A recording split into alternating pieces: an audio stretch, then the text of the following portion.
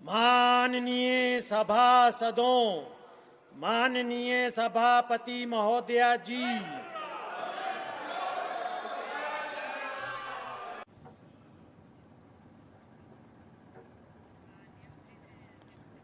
सनपथा अहुम तरेत तरेत के मतुंग असे हाउस की टेबल थंबिना हाइजरी मसीगा मरी लाइनाना मेंबर्स सिंगना मरी लाइनाबा मैटर सिंग थांगत पिना हाइजरी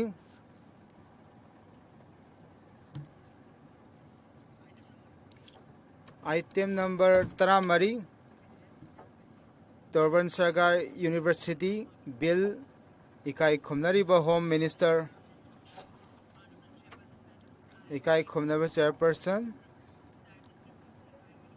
टर्बन सरकार यूनिवर्सिटी असिगे कंसिडरेशन दा लौबिनबगिदमक्ता हाइजरी करीगुंबा खरा हाइनिंगबा लैरिब्रा मिनिस्टर हाइबियु श्रीमती गीताबेन ठाकुर जी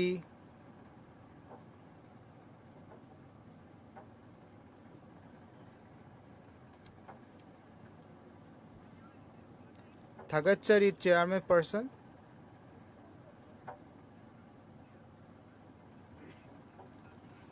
त्रिभुवन सरकारी यूनिवर्सिटी मसीगी बिल असे अमसिदाई के मेंग थमजगे आइगी पार्टी की लुसिंगबा राहुल गांधी बुसु थागतचरी मसी खोदोंग साबसे पीबगेदम मसीगी कोऑपरेटिव इनिशिएटिव बिल सिदा वा करीगुंबा खरा आइगी मेंग थमजनबगी खोदोंग साबीबगेदम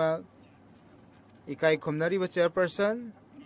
आई यामना सौथोकसै गुजराती अमा ओइना मसीगी यूनिवर्सिटी असे आनंद गुजरात के मनुंग चानलाई ngasi लाख निपानदगी हेनबा कोऑपरेटिव सोसाइटी असे खुंगंग सिंह असिदा लेबा असिगी खुंगंग सिंह असिदा मथौ तौरी मसी सेमिलोनगा मारी लाइनाबा थाबक सिंहदा मसीगी सोसाइटी असे मथौ फजना चथरी हाउ खिबा मसीदा करोड़ कुंठादगी हेनबा मियोय के मसीगा कुसमनरी मसीगी कोऑपरेटिव सेक्टर असे खुंगंग सिंदा थबक पीबना चिंगबा असिगुंबा थौजान कया फंगली मसिदा पंचायत राज असे कांग्रेस के लुसिंगबा मतमदा गुजरात असिना लेबा की लुसिंगबा महात्मा गांधी सरदार पटेल न सिंगबा पीखरे सगना काटेल डिस्ट्रिक्ट गलबाई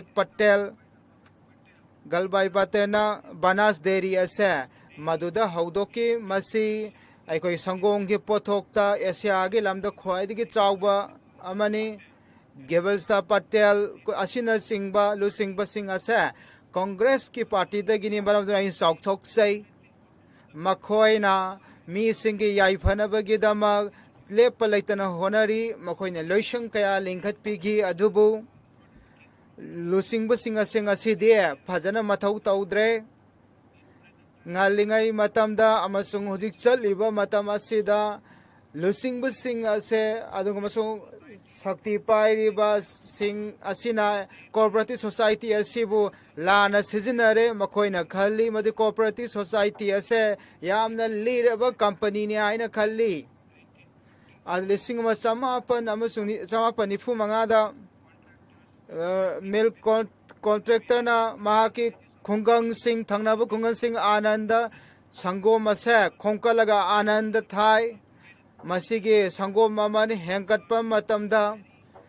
लौमी सिंह असे मधुगे मायोक्ता यामना साउखी सलाबाई पटेल जिगी लुचिंग मखादा लिसिंग मसमापन निफु तरुक्ता मोरारजी देसाई की लुचिंग मखादा लौमी सिंह ना आंदोलन अमा चथखी आदुगा मखोइना dairy ase linkhatnabagidamak Dibunas Patel amasung atai progressive laumi singa pullaga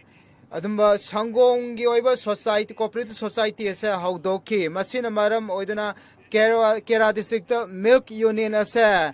December 13,1993 Amul dairy ase haudoki Dr. Wagis Korean ase masigi lusingbo oibirami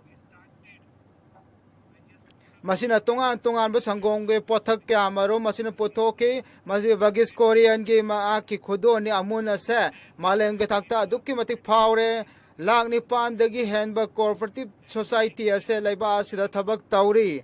maduda cooperative sector pangal kalan ba sa masina anau ba kangan ba ge dama course haudoglaga mahiroi singda amasung university singda masi pibi na ba haizari asigomba college sing university asida nupi sing ST sida sada yankai masigi sit pibi na ba haizari masiga mari laina ba society sing mari laina ba society amasung union sing makoingonda experience labor sing asa makoingonda khudong saba pi na bagi damag asigom institution asida mafam pibi gadabani Sugarman Fishery Cooperative Bank APMCS Cooperative Processes amasung Sales Union Women Society atay atopa cooperative masina maram o iduna society gi mathau sing asida yamna chawna panba oile ngasi ti missing masida experience laitaba missing bo cooperative society asida ngasi thabak khalle ikai khumna speaker sir ngasi chal liba mata cooperative sector ase senza tumja gi makon oire maduda anau bathabak khanba laitare advertisement ase pibak hable ikai khumna chairman diversity masigi diversity bel ase tunga pham da hangdona ba haizari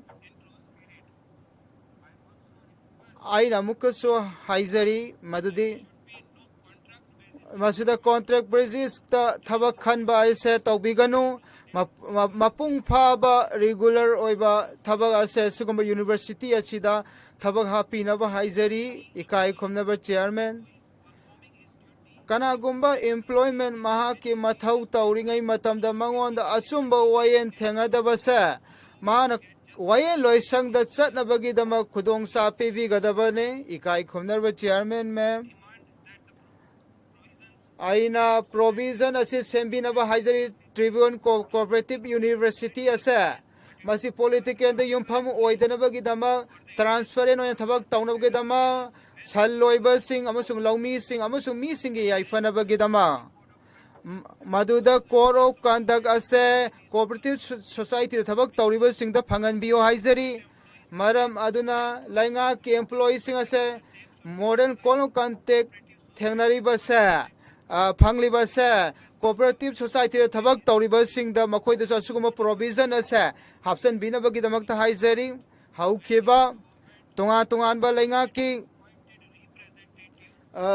representative kaya cooperative sector da makoina khan khare politicians ga mari laina daba sing ado makoina makoi ge fajarba thabak kamram tauki log cooperative society ge asana pathaw ke matung ina khan ba sing khan khraba khalami adubu haujikti gujarat khaktana te laibak punbada mi sing BJP ga kusamnaba ase masi cooperative loisang asida thabak hablare makoina masida phangwam thokpa candidate singda masing hak ase phangande masida ekhoi eligible candidate ki vote thadabak hak si phawba lokthoi shakti asi lana sijinari maram adune experience lairiba mi sing masigumba society asida khanbinaba haizari cooperative society asi transparent na thabok suba tangai fadabalai makhoina lairba mi singu mateng pangadabani bill ase mi singi yaifanabagi damak laumi singi yaifanabagi damak mathau tahon batai aina panjari objective sing bill asida paliba sing ase asengba mangphau hanbina ba haizari cooperative minister da aihang na haizari ꯃꯁꯤꯒꯤ university ꯑꯁꯤꯒꯤ ꯃꯇꯦꯡꯗꯒꯤ ꯑꯩꯈꯣꯏꯅ ꯕꯦꯡꯁꯤꯡ ꯑꯃꯁꯨꯡ ꯑꯇꯣꯞꯄ ꯌꯨꯅꯤꯚꯔꯁꯤꯇꯤꯁꯤꯡꯒ ꯈꯨꯠꯁꯝꯅꯅꯕ ꯍꯥꯏꯖꯔꯤ ꯃꯁꯤꯒꯤ ꯌꯨꯅꯤꯚꯔꯁꯤꯇꯤꯁꯤꯡꯒ ꯈꯨꯠꯁꯝꯅꯔꯒ ꯂꯧꯃꯤꯁꯤꯡꯗ ꯑꯆꯥꯕ ꯇ꯭ꯔꯦꯅꯤꯡꯁꯤꯡ ꯄꯤꯅꯕ ꯑꯃꯁꯨꯡ ꯑꯣꯔꯒꯥꯅꯤꯛ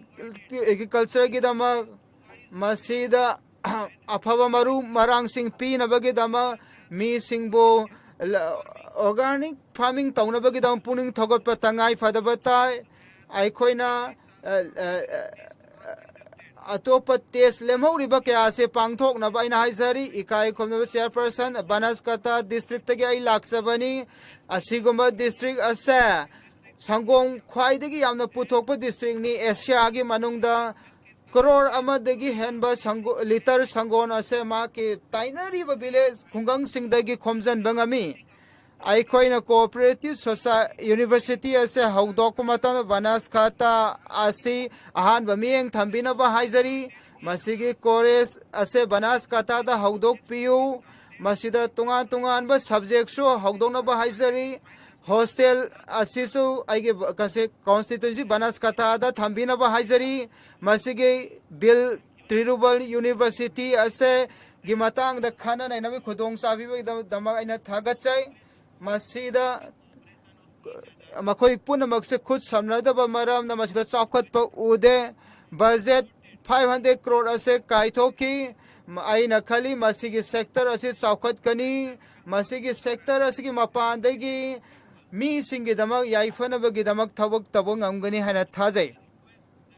ꯑꯩꯅ ꯍꯥꯏꯖꯔꯤ ꯃꯗꯨꯗꯤ ꯄꯣꯂꯤꯇꯤꯀꯦꯜꯒꯤ ꯄ꯭रेशर ꯑꯁꯤ ꯃꯁꯝ ꯁꯤꯖꯤꯟꯅꯕꯤꯒꯅꯨ ꯃꯤꯁꯤꯡꯕꯨ ꯀꯤꯍꯟꯕꯤꯒꯅꯨ ꯃꯁꯤꯒꯤ ꯁꯦꯛꯇꯔ ꯑꯁꯤ ꯁꯤꯖꯤꯟꯅꯔꯒ ꯑꯩꯅ ꯊꯥꯖꯩ eligible candidatesꯤꯡ ꯃꯁꯤꯒꯤ ꯁꯣꯁꯥꯏꯇꯤ ꯑꯁꯤꯗ ꯈꯨꯗꯣꯡꯆꯥꯕ ꯄꯤꯕꯤꯅꯕ ꯍꯥꯏꯖꯔꯤ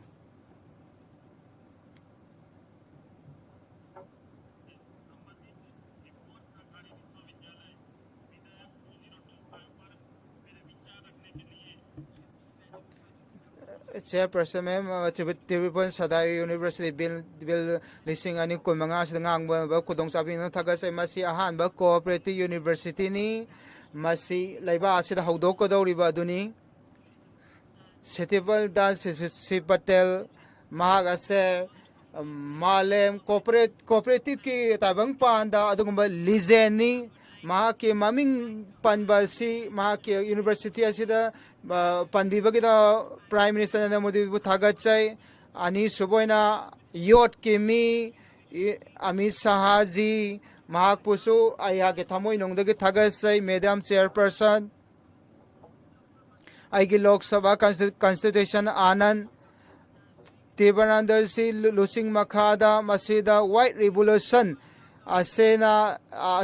manungda amul ase aikoigi bharat amasung malemgi thakta duki matik phawboi lising masamapan nifuda Gujarat Kerala district ki laumi sing ase aduki matik awaba pikhi sangonggi dama Salabhai Patel Sarvaratas asigi revolutionary ki khongthang ase makhoina laukhat ki laumi singbu pulap khomsalaga 1946 ta Kerala district ta Milk Cooperative Fund ase mafam adur haudoki aikoina khangi Amul Anal Milk Limited United asini masigi corporation ase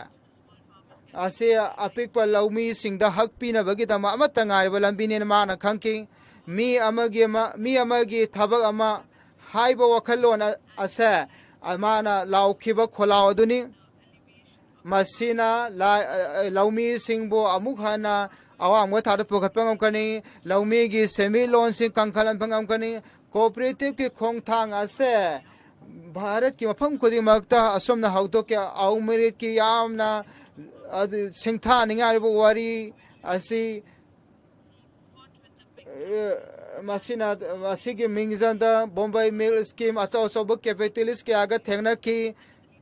masi Patel 1970 aman masida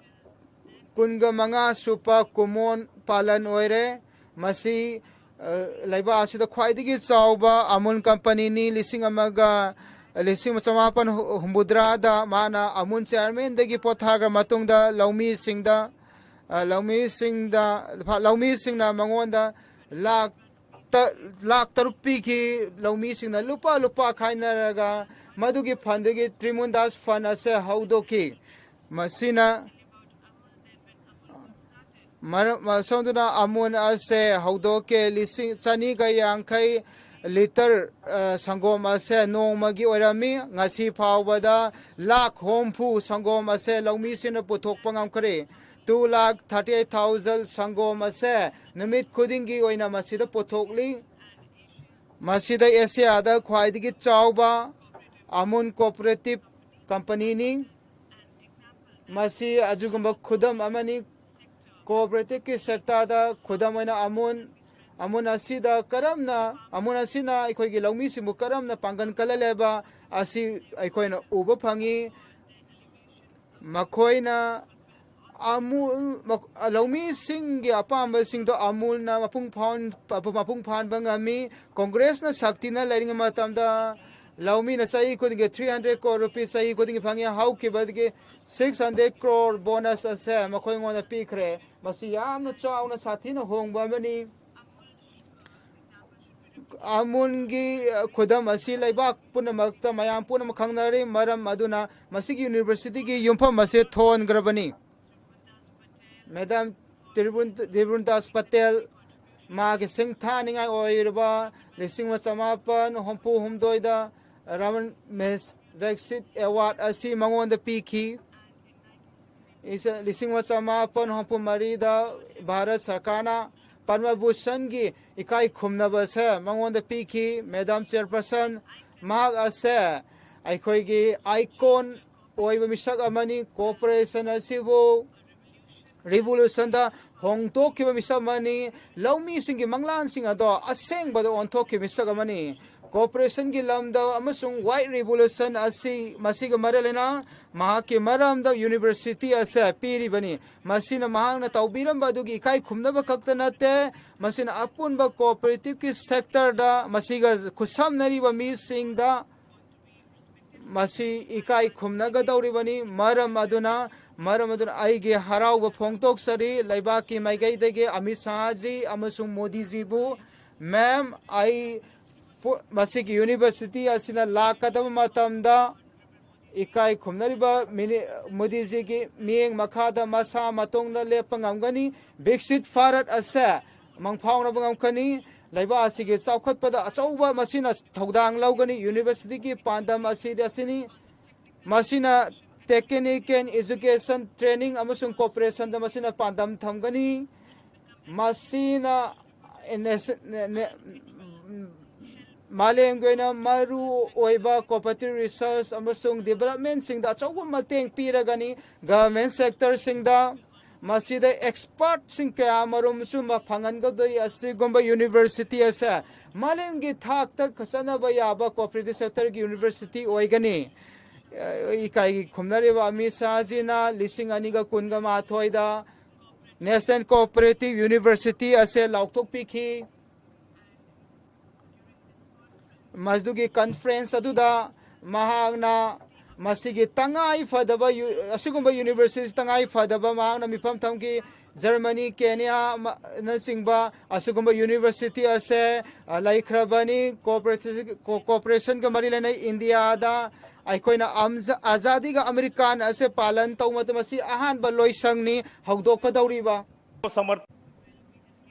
ꯃꯁꯤꯅ ꯂꯩꯕꯥꯛ ꯑꯁꯤꯒꯤ ꯈꯨꯡꯒꯪꯗ ꯂꯩꯔꯤꯕ ꯂꯧꯃꯤꯁꯤꯡ ꯅꯨꯄꯤꯁꯤꯡꯗ ꯃꯁꯤꯒꯤ ꯀooperate ꯑꯁꯤꯗꯒꯤ ꯀꯥꯟꯅꯕ ꯐꯪꯒꯗꯧꯔꯤꯕꯅꯤ ꯑꯃꯁꯨꯡ ꯃꯁꯤꯅ ꯇꯣꯉꯥꯟ ꯇꯣꯉꯥꯟꯕ ꯇꯦꯛꯅꯤꯀꯦꯂꯤꯇꯤꯁ ꯑꯃꯁꯨꯡ ꯔꯤꯁꯔꯁꯇ ꯃꯁꯤꯒꯤ ꯌꯨꯅꯤꯚꯔꯁꯤꯇꯤꯁꯤꯅ ꯀꯥꯟꯅꯕ ꯄꯨꯔꯛꯀꯅꯤ ꯃꯁꯤꯅ ꯂꯩꯕꯥꯛ ꯑꯁꯤꯒꯤ ꯆꯥꯎꯈꯠ ꯊꯧꯔꯥꯡꯗ ꯑꯃꯁꯨꯡ ꯂꯩꯕꯥꯛ ꯑꯁꯤꯕꯨ ꯑꯀꯟꯕ ꯁꯦꯟꯃꯤꯠꯂꯣꯟꯗ ꯄꯨꯔꯛꯄꯗ ꯃꯁꯤꯅ ꯃꯇꯦꯡ ꯄꯥꯡꯒꯗꯧꯔꯤꯕꯗꯨꯅꯤ ꯃꯁꯤꯅ ꯂꯧꯃꯤꯁꯤꯡꯒꯤ ꯑꯃꯁꯨꯡ ꯃꯤꯌꯥꯝꯗ ꯑꯩꯈꯣꯏꯒꯤ ꯂꯩꯕꯥꯛ ꯑꯁꯤꯗ ꯑꯆꯧꯕ ꯆꯥꯎꯈꯠꯄ ꯗꯥꯏꯇ ꯑꯃ ꯃꯁꯤꯒꯤ ꯌꯨꯅꯤꯚꯔꯁꯤꯇꯤꯅ ꯄꯨꯔꯛꯀꯅꯤ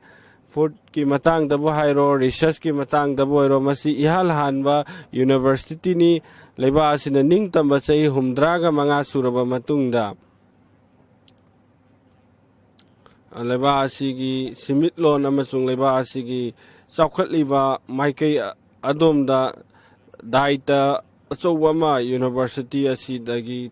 ꯂꯧꯕ ꯉꯝꯃꯛꯀꯅꯤ ꯍꯥꯏꯕꯁꯦ ꯑꯩꯅ ꯊꯝꯖꯒꯦ꯫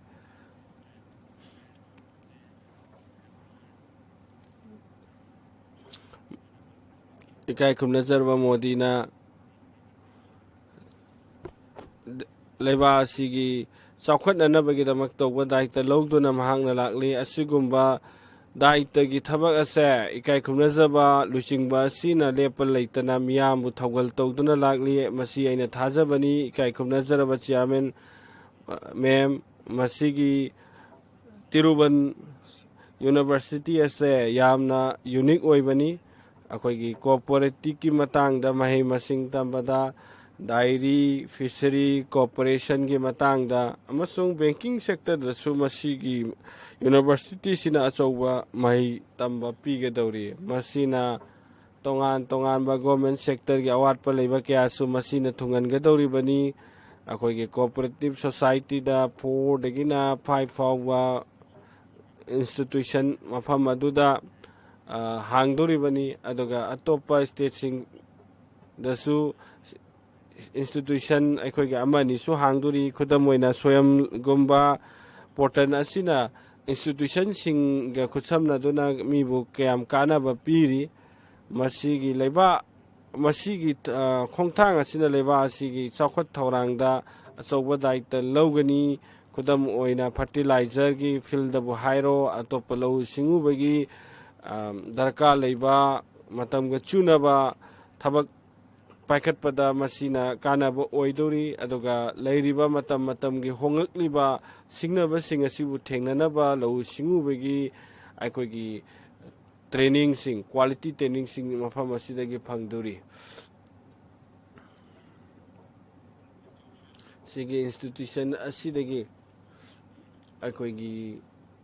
ꯗꯔꯀꯥꯔ ꯂꯩꯕ ꯂꯩꯕꯥꯛꯀꯤ ꯁꯦꯛꯇꯔ ꯈꯨꯗꯤꯡꯃꯛꯀꯤ ꯃꯇꯝ ꯃꯇꯝꯒꯤ ꯍꯣꯡꯂꯛꯂꯤꯕꯁꯦ ꯃꯁꯤꯕꯨ ꯊꯦꯡꯅꯕ ꯉꯝꯅꯕ ꯒꯣꯔꯃꯦꯟ ꯁꯦꯛꯇꯔꯒꯤ ꯁꯤꯟꯃꯤꯁꯤꯡꯁꯨ ꯃꯁꯤꯗꯒꯤ ꯇ꯭ꯔꯦꯅꯤꯡ ꯐꯪꯒꯗꯧꯔꯤ꯫ ꯄ꯭ꯔꯣꯐꯦꯁꯅꯦꯜꯒꯤ ꯑꯣꯏꯕ ꯊꯕꯛ ꯊꯧꯔꯝ ꯀꯌꯥꯃꯔꯣꯝꯒꯤ ꯃꯁꯤꯗ ꯇ꯭ꯔꯦꯅꯤꯡ ꯇꯧꯒꯅꯤ꯫ ꯃꯁꯤ ꯇꯁꯦꯡꯅ ꯑꯐꯕ ꯒꯣꯔꯃꯦꯟꯒꯤ ꯈꯣꯡꯊꯥꯡ ꯑꯃꯅꯤ ꯍꯥꯏꯕꯁꯦ ꯑꯩꯅ ꯊꯝꯖꯒꯦ꯫ ꯃꯁꯤꯅ ꯀꯣꯑꯣꯄꯔꯦꯇꯤꯚ ꯁꯣꯁꯥꯏꯇꯤꯗ ꯃꯄꯥꯡꯒꯜ ꯀꯜꯍꯟꯒꯗꯧꯔꯤ꯫ ꯑꯩꯅ ꯑꯃꯨꯛꯀ ꯍꯥꯏꯖꯔꯤ, ꯑꯩꯈꯣꯏꯒꯤ ꯕꯤꯜ ꯑꯁꯦ ꯁꯄꯣꯔꯠ ꯇꯧꯖꯔꯤ꯫ ꯑꯗꯨꯒ ꯑꯩꯅ ꯑꯃꯨꯛꯁꯨ ꯊꯥꯒꯠꯆꯔꯤ ꯏꯀꯥꯏ ꯈꯨꯝꯅꯖꯕ ꯄ꯭ꯔꯥꯏꯝ ꯃꯤꯅꯤꯁꯇꯔ ꯃꯣꯗꯤ ꯑꯃꯁꯨꯡ ꯑꯃꯤꯠ ꯁꯥꯍꯕꯨ꯫ ꯁ꯭ꯔꯤ ꯕꯤꯔꯦꯟꯗ꯭ꯔꯖꯤ ꯁꯤꯡꯅ ꯃꯇꯝ ꯂꯧꯕꯤꯌꯨ꯫ ꯊꯥꯒꯠꯆꯔꯤ ꯏꯀꯥꯏ ꯈꯨꯝꯅꯖꯔꯕ ꯃꯦꯗꯥꯝ ꯆꯤꯌꯥꯔꯄꯔꯁꯟ,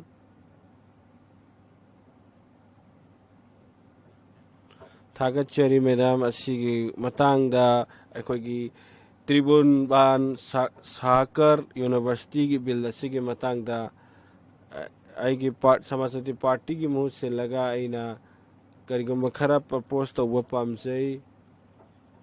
ꯃꯁꯤꯒꯤ ꯕꯤꯜ ꯑꯁꯤꯒꯤ ꯁꯦꯝꯗꯣꯛꯄꯒꯤ ꯃꯇꯥꯡꯗ ꯃꯗꯨꯗꯤ ꯑꯦꯃꯦꯟꯃꯦꯟ ꯈꯔ ꯑꯩꯅ ꯁꯖꯦꯁ ꯇꯧꯕ ꯄꯥꯝꯃꯤ꯫ ꯑꯩꯈꯣꯏꯅ ꯅꯤꯡꯇꯝꯗ꯭ꯔꯤꯉꯩꯗ 904ꯗ ꯑꯩꯈꯣꯏ ꯏꯃꯥꯖꯤꯟ ꯇꯧꯈꯤ꯫ 1904ꯗ ꯍꯥꯏꯔꯤꯕ ꯆꯍꯤ ꯑꯁꯤꯗ ꯗꯤꯕꯦꯂꯞꯃꯦꯟꯒꯤ ꯊꯧꯔꯥꯡꯗ ꯂꯩꯕꯥꯛ ꯂꯧꯃꯤꯁꯤꯡ ꯑꯃꯁꯨꯡ ꯂꯧꯎ ꯁꯤꯡꯎꯕꯒꯤ ꯊꯕꯛꯁꯤꯡ ꯆꯥꯎꯈꯠꯅꯅꯕꯒꯤꯗꯃꯛ ꯑꯆꯧꯕ ꯈꯣꯡꯊꯥꯡ ꯃꯇꯝ ꯑꯗꯨꯗꯒꯤ ꯂꯧꯔꯛꯈꯤ꯫ ꯇꯁꯦꯡꯅ ꯍꯥꯏꯔꯤꯕ ꯃꯇꯝ ꯑꯗꯨꯗꯒꯤ ꯑꯩꯈꯣꯏꯒꯤ 5 ꯏꯌꯔꯒꯤ ꯄ꯭ꯂꯥꯟ ꯑꯁꯦ ꯍꯧꯔꯛꯇꯨꯅ 1950ꯗꯒꯤ ꯍꯧꯔꯒ ꯆꯠꯊꯔꯛꯂꯤꯕ ꯊꯕꯛ ꯑꯁꯤ ꯑꯩꯈꯣꯏꯅ ꯎꯕ ꯐꯪꯉꯤ꯫ ꯁ꯭ꯔꯤ ꯆꯧꯙꯔꯤ ꯆꯔꯟ ꯁꯤꯡꯗꯒꯤ ꯑꯩꯈꯣꯏꯅ ꯌꯦꯡꯁꯤ꯫ ꯃꯍꯥꯛꯅ ꯑꯁꯤꯒꯤ ꯈꯣꯡꯊꯥꯡ ꯑꯁꯤꯗ ꯍꯧꯈꯤꯕ ꯆꯍꯤ ꯀꯌꯥꯗꯒꯤ ꯃꯍꯥꯛꯅ ꯃꯥꯏ ꯄꯥꯛꯅꯅꯕꯒꯤ ꯀꯣꯑꯣꯄꯔꯦꯇꯤꯚ ꯁꯣꯁꯥꯏꯇꯤꯒꯤ ꯇꯣꯉꯥꯟ ꯇꯣꯉꯥꯟꯕ ꯗꯤꯁꯤꯖꯟ ꯀꯌꯥ ꯑꯃ ꯃꯍꯥꯛꯅ ꯂꯧꯗꯨꯅ ꯂꯥꯛꯈꯤꯕꯅꯤ꯫ ꯃꯁꯤꯒ ꯂꯣꯏꯅꯅ ꯑꯩꯅ ꯊꯥꯒꯠꯆꯕ ꯄꯥꯝꯃꯤ ꯃꯣꯂꯥꯌꯝ ꯁꯤꯡ ꯌꯥꯗꯕꯄꯨ꯫ ꯃꯍꯥꯛꯅ ꯀꯣꯑꯣꯄꯔꯦꯇꯤꯚ ꯁꯣꯁꯥꯏꯇꯤꯁꯦ ꯃꯄꯥꯡꯒꯜ ꯀꯟꯅꯅꯕ ꯊꯕꯛ ꯀꯌꯥ ꯂꯧꯈꯠꯈꯤ꯫ ꯂꯧꯃꯤꯁꯤꯡ ꯌꯥꯝꯅ ꯑꯋꯥꯕ ꯃꯥꯌꯣꯛꯅꯔꯝꯃꯤ ꯃꯇꯝ ꯑꯃꯗ꯫ ꯃꯈꯣꯏꯅ ꯃꯈꯣꯏꯒꯤ ꯂꯣꯟ ꯐꯥꯎꯕ ꯁꯤꯡꯗꯣꯛꯄ ꯉꯝꯗꯦ, ꯁꯦꯟꯗꯣꯟ ꯀꯌꯥꯅ ꯈ꯭ꯋꯥꯡ ꯀꯣꯏꯔꯝꯃꯤ꯫ ꯑꯁꯤꯒꯤ ꯀꯣꯑꯣꯄꯔꯦꯇꯤꯞ ꯁꯣꯁꯥꯏꯇꯤ ꯂꯧꯃꯤꯁꯤꯡꯒꯤꯗꯃꯛꯇ ꯁꯦꯝꯒꯠꯂꯛꯄꯗ ꯃꯁꯤꯅ ꯌꯥꯝꯅ ꯃꯄꯥꯡꯒꯜ ꯀꯜꯍꯟꯕꯤꯈꯤ, ꯃꯔꯨꯑꯣꯏꯅ ꯈ꯭ꯋꯥꯏꯗꯒꯤ ꯑꯋꯥꯕꯗꯒꯤ ꯋꯥꯕꯗ ꯂꯩꯕ ꯃꯤꯁꯤꯡꯗ ꯃꯁꯤꯒꯤ ꯈꯨꯠꯊꯥꯡꯗꯒꯤ ꯂꯣꯟ ꯐꯪꯖꯔꯤ꯫ ꯃꯁꯤꯗ ꯉꯥꯃꯤꯁꯤꯡꯁꯨ ꯐꯪꯂꯤ,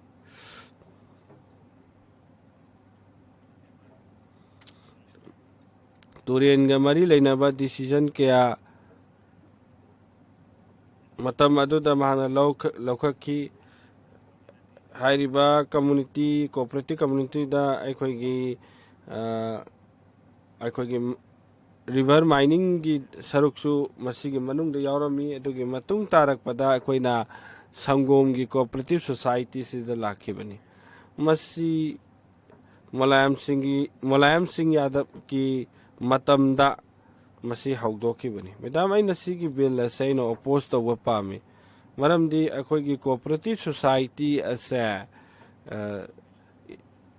ꯏꯖꯨꯀꯦꯁꯟꯒ ꯃꯔꯤ ꯂꯩꯅꯅ ꯁꯝꯅꯕꯁꯦ ꯁꯤꯅ ꯏꯍꯥꯟ ꯍꯥꯟꯕꯅꯤ꯫ ꯃꯁꯤꯒꯤ ꯃꯇꯥꯡꯗ ꯑꯩꯅ ꯃꯇꯥꯡꯁꯤꯗ ꯋꯥꯍꯪ ꯀꯌꯥꯃꯔꯨꯝ ꯍꯪꯅꯔꯤꯕꯁꯦ ꯏꯀꯥꯏ ꯈꯨꯝꯅꯖꯕ ꯍꯥꯎꯁ ꯑꯁꯤꯅ ꯄꯥꯎꯈꯨꯝ ꯑꯆꯥꯕ ꯑꯆꯨꯝꯕꯗꯨ ꯊꯝꯕꯤꯅꯅꯕꯒꯤꯗꯃꯛ ꯈꯪꯍꯟꯖꯔꯤ꯫ ꯃꯁꯤꯒꯤ ꯕꯣꯠꯁꯤꯒꯤ ꯃꯔꯨꯑꯣꯏꯕ ꯗꯥꯌꯤꯠꯇ ꯀꯅꯥꯅ ꯂꯧꯒꯗꯧꯔꯤꯕꯅꯣ? ꯃꯁꯤꯒꯤ ꯕꯣꯠ ꯑꯁꯤꯒꯤ ꯑꯦꯄꯣꯏꯟꯃꯦꯟ ꯑꯁꯦ ꯀꯔꯤ ꯀꯔꯤ ꯀ꯭ꯔꯥꯏꯇꯦꯔꯤꯌꯥ ꯑꯣꯏꯗꯧꯔꯤꯕꯅꯣ?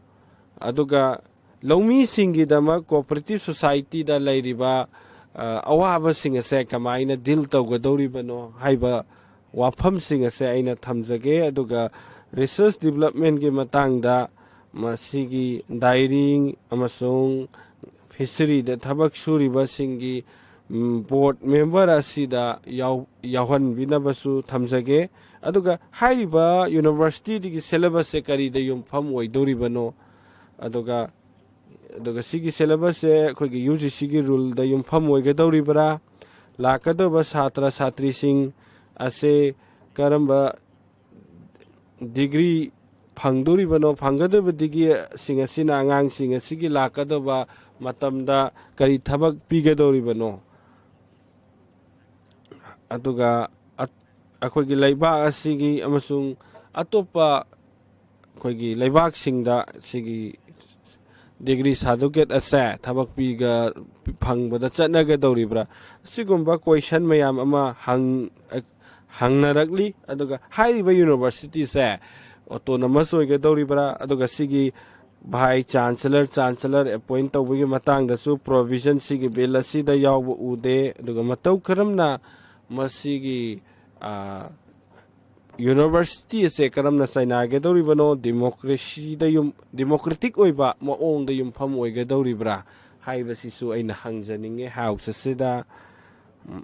ꯃꯁꯤꯒꯤ ꯕꯤꯜ ꯑꯁꯦ ꯇꯁꯦꯡꯅ ꯑꯆꯧꯕ ꯔꯤꯛꯁ ꯑꯃꯗꯤ ꯑꯣꯏꯔꯤ ꯍꯥꯏꯖꯒꯦ, ꯃꯔꯝꯗꯤ ꯁꯦꯟꯇ꯭ꯔꯦꯜ ꯒꯣꯔꯃꯦꯟ ꯑꯃꯁꯨꯡ ꯁ꯭ꯇꯦꯠ ꯒꯣꯔꯃꯦꯟꯒꯤ ꯁꯤꯌꯥꯔ ꯍꯣꯜꯗꯤꯡ ꯑꯁꯤꯅ ꯀꯌꯥꯅꯣ? ꯃꯈꯣꯏꯒꯤ ꯔꯥꯏꯠꯅ ꯀꯔꯤꯅꯣ? ꯑꯗꯨꯒ ꯏꯟꯁꯇꯤꯇ꯭ꯌꯨꯁꯟ ꯑꯁꯤꯒꯤ ꯑꯣꯇꯣꯅꯣꯃꯤ ꯁꯤꯅ ꯃꯇꯧ ꯀꯔꯝ ꯑꯣꯏꯔꯤꯕꯅꯣ? ꯏꯀꯥꯏ ꯈꯨꯝꯅꯔꯕ ꯃꯦꯝꯕꯔ ꯀꯌꯥꯅ ꯃꯁꯤꯒꯤ ꯃꯇꯥꯡꯗ ꯆꯤꯡꯅꯕ ꯂꯩꯔꯤ꯫ ꯑꯗꯨꯅ ꯏꯀꯥꯏ ꯈꯨꯝꯅꯖꯔꯕ ꯍꯥꯎꯁ ꯑꯁꯤꯗ ꯋꯥꯐꯝꯁꯤꯡ ꯑꯁꯦ ꯁꯨꯒꯥꯏꯅ ꯊꯝꯕꯤꯅꯕ ꯍꯥꯏꯖꯔꯤ꯫ ꯍꯥꯏꯔꯤꯕ ꯍꯥꯎꯁ ꯑꯁꯤꯗ ꯍꯪꯂꯤꯕ ꯋꯥꯍꯪꯁꯤꯡ ꯑꯁꯤꯒꯤ ꯄꯥꯎꯈꯨꯝꯁꯦ ꯁꯟꯗꯣꯛꯅ ꯊꯝꯕꯤꯅꯅꯕ ꯑꯩꯅ ꯄꯨꯛꯅꯤꯡ ꯆꯤꯡꯁꯤꯟꯖꯔꯤ꯫ ꯁ꯭ꯔꯤ ꯁꯧꯒꯠ ꯔꯥꯏꯖꯤꯅ ꯃꯥꯒꯤ ꯃꯇꯝ ꯂꯧꯕꯤꯁꯅꯨ꯫ ꯏꯀꯥꯏ ꯈꯨꯝꯅꯖꯔꯕ ꯆꯤꯌꯔ ꯃꯦꯝ, ꯇ꯭ꯔꯤꯕꯨꯕꯟ ꯁꯔꯀꯥꯔ ꯌꯨꯅꯤꯚꯔꯁꯤꯇꯤ ꯕꯤꯜ ꯑꯁꯤꯒꯤ ꯃꯇꯥꯡꯗ ꯑꯩꯅ ꯋꯥꯐꯝ ꯈꯔ ꯍꯥꯏꯖꯒꯦ꯫ 2025 ꯑꯁꯤ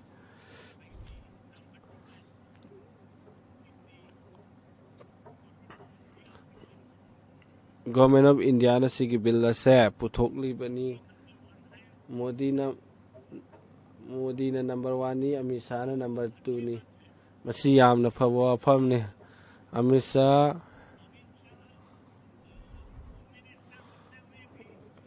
ꯁꯥꯍꯅ ꯍꯣꯝ ꯃꯤꯅꯤꯁꯇꯔ ꯑꯣꯏꯕ ꯈꯛꯇ ꯅꯠꯇꯅ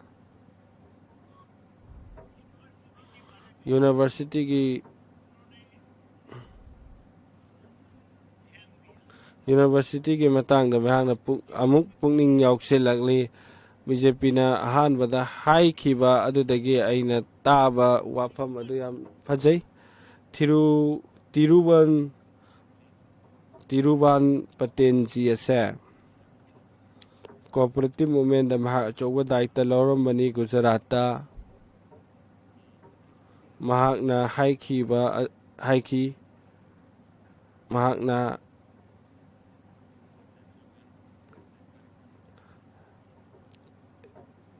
त्रिबा वन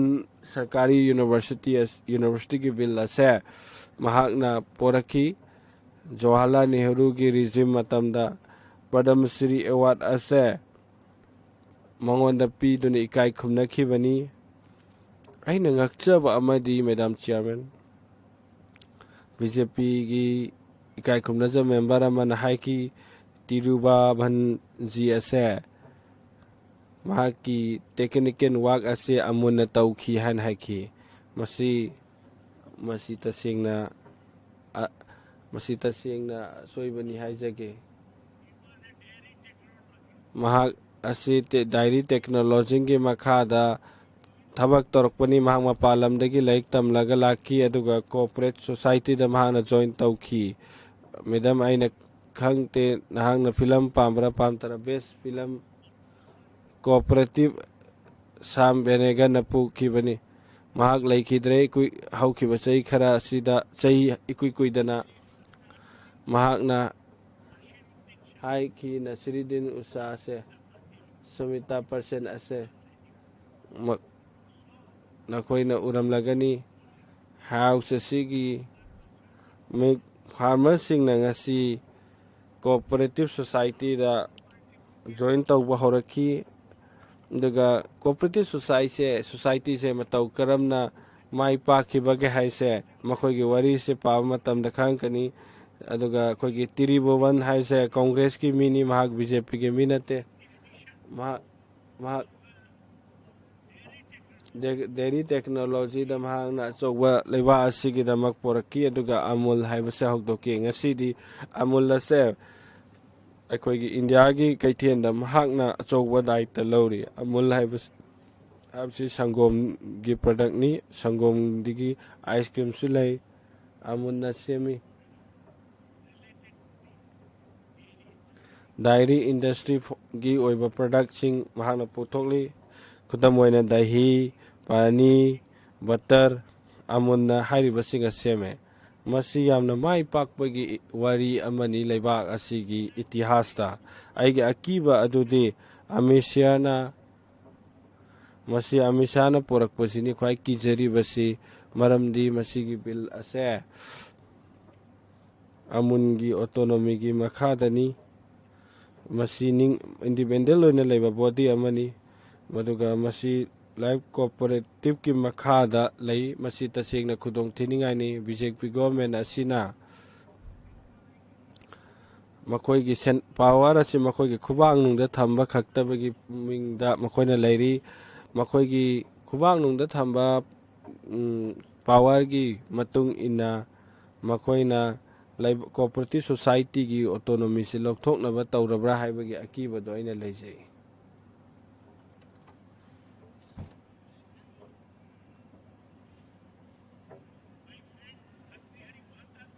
अगी मरुप श्री वेल भरावाती सिंह हाइरी मदुदी मसी रूरल मैनेजमेंट युमफम ओइबा प्रोग्राम ओइगदमने असे डॉक्टर कोरियन सिगी डायरी की थबक से मान हौबा होरकिमनी रूरल मैनेजमेंट की खुथांगदगी मतम अदुदा इंस्टीट्यूशन खक्ता ओइरमनी मरुओइना ट्रेनिंग पीनबगीदमक मैनेजमेंट सिंगीदमक कोऑपरेटिव सोसाइटी थबक सुबा सिंगीदमक मसी हौजिक होलसेल की ओइबा मउंग यूनिवर्सिटी ओंथोकले मसी स्ट्रक्चर से हानादगी लैरबनी मसी नखोइना नौना सेमबग वमनते मसी रूरल डेवलपमेंट की इंस्टीट्यूशन ट्रेनिंग अमा ओइना भारत की ओइना अमा खक्तो ओइना लैरिबा मफम अमानी रूरल की ओइबा ꯏꯁꯨꯁꯤꯡꯗ ꯃꯁꯤꯅ ꯑꯆꯧꯕ ꯗꯥꯏꯇ ꯂꯧꯗꯨꯅ ꯗꯤꯕꯦꯂꯞꯃꯦꯟꯗ ꯈꯣꯡ ꯊꯥꯡꯗꯨꯅ ꯂꯥꯛꯈꯤꯕꯅꯤ ꯃꯁꯤꯒꯤ ꯕꯤꯜ ꯑꯁꯤꯅ ꯌꯥꯎꯔꯤꯕ ꯑꯁꯤꯗ ꯕꯤꯜ ꯑꯁꯤꯗ ꯅꯍꯥꯛꯅ ꯌꯦꯡꯕꯤꯔꯕꯗꯤ ꯎꯕ ꯐꯪꯒꯅꯤ ꯏꯀꯥꯏ ꯈꯨꯝꯅꯖꯔꯕ ꯆꯤꯌꯔ ꯃꯦꯗꯝ ꯌꯨꯅꯤꯚꯔꯁꯤꯇꯤ ꯁꯦꯝꯒꯠꯅꯅꯕꯒꯤꯗꯃꯛ ꯏꯔꯤꯕ ꯋꯥꯐꯝꯁꯤꯡ ꯑꯁꯤꯗ ꯑꯗꯨꯗ ꯆꯥꯟꯁꯦꯂꯔ ꯑꯦꯄꯣꯏꯟꯃꯦꯟ ꯇꯧꯕꯩ ꯀ꯭ꯂꯤꯌꯔ ꯇꯧꯕ ꯂꯩꯇꯦ ꯚꯥꯏꯁ ꯆꯤꯌꯔꯃꯦꯟ ꯍꯥꯞꯄꯩꯁꯨ ꯀꯩꯁꯨ ꯀ꯭ꯂꯤꯌꯔ ꯇꯧꯕ ꯂꯩꯇꯦ ꯗꯥꯏꯔꯦꯛꯇꯔꯒꯤ ꯃꯇꯥꯡꯗ ꯗꯥꯏꯔꯦꯛꯇꯔ ꯑꯁꯤꯗ ꯍꯥꯞꯅꯅꯕꯒꯤꯗꯤ ꯌꯥꯎꯔꯤ ꯑꯗꯨꯕꯨ ꯀꯔꯝꯍꯥꯏꯅ ꯍꯥꯞꯀꯗꯕꯅꯣꯗꯤ ꯐꯖꯅ ꯀ꯭ꯂꯤꯌꯔ ꯑꯣꯏꯗꯦ ꯃꯁꯤꯅ ꯇꯨꯡꯗ ꯑꯆꯧꯕ ꯁꯃꯤꯁꯥ ꯑꯣꯏꯔꯛꯄ ꯌꯥꯏ ꯑꯗꯨ ꯗꯤꯜꯒꯤ ꯃꯇꯥꯡꯗꯁꯨ ꯁꯦꯟꯇ꯭ꯔꯦꯂꯥꯏꯁ ꯄꯋꯥꯔꯅ ꯍꯥꯞꯅꯅꯕꯒꯤ ꯇꯧꯔꯤ ꯑꯗꯨꯅ ꯈꯪꯕꯤ ꯃꯌꯥꯝꯅ ꯗꯤꯜꯅ ꯑꯦꯀꯥꯗꯦꯃꯤꯛ ꯃꯦꯇꯔꯁꯤꯡ ꯑꯁꯤ ꯌꯦꯡꯒꯗꯧꯔꯤꯕꯅꯤ ꯀꯣꯟꯇ꯭ꯔꯣꯂꯔ ꯑꯦꯛꯖꯥꯃꯤꯅꯦꯁꯟ ꯑꯦꯄꯣꯏꯟꯃꯦꯟ ꯇꯧꯕ ꯂꯥꯏꯕ꯭ꯔꯦꯔꯤ ꯑꯁꯤꯅꯆꯤꯡꯕꯁꯤꯡ ꯑꯁꯦ ꯌꯨꯅꯤꯚꯔꯁꯤꯇꯤ ꯈꯨꯗꯤꯡꯃꯛꯇ ꯂꯩꯕ ꯉꯥꯛꯇꯅꯤ ꯃꯁꯤ ꯌꯨꯅꯤꯚꯔꯁꯤꯇꯤ ꯈꯨꯗꯤꯡꯒꯤ ꯂꯩꯐꯝ ꯊꯣꯛꯄꯅꯤ ꯀꯔꯤꯒꯨꯝꯕ ꯈꯔ ꯍꯥꯏꯈꯤꯕ꯭ꯔꯥ ꯍꯥꯏꯕꯤꯌꯨ ꯃꯈꯥ ꯇꯥꯅ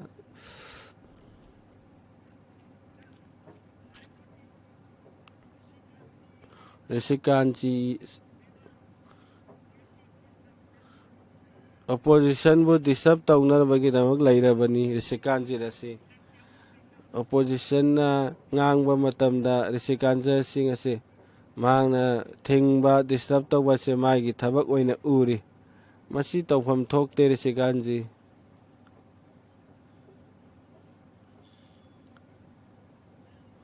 ꯏꯀꯥꯏ ꯈꯨꯝꯅꯖꯔꯕ ꯆꯤꯌꯔ ꯃꯦꯗꯝ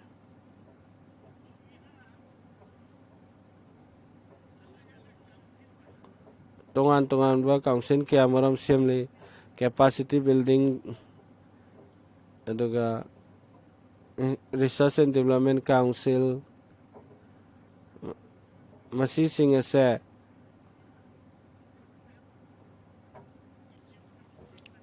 रूरल मैनेजमेंट नालन की मतंगदा अखोइना यंगसी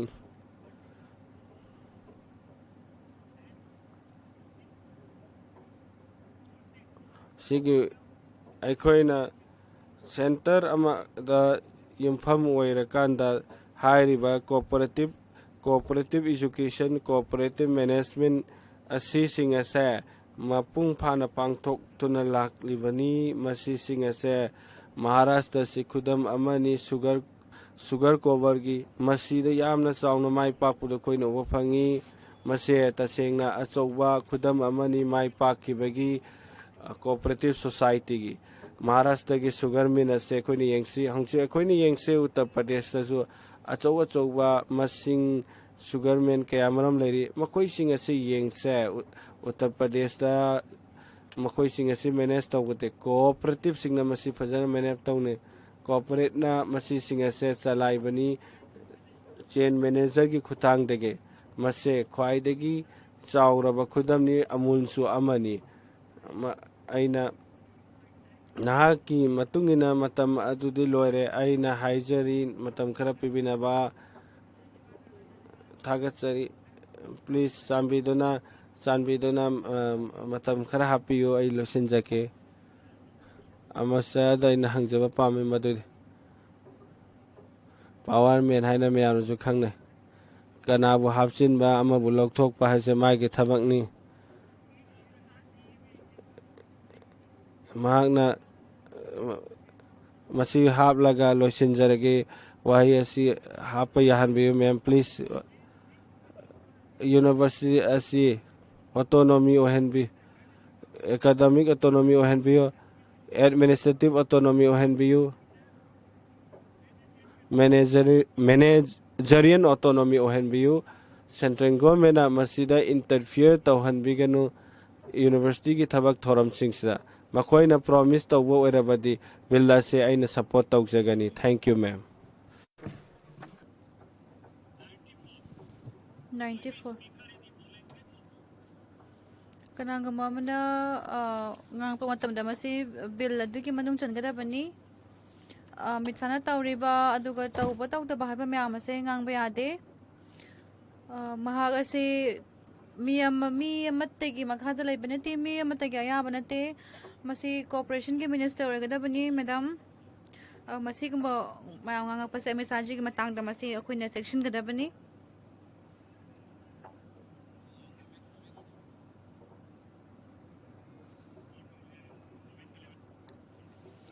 इकाल मुझे भी मैडम चेयरपर्सन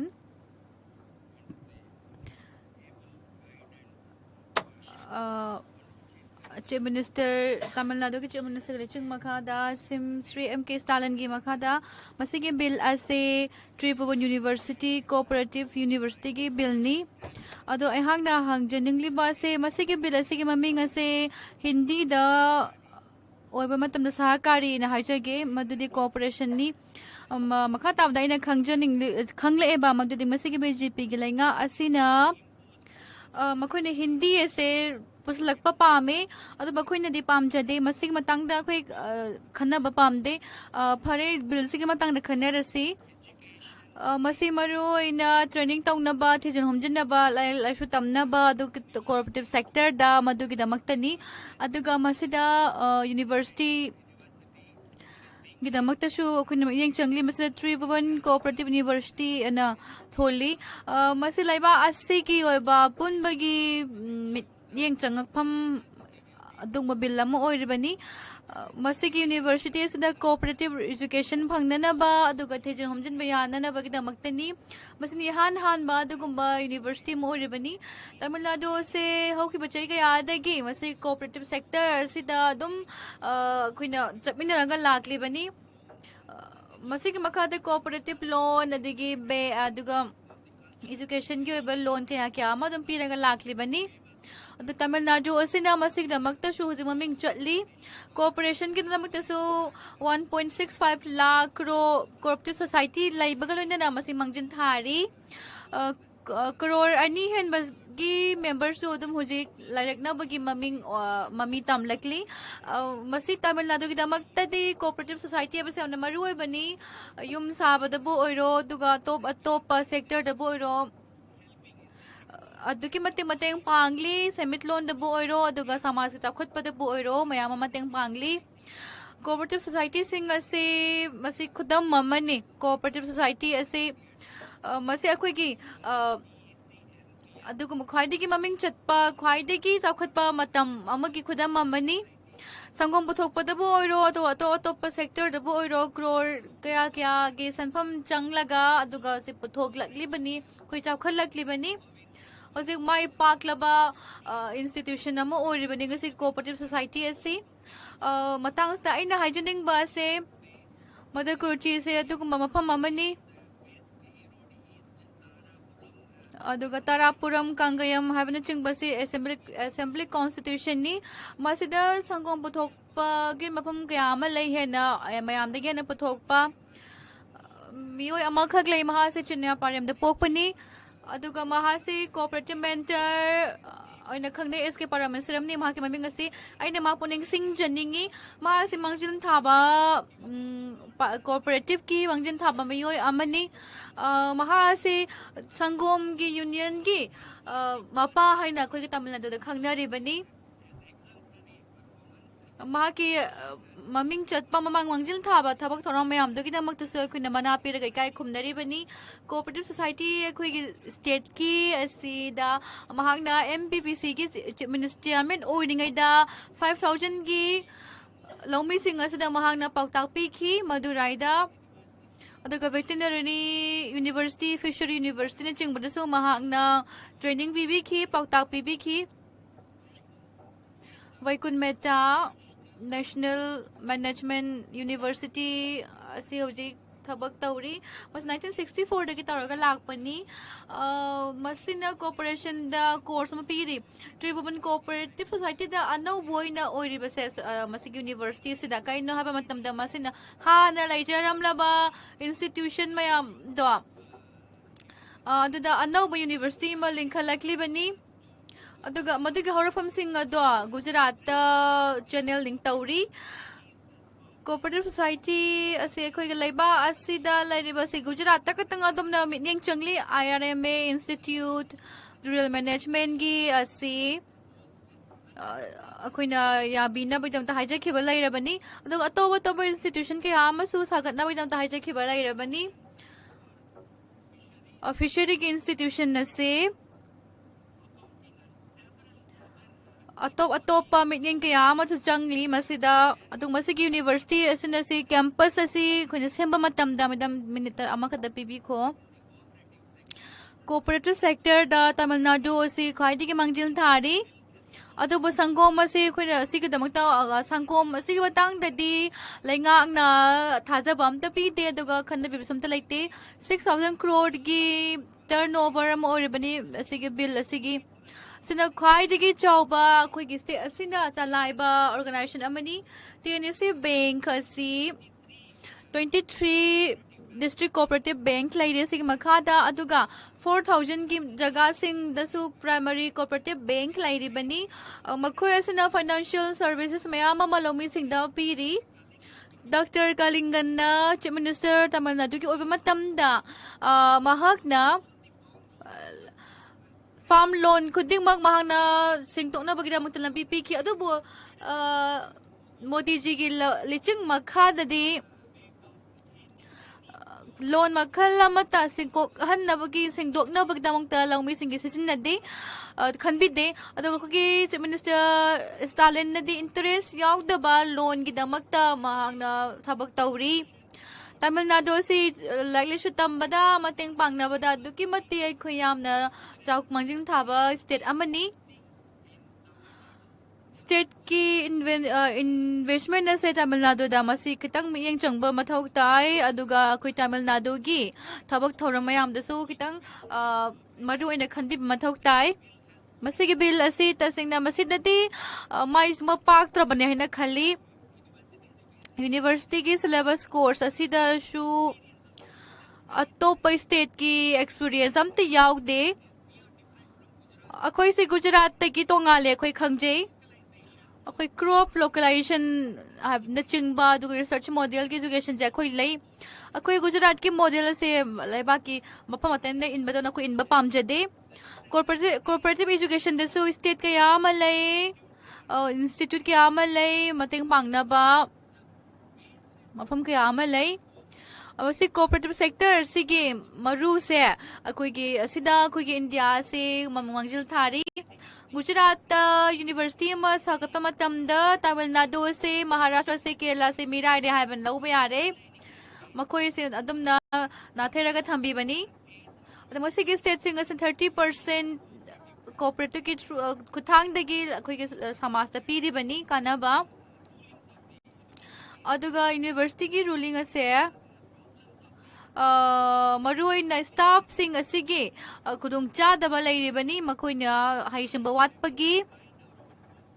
अदुना अहांगना प्राइम मिनिस्टर दा मुका हन निंगसिंग जनिंग बसे अतोप स्टेट सिंग असिसु खितंग मियेंग चंगबियु अदोम से गुजरात के चीफ मिनिस्टर खतन नते अदोम से लैबा असिगे प्राइम मिनिस्टर नि स्टेट खुदिंग मक चाखनबगिदमक तखन बहाबसे अदोम के फद्रबा थौदांग अमनी अदुना चामेर मैडम आइना हाइजनिंग बसे अखोई तमिलनाडु असना लाइबा असिबु चाखुना बहनबदा थौदांग अचौबन लौरिबनी आइ खतन नतना तो पहिरम खुदिंगमक्ता मंजिन थारिबनी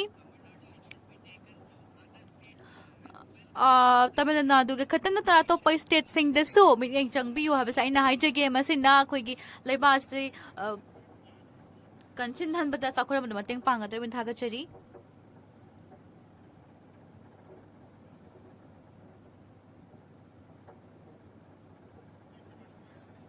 मैडम अहांगना कोऑपरेटिव सिंग ट्रांसफॉर्मेटिव इम्पैक्ट दम ताइना वांगांग जगे ट्रिब्यून सरकारी बिल की मताना गांग जगे अखोई के लाइबा से 8 लाख कोऑपरेटिव सोसाइटी लाइरबनी 29 crore की मेंबर सिंग लाइरबनी शेयरिंग नत्रगना करी मखल अमतदा मखोई से लाइरबनी मसी कोऑपरेटिव की दुगु ममोंग अमनी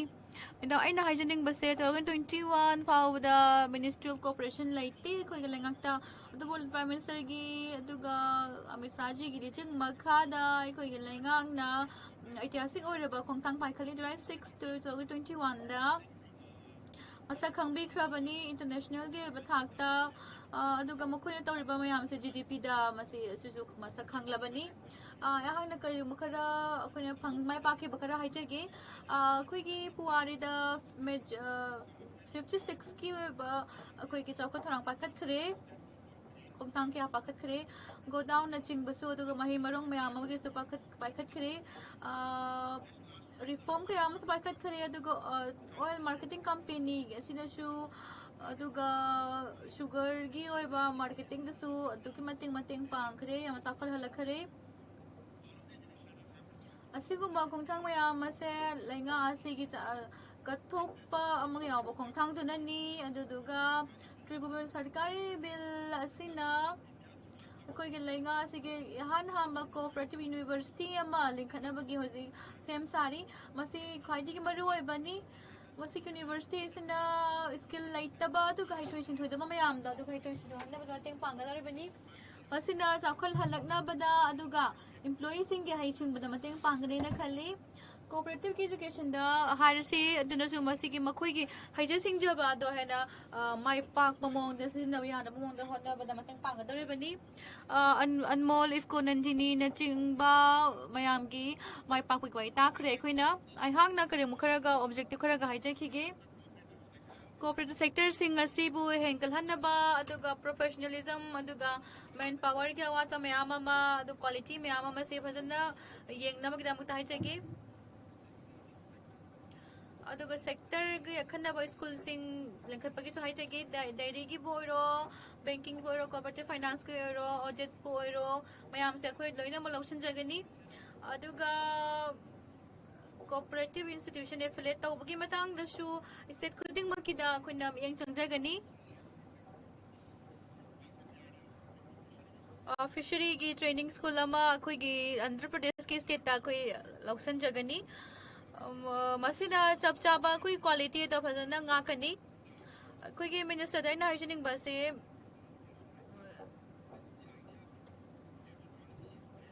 ꯑꯣꯇꯣꯅꯣꯃꯤꯒꯤ ꯋꯥꯈꯜꯂꯣꯟꯁꯦ ꯌꯥꯝꯅ ꯐꯩ ꯃꯁꯤꯅ INIꯗ ꯇꯁꯦꯡꯅ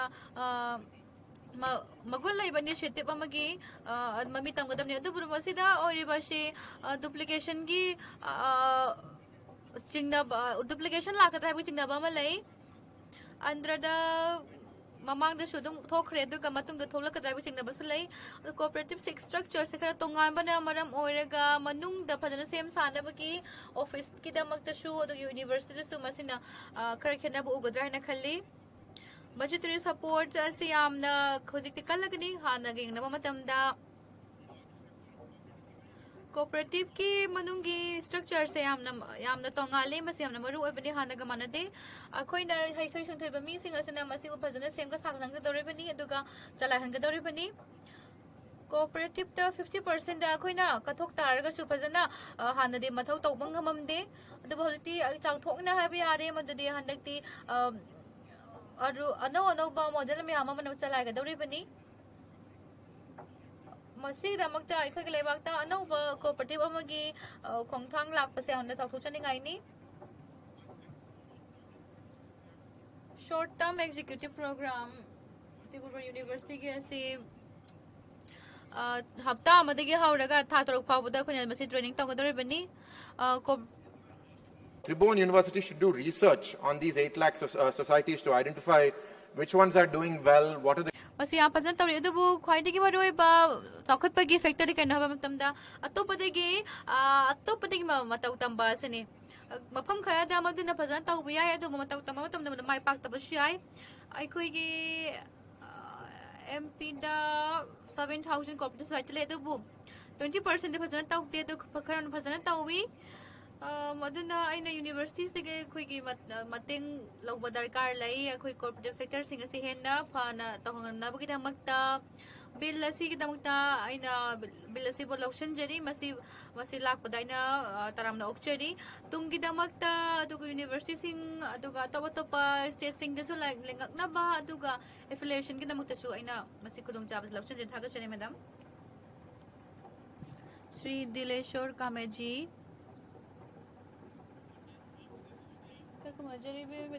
Madam Chairperson, त्रिभुवन सरकारी यूनिवर्सिटी असगी असदा वांगांग वे तंजाबी बिदम तायन अदम थागचरी अहांगना थागचरी अखोइगी मतिक मंगाई मयाई लेरबा मोदी जीबू अदुगा लोइनना होम मिनिस्टर अमित शाह जीबू सो थागचरी ख्वाइदगी थबक मी सिंगी हुलखंगना थबक तौबिबगिदमक्ता छात्र सिंगिदमक्तसु खंगना थबक तौबिबगिदमक्ता अदुगा लाइलेसु तंबगी मंगाल पीबीबगिदमक्तसु छात्र सिंगेना थागचरी मसिदा इंस्टीट्यूशन अमा जातिगी ओइबा मियेंग संगगल कोइना लेंखत पंगमगदरबनी कोऑपरेटिव यूनिवर्सिटी सिगी मतंगदा हाइजबा मतमदा मसिगी रूरल मैनेजमेंट के इंस्टीट्यूट त्रिभुवन सरकारी यूनिवर्सिटी असी लिंखत लागनी अदुगा मसिना लैबा असिगी ख्वाइदिगी मियेंग चंगबा इंस्टीट्यूशन अमा ओइगदरबनी मसिदा थबक सु फंगनी रिसर्च होबुसु फंगनी अदुगा लेबना चिंगबदा एक्सपेरिमेंट तौबुसु फंगनी अदुगा अनौबा पृथ्वी को बा अदुगुमा निगम कानून मियाम से चतनगदौरिबनी अहांगना असिगी गवर्नमेंट इंस्टीट्यूशन से हेना पंखनदा मोहनबदा मसिगी यूनिवर्सिटी से मतंग पांगनी ना खल्ली मसि ख्वाइदिगी मरु ओइबनी अखोइ लेंगांगना पाखलकबा थबक सिंगे मरक्ता हेडक्वार्टर सी आनंद गुजरात लाइगदौरिबनी अदुगा मसिगी यूनिवर्सिटी खुथांगदा लम इंडिया के मफम कया कयादा अतोब इंस्टीट्यूशन सेंटर कया अमा लिंखत पंगम लगनी अदुना मसिना सेंटर इंस्टीट्यूशन के आमसु मसदे एफिलेट तौबा यागनी मसि ख्वाइदिगी अदुगुम्बा मखल यूनिवर्सिटी नि मदुदी ख्वाइदिगी मसि अखन्ना बोयगदरबनी मसिना कोऑपरेटिव एजुकेशन पीगनी चौखत कोंथांगदा मतंग पांगनी अदुगा कोऑपरेटिव मूवमेंट असिसु हेना कंखल हनगनी ना खली मैडम आनंद डिस्ट्रिक्ट असी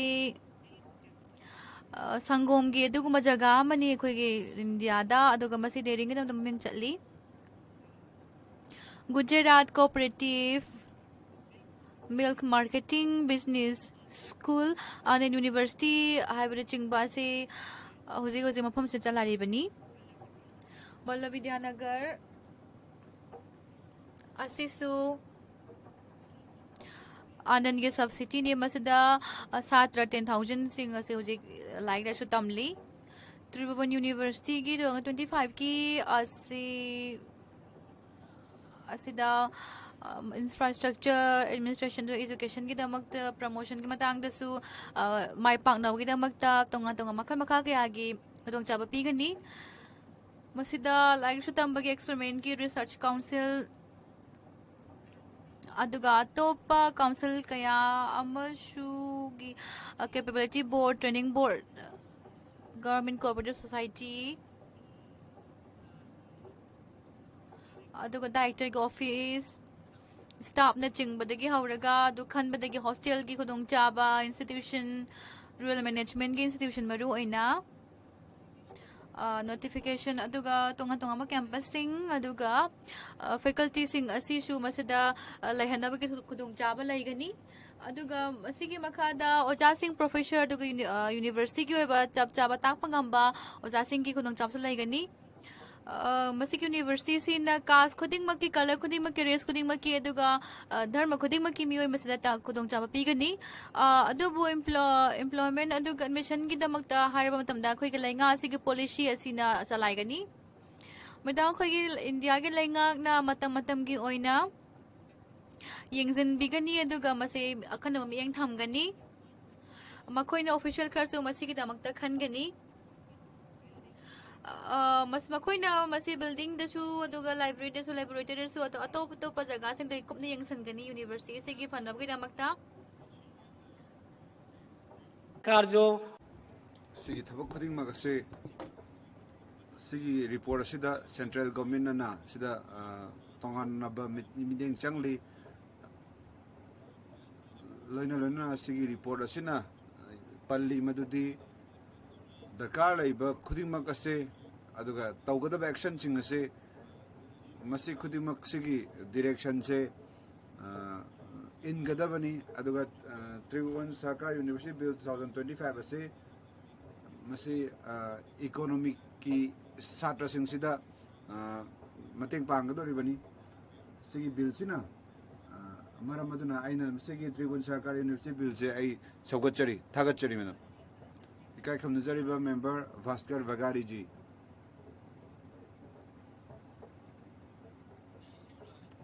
जय शिवराज इकाई खमनजरीबा मैडम चेयरपर्सन मसिगी त्रिभुवन सहकारी यूनिवर्सिटी बिल 2025 असे आइना लेजरीबा सिगी बिल सिंग मतंग नंगजनबगी दमंगनी सिगी दमकता आइना सोमबु थागत फोंदोकचरी सिगी मतंग द वांगांग बगी खुदोंचा पिबगी दमक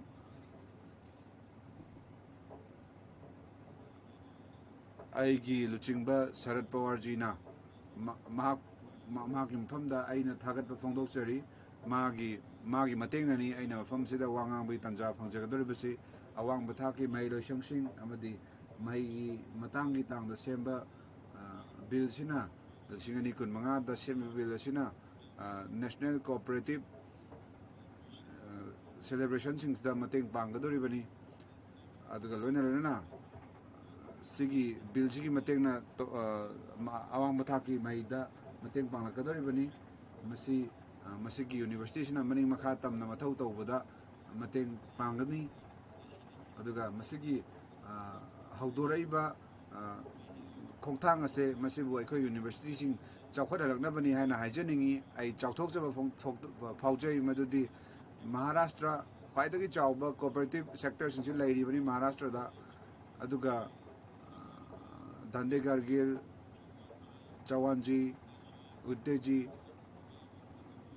वसुंधरा पटेल नेट बहु पटेल लोइना चंद्रजीत पवार अमसुंग हाइरबा मियोइसिंग असिना अचौबा थबक तौबिरमबनी कोऑपरेटिव सेक्टर से चौखटनबगीदमक महाराष्ट्र दा मखोइना खंगबा मथौ ताइ मदुदी कोऑपरेटिव सेक्टर असे महाराष्ट्र दा लैरिबा मसी यामना चावबा अमदी मसीगी तौबंगमबगी चाम याम वांगबा सेक्टर अमनी अदुगा करिगुंबा यूनिवर्सिटी से सिगी मफमसिदा हांगदोमगदी महाराष्ट्र गिदमकते याम फरमगदबनी अदुगा इकाई खमजर पवर सामना हाइबी पन तौसु होचु होनबिरमी माकना मदुदी अदुगा ngasiगी चीफ मिनिस्टर देवेंद्र फडणवीस नसु कोऑपरेटिव इंस्टीट्यूशन जिंगी कंट्रीब्यूशन जिंजिबु खंगबिरमी अदुगा इकोनॉमिक डेवलपमेंट जे खंगबिदुना मसिदा मरुओइबा पिबिरगा मागी पॉलिसी सिंग अनोबा कोर्स न चिंगबा करिकुलम न चिंगबसे पिबिगदबनी सिगी मखादा लौ सिंगुगी ओइबा फैसिलिटीज हापीगदबनी अदुगा सिना मतेंग ओइगनी करिगुंबा सिगी सुंबा मयाम से याव यूनिवर्सिटी से लाइबिरगदी सिगी यूनिवर्सिटी सिना सिगी मफमसिदा तम्मिबा महिरोइ सिंगसिदा सिगी यूनिवर्सिटी की तमकपा छात्र सिंगदा अदुकी मते कानाबा पीगनी अदुगा अदुसिदागी फंगाइबा कानाबा दुना खुदोंचाबा ओइदुना मखोइना तुंगी पुंसिदा माइ पाकदोरिबनी अदुगा सिगी यूनिवर्सिटी सेमगलकपदा सेमगदोइबा फाउंडिंग प्रिंसिपल अदुदी उबा ngamde aina mafam asida sigi mafam se transparency laiba mathau tai masi thajai madudi sigi bill sida transparency ullagadi masina function torokpada mayek sengadoribani adubu masigi bill sida transparency ki matangda mayek sengna pande yamna mayek sengba mongda mayek sengna ide transparency ki matangda aduga laikta laishu tambibagi matangda quality education amadi maduda thabak tobigadoriba ojasingi facility kai pigani qualification kari oigani haibase mayek sengna ibidri sigi bill sida aduga hai balosang sing asina sigi mai losang sing asina awaba mayam ama thengnagani karigumba central government amadi state government gi senthang kaidaba si mayek sengna sida utpidragadi maramaduna sigi senthang kaithabagi matang sida so mayek sengna utpifam thoi masigi administration kam dawna tawgadagi haibagi matangda loina atopa thabak sing ado mayek sengna uttabanina राजनीति तौननबगी जगह ama sida hangduna leiri maramaduna राजनीति तौबा यानबगी ahangबसे लेहनबिरोइदबनी सिगिदमक्ता मसिबो autonomously control तौनबगी दमक UGC ना मखोइसिंग सिना मतिक जाबा लोइसंगसिंग ओइबना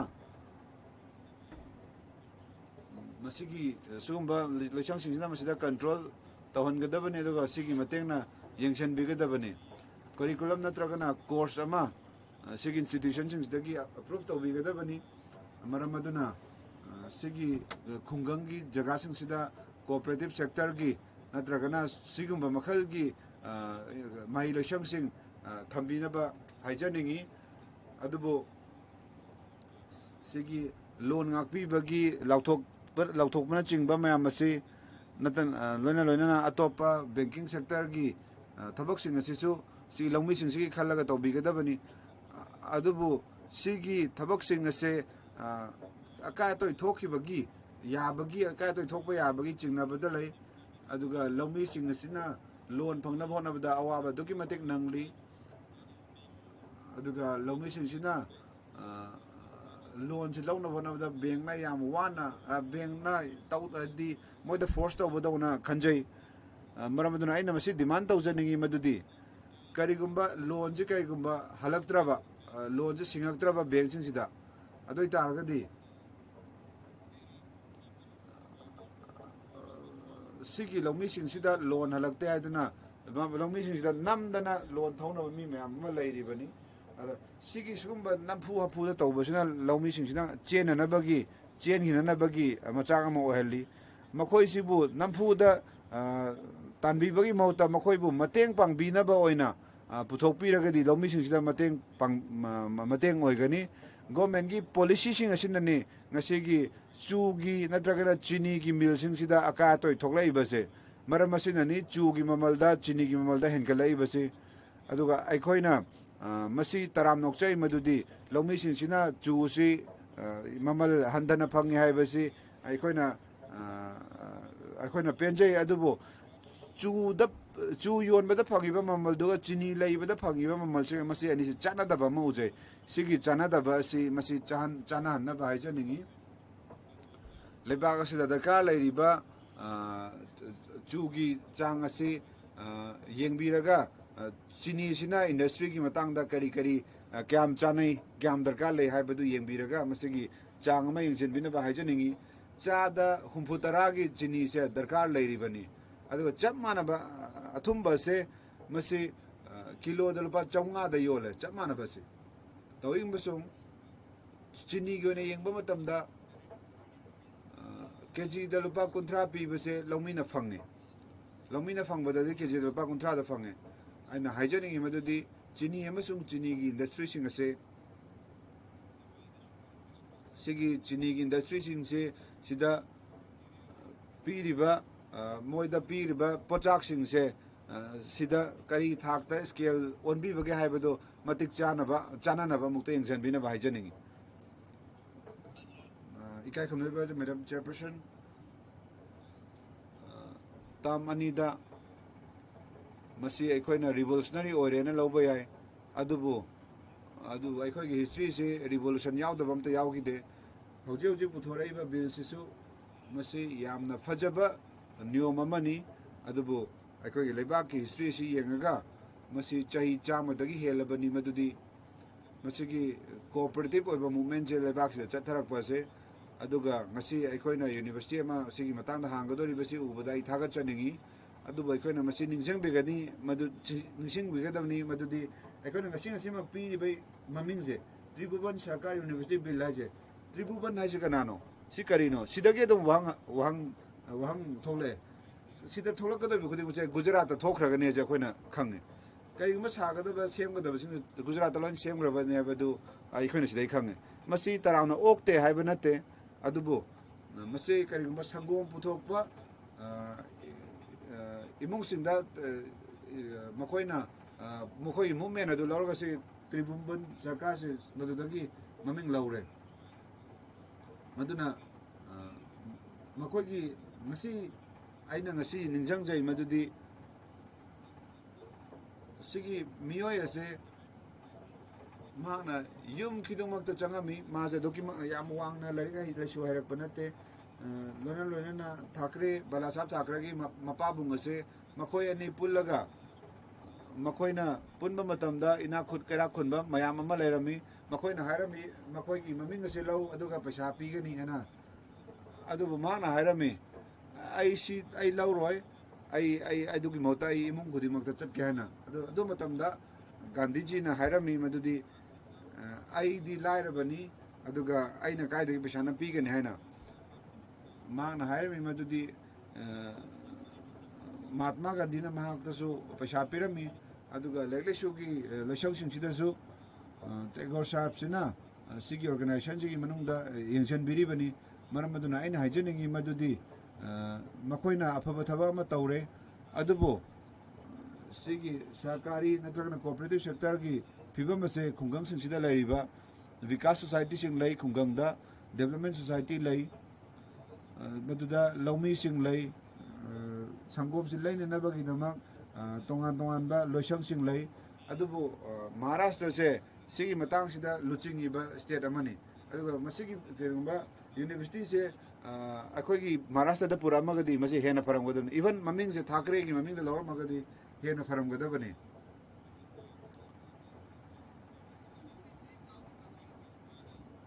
ꯁꯨꯝꯕ ꯈꯨꯡꯒꯪꯁꯤꯗ ꯆꯠꯂꯒ ꯃꯥꯅ ꯏꯟꯗꯁꯇ꯭ꯔꯤ ꯍꯧꯗꯣꯛꯄꯤꯔꯝꯕꯅꯤ ꯃꯍꯥꯛꯁꯦ ꯃꯐꯝ ꯑꯗꯨꯗ ꯌꯥꯝ ꯆꯥꯎꯕ ꯂꯥꯏꯔꯤꯛ ꯂꯥꯏꯁꯨꯒꯤ ꯃꯇꯥꯡꯗ ꯑꯆꯧꯕ ꯐꯤꯕꯝ ꯑꯃ ꯑꯣꯏꯔꯦ ꯃꯍꯥꯔꯥꯁꯇ꯭ꯔꯗ ꯁꯨꯒꯔꯒꯤ ꯏꯟꯗꯁꯇ꯭ꯔꯤꯁꯤꯁꯨ ꯌꯥꯝꯅ ꯆꯥꯎꯈꯠꯄ ꯐꯪꯂꯦ ꯑꯗꯨꯒ ꯆꯤꯅꯤꯒꯤ ꯃꯃꯜꯁꯤꯗꯤ ꯃꯃꯜ ꯂꯩꯇ꯭ꯔꯦ ꯑꯗꯨꯒ ꯆꯨꯒꯤ ꯃꯃꯜꯁꯨ ꯂꯧꯃꯤꯅ ꯃꯌꯥꯝ ꯄꯨꯊꯣꯛꯆꯔꯒꯁꯨ ꯃꯤꯠꯌꯦꯡ ꯃꯨꯟꯅ ꯆꯪꯗ꯭ꯔꯦ ꯃꯔꯝ ꯑꯗꯨꯅ ꯑꯩꯅ ꯍꯥꯏꯖꯅꯤꯡꯉꯤ ꯃꯗꯨꯗꯤ ꯕꯤꯜꯁꯤ ꯊꯥꯗꯣꯛꯑꯕ ꯃꯇꯨꯡꯗ ꯕꯤꯜꯁꯤ ꯄꯥꯁ ꯇꯧꯕꯗꯒꯤ ꯌꯨꯅꯤꯚꯔꯁꯤꯇꯤ ꯑꯃ ꯊꯣꯛꯂꯛꯑꯒꯅꯤ ꯌꯨꯅꯤꯚꯔꯁꯤꯇꯤꯁꯤ ꯌꯥꯝ ꯑꯐꯕ ꯊꯥꯛꯇ ꯂꯥꯎꯊꯣꯛꯈ꯭ꯔꯒꯅꯤ ꯁꯤ ꯌꯥꯝ ꯐꯩ ꯁꯤ ꯌꯥꯝ ꯐꯕꯅꯤ ꯑꯗꯨꯕꯨ ꯃꯥꯂꯦꯝꯒꯤ ꯊꯥꯛꯇ ꯆꯠꯅꯕ ꯌꯥꯕ ꯃꯍꯩꯂꯣꯏꯁꯪ ꯑꯣꯏꯒꯗꯧꯔꯤꯕꯅꯤ ꯃꯁꯤꯒꯤꯗꯃꯛ ꯄꯥꯟꯗꯝ ꯊꯝꯕ ꯗꯔꯀꯥꯔ ꯂꯩ ꯃꯁꯤꯗ ꯃꯁꯤ ꯍꯧꯗꯣꯛꯑꯦ ꯍꯥꯏꯕꯁꯦ ꯑꯩ ꯌꯥꯝ ꯆꯥꯎꯊꯣꯛꯆꯩ ꯑꯗꯨꯕꯨ ꯍꯧꯖꯤꯛ ꯑꯃ ꯍꯧꯗꯣꯔꯛꯑꯦ ꯁꯤ ꯌꯥꯝ ꯊꯥꯒꯠꯆꯅꯤꯡꯉꯤ ꯇꯥꯃꯤꯜ ꯅꯥꯗꯨꯗꯁꯨ ꯌꯦꯡꯕꯤꯌꯨ 1903ꯗꯒꯤ ꯍꯧꯔꯒ ꯀꯣꯑꯣꯄꯔꯦꯇꯤꯞ ꯃꯨꯚꯃꯦꯟ ꯂꯥꯛꯈ꯭ꯔꯕꯅꯤ ꯇꯥꯃꯤꯜ ꯅꯥꯗꯨꯗꯒꯤ ꯑꯗꯨ ꯃꯇꯝꯗꯗꯤ ꯃദ്ꯔꯥꯁ ꯑꯣꯏꯔꯝꯃꯤꯕꯅꯤ ꯍꯧꯖꯤꯛꯇꯤ ꯁꯤ ꯁꯦꯝꯃꯕ ꯃꯇꯨꯡꯗ ꯑꯩꯈꯣꯏꯒꯤꯗ ꯆꯠꯅꯕꯤ ꯃꯌꯥꯝ ꯑꯃ ꯂꯩ ꯁꯤꯒꯤ ꯆꯠꯅꯕꯤꯁꯦ ꯀꯣꯑꯣꯄꯔꯦꯇꯤꯞꯀꯤ ꯑꯣꯏꯒꯗ꯭ꯔꯥ ꯖꯒꯥꯒꯤ ꯑꯣꯏꯒꯗ꯭ꯔꯥ ꯅꯠꯇ꯭ꯔꯒꯅ ꯃꯍꯥꯔꯥꯁꯇ꯭ꯔ ꯈꯛꯀꯤ ꯑꯣꯏꯒꯗ꯭ꯔꯥ ꯃꯍꯥꯔꯥꯁꯇ꯭ꯔꯗꯁꯨ ꯁꯤꯒꯤ ꯆꯠꯅꯕꯤꯁꯤ ꯂꯩ ꯃꯁꯤꯒꯤ ꯑꯥꯏꯟꯁꯤ ꯂꯩ ꯃꯗꯨꯗꯤ ꯍꯥꯟꯅ ꯂꯩꯔꯝꯃꯤꯕ ꯆꯠꯅꯕꯤꯁꯦ ꯅꯠꯇ꯭ꯔꯒꯅ ꯑꯥꯏꯟꯁꯦ ꯀꯛꯊꯠꯂꯒꯗ꯭ꯔꯥ ꯅꯠꯇ꯭ꯔꯒꯅ ꯍꯧꯖꯤꯛ ꯁꯦꯝꯒꯠꯂꯛꯏꯕ ꯑꯥꯏꯟꯁꯤ ꯑꯣꯏꯅ ꯄꯨꯂꯞꯇ ꯆꯠꯅꯔꯒꯗ꯭ꯔꯥ ꯀꯔꯝꯕ ꯖꯒꯥ ꯂꯩꯔꯤꯕꯒꯦ ꯁꯨꯝꯕ ꯖꯒꯥꯁꯤꯡ ꯑꯩꯅ ꯍꯥꯏꯈꯤꯕꯗꯨ ꯑꯗꯨꯅ ꯇ꯭ꯔꯤꯕꯟꯄꯇꯤꯖꯤ ꯗꯥꯏꯔꯤ ꯗꯦꯕꯂꯞꯃꯦꯟ ꯕꯣꯔꯗ ꯃꯥꯅ ꯍꯧꯗꯣꯛꯑꯦ ꯃꯥꯅ ꯅꯕꯥꯠ ꯄꯨꯊꯣꯔꯛꯑꯦ ꯂꯧꯃꯤꯁꯤꯡ ꯃꯇꯦꯡ ꯄꯥꯡꯅꯕꯒꯤꯗꯃꯛ ꯅꯕꯥꯠꯀꯤ ꯍꯧꯖꯤꯛ ꯑꯣꯏꯔꯤꯕ ꯐꯤꯕꯝꯁꯤ ꯀꯔꯤꯅꯣ ꯃꯔꯝ ꯑꯗꯨꯅ ꯁꯤꯁꯤꯡꯁꯦ ꯑꯃꯒ ꯑꯃꯒ ꯂꯣꯏꯅ ꯃꯔꯤ ꯂꯩꯅꯩ ꯁꯥꯔꯒꯅꯤ ꯁꯥꯔꯕ ꯃꯇꯨꯡꯗ ꯂꯥꯏꯔꯤꯛ ꯇꯝꯃꯒꯅꯤ ꯇꯝꯃꯕ ꯃꯇꯨꯡꯗ ꯃꯈꯣꯏꯁꯦ ꯇꯝꯃꯨꯔꯒ ꯃꯣꯏꯁꯦ ꯊꯕꯛ ꯐꯪꯒꯗ꯭ꯔꯥ ꯀꯣꯑꯣꯄꯔꯦꯇꯤꯞ ꯁꯦꯛꯇꯔꯁꯤꯡꯁꯤꯗ ꯗꯦꯃꯣꯀ꯭ꯔꯥꯇꯥꯏꯖꯦꯁꯟ ꯇꯧꯕ ꯍꯥꯏꯕꯁꯦ ꯁꯨꯃꯥꯏꯅ ꯋꯥꯍꯩ ꯑꯃ ꯊꯣꯛꯂꯛꯏ ꯁꯤꯒꯤ ꯀꯣꯑꯣꯄꯔꯦꯇꯤꯞ ꯁꯦꯛꯇꯔ ꯗꯦꯃꯣꯀ꯭ꯔꯥꯇꯥꯏꯖꯦꯁꯟ ꯇꯧꯕ ꯍꯥꯏꯕꯁꯦ ꯕ꯭ꯔꯤꯇꯤꯁꯀꯤ ꯃꯇꯝꯗꯒꯤ ꯊꯣꯛꯂꯛꯑꯕꯅꯤ ꯃꯁꯤ ꯍꯧꯖꯤꯛ ꯔꯥꯖꯅꯤꯇꯤꯒꯤ ꯗꯣꯜꯁꯤꯡꯁꯤꯅ ꯈꯟꯅꯔꯤ ꯃꯈꯣꯏꯅ ꯅꯩꯅꯕ ꯌꯦꯠꯅꯕ ꯈꯠꯅꯕ ꯇꯧꯔꯤ ꯃꯗꯨꯗꯤ ꯂꯧꯎ ꯁꯤꯡꯎꯒꯤ ꯐꯤꯕꯝ ꯑꯁꯤꯗ ꯀꯣꯑꯣꯄꯔꯦꯇꯤꯞ ꯁꯦꯛꯇꯔꯒ ꯄꯨꯟꯁꯤꯟꯅꯅꯕ ꯃꯔꯤ ꯂꯩꯅꯅꯕ ꯌꯥꯝ ꯍꯣꯠꯅꯔꯤ ꯁꯤꯒꯤ ꯖꯒꯥꯁꯤꯗ ꯁꯤꯒꯤ ꯌꯨꯅꯤꯚꯔꯁꯤꯇꯤꯗ ꯁꯤꯗ ꯂꯩꯒꯗꯧꯔꯤꯕ ꯐꯦꯀꯜꯇꯤ ꯃꯌꯥꯝ ꯑꯃ ꯂꯥꯛꯇꯧꯔꯤꯕꯁꯤ ꯃꯈꯣꯏꯒꯤ ꯁꯦꯟꯐꯝ ꯁꯣꯝꯅ ꯌꯦꯡꯕꯤꯌꯨ LICꯗ ꯌꯦꯡꯕꯤꯌꯨ ꯕꯦꯡꯀꯤꯡꯗ ꯌꯦꯡꯕꯤꯌꯨ ꯃꯈꯣꯏꯒꯤ ꯁꯣꯁꯥꯏꯇꯤ ꯃꯌꯥꯝ ꯑꯃ ꯃꯣꯏ ꯗꯤꯄꯥꯔꯠꯃꯦꯟ ꯃꯌꯥꯝꯗ ꯌꯦꯡꯕꯤꯌꯨ ꯏꯌꯥꯔꯂꯦꯟꯗ ꯌꯥꯎ ꯄꯦꯇ꯭ꯔꯣꯂꯤꯌꯝꯗ ꯌꯥꯎ ꯇꯣꯉꯥꯟꯕ ꯖꯒꯥꯁꯤꯗ ꯌꯦꯡꯕꯤꯌꯨ ꯀꯣꯑꯣꯄꯔꯦꯇꯤꯞ ꯁꯣꯁꯥꯏꯇꯤꯒꯤ ꯃꯃꯤꯡ ꯑꯃ ꯁꯣꯏꯗꯅ ꯎꯕꯤꯔꯝꯒꯅꯤ ꯊꯕꯛ ꯇꯧꯕ ꯃꯤ ꯊꯕꯛ ꯁꯔꯀꯥꯔꯗ ꯇꯧꯔꯝꯒꯅꯤ ꯑꯗꯨꯒ ꯃꯥꯅ ꯂꯣꯟ ꯂꯧꯗꯣꯔꯤꯁꯤꯅ ꯀꯣꯑꯣꯄꯔꯦꯇꯤꯞ ꯁꯣꯁꯥꯏꯇꯤꯒꯤ ꯁꯣꯏꯗꯅ ꯂꯧꯕꯤꯔꯝꯒꯅꯤ ꯑꯗꯨꯅ ꯖꯒꯥ ꯈꯨꯗꯤꯡꯃꯛꯇ ꯀꯣꯑꯣꯄꯔꯦꯇꯤꯞ ꯁꯣꯁꯥꯏꯇꯤ ꯑꯃ ꯁꯣꯏꯅ ꯂꯩꯒꯅꯤ ꯑꯗꯨꯅ ꯁꯤꯅ ꯇꯥꯛꯄꯗꯤ ꯑꯃꯒ ꯃꯔꯤ ꯁꯣꯏꯗꯅ ꯃꯔꯤ ꯂꯩꯅꯒꯗꯕꯅꯤ ꯈꯨꯠꯁꯝꯅꯒꯗꯕꯅꯤ ꯍꯥꯏꯕꯁꯤꯅꯤ ꯁꯤꯒꯤ ꯃꯇꯥꯡꯁꯤꯗ ꯑꯩꯅ ꯄꯨꯊꯣꯛꯆꯅꯤꯡꯉꯤꯕꯗꯤ ꯑꯩꯈꯣꯏꯅ ꯄꯨꯊꯣꯛꯏꯕ ꯄꯣꯠꯁꯤꯡꯁꯤꯗ ꯄ꯭ꯔꯥꯏꯚꯦꯇꯥꯏꯖꯦꯁꯟ ꯇꯧꯔꯣꯏꯗꯕꯅꯤ ꯍꯥꯏꯕꯗꯨꯅꯤ ꯗꯦꯃꯣꯀ꯭ꯔꯦꯇꯥꯏꯖꯦꯁꯟ ꯇꯧꯒꯦ ꯍꯥꯏꯔꯒꯗꯤ ꯄ꯭ꯔꯥꯏꯚꯦꯇꯥꯏꯖꯦꯁꯟ ꯇꯧꯔꯣꯏꯗꯕꯅꯤ ꯑꯗꯣ ꯄ꯭ꯔꯥꯏꯚꯦꯇꯥꯏꯖꯦꯁꯟ ꯌꯥꯝꯅ ꯇꯧꯔꯒꯗꯤ ꯂꯧꯃꯤꯗ ꯀꯥꯟꯅꯕ ꯐꯪꯕ ꯑꯗꯨ ꯌꯧꯔꯔꯣꯏ ꯑꯩ ꯂꯧꯃꯤꯒꯤ ꯃꯇꯥꯡꯗ ꯌꯥꯝ ꯄꯟꯖꯔꯔꯣꯏꯒꯦ ꯀꯔꯤꯒꯤꯅꯣ ꯍꯥꯏꯕꯗ ꯂꯧꯃꯤꯅ ꯗꯤꯃꯥꯟ ꯃꯌꯥꯝ ꯑꯃ ꯇꯧꯔꯤ cooperative sector mayam sida sugar gi da oi be ai akhana na Maharashtra da yang biro rural education urban education employment gi matang da yang pamatam da aina masigi bill sibu support tawragi tawjari aduga aina thajajai madudi siga manaba diploma na chingba mayam ama sigi bill jina kanaba mayam ma production haina federalism je maming da khatang federalism oiduna leiba taragadi thaba khudik maksina Gujarat kumba adagidi Delhi da kumba piraba ado taragadi federalism gi mayek sengba artha do thoroi aduga liberalization tawduna mafam khudimakta liberalization jibu puning thawgat piduna aina mathing haijaningi madudi aina sarkar sida haijaning madi last ta kanaba pigam thokpa se micham prajada kanaba ben phangan biu kai kun najir ba madam chairperson ihan han bada aina thagat chari madam bu somna aibu sigi yam maru oiba Tribhuvan Sarkar University Bill 2025 sida wangang nabi tanja phi bagi dama sigi matang sida tanja si phi bagi dama ai som thagat chari lona na chief minister gi Maharashtra ki chief minister aikoi gi kai khum najari ba Shinde ji aikoi gi leader Shrikant Shinde ji ga lona na aina thagat chaningi aduga akhanna na aina thagat chaningi kai khum najari ba Modi ji bu su thagat chari loina na home minister ekoi lebak asigi loina cooperative minister so biriba Sri Amit Shah ji su aina makoi bu thagat pa phongdok chaningi makoi gi luching makha da cooperative sector ase sigi ऐतिहासिक ओइबा चौखत बा से थोगलो ओइरई बनी government की लेंगाक मो मसिदा अदुगा यामना तोंगान तोंगान बा थबक मयाम मा फब थबक मयाम याम यांग बा speed ता पांगथोरई बसे इकाय खमनजरी बा लुचिंग बा मोदी जी अमित शाह जी की लुचिंग मखा दा थोगलई बनी अखोई की अमित शाह जी ननी आर्टिकल 370 लौथोक पिग्री बसी मसिना लेबाग असिदा लिंजेन मानबा अमा तोइबगी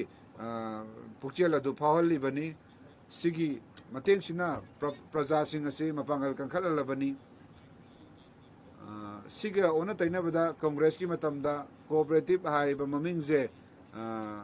लैरमी अदुबु सिगी मौता करप्शन नाइबा ममिंग असिना मयक सेंगना तारमी अदुगा ngasi congress tangi congress ki matam dadi lomi gi pashasin se hural lami aduga cooperativism gi maming da pashasi hurali aduga sigi chap manaba congress party sina development gi maming da laibak sida gi loina chup thokhrabani aduga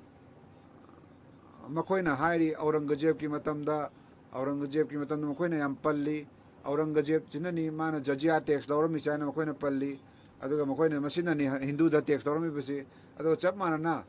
Maharashtra da sigi scheme mayam ama thokpuna maram oraga leibak asi makoina hodrong hona tharame maram maduna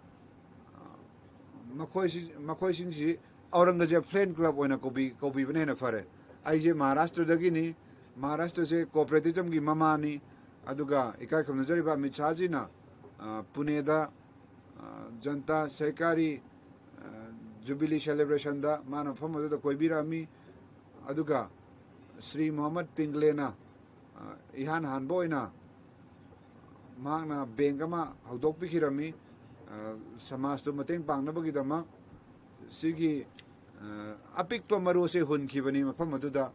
haujikti mi lak mayam ama kanaba phangle masini lenga ka sigi sakti haibado makoi singani la kwai aroi bada lepa mi adu kana ba pi bai base masigi sarkar asigi pandamni सरकारी आंदोलन को शिक्षा मसी यामना पुआरिक ओइबा अदुगुमा bill अमनी अखोइगे मई मसिंगी lambda नहागना सेंजा थुमजागे अखोइगे मायोक्ता मरान सिरी बसे मसी accept तौबा यारोय मसीगे bill असिना अनौबा खोंथांग अमा मालेमगे थाक्ता मानबदा mai masinge lamda pukat kadauri masina inau nauba adungumba Central gi University ama sagatpa asida masina masida research ki thabak sing ase pungning thaugat kadori amasung masigi University asida e-learning degree course na chingba asisu masigi branches sing alaiba asida su linkat kadori maram aduna lainga na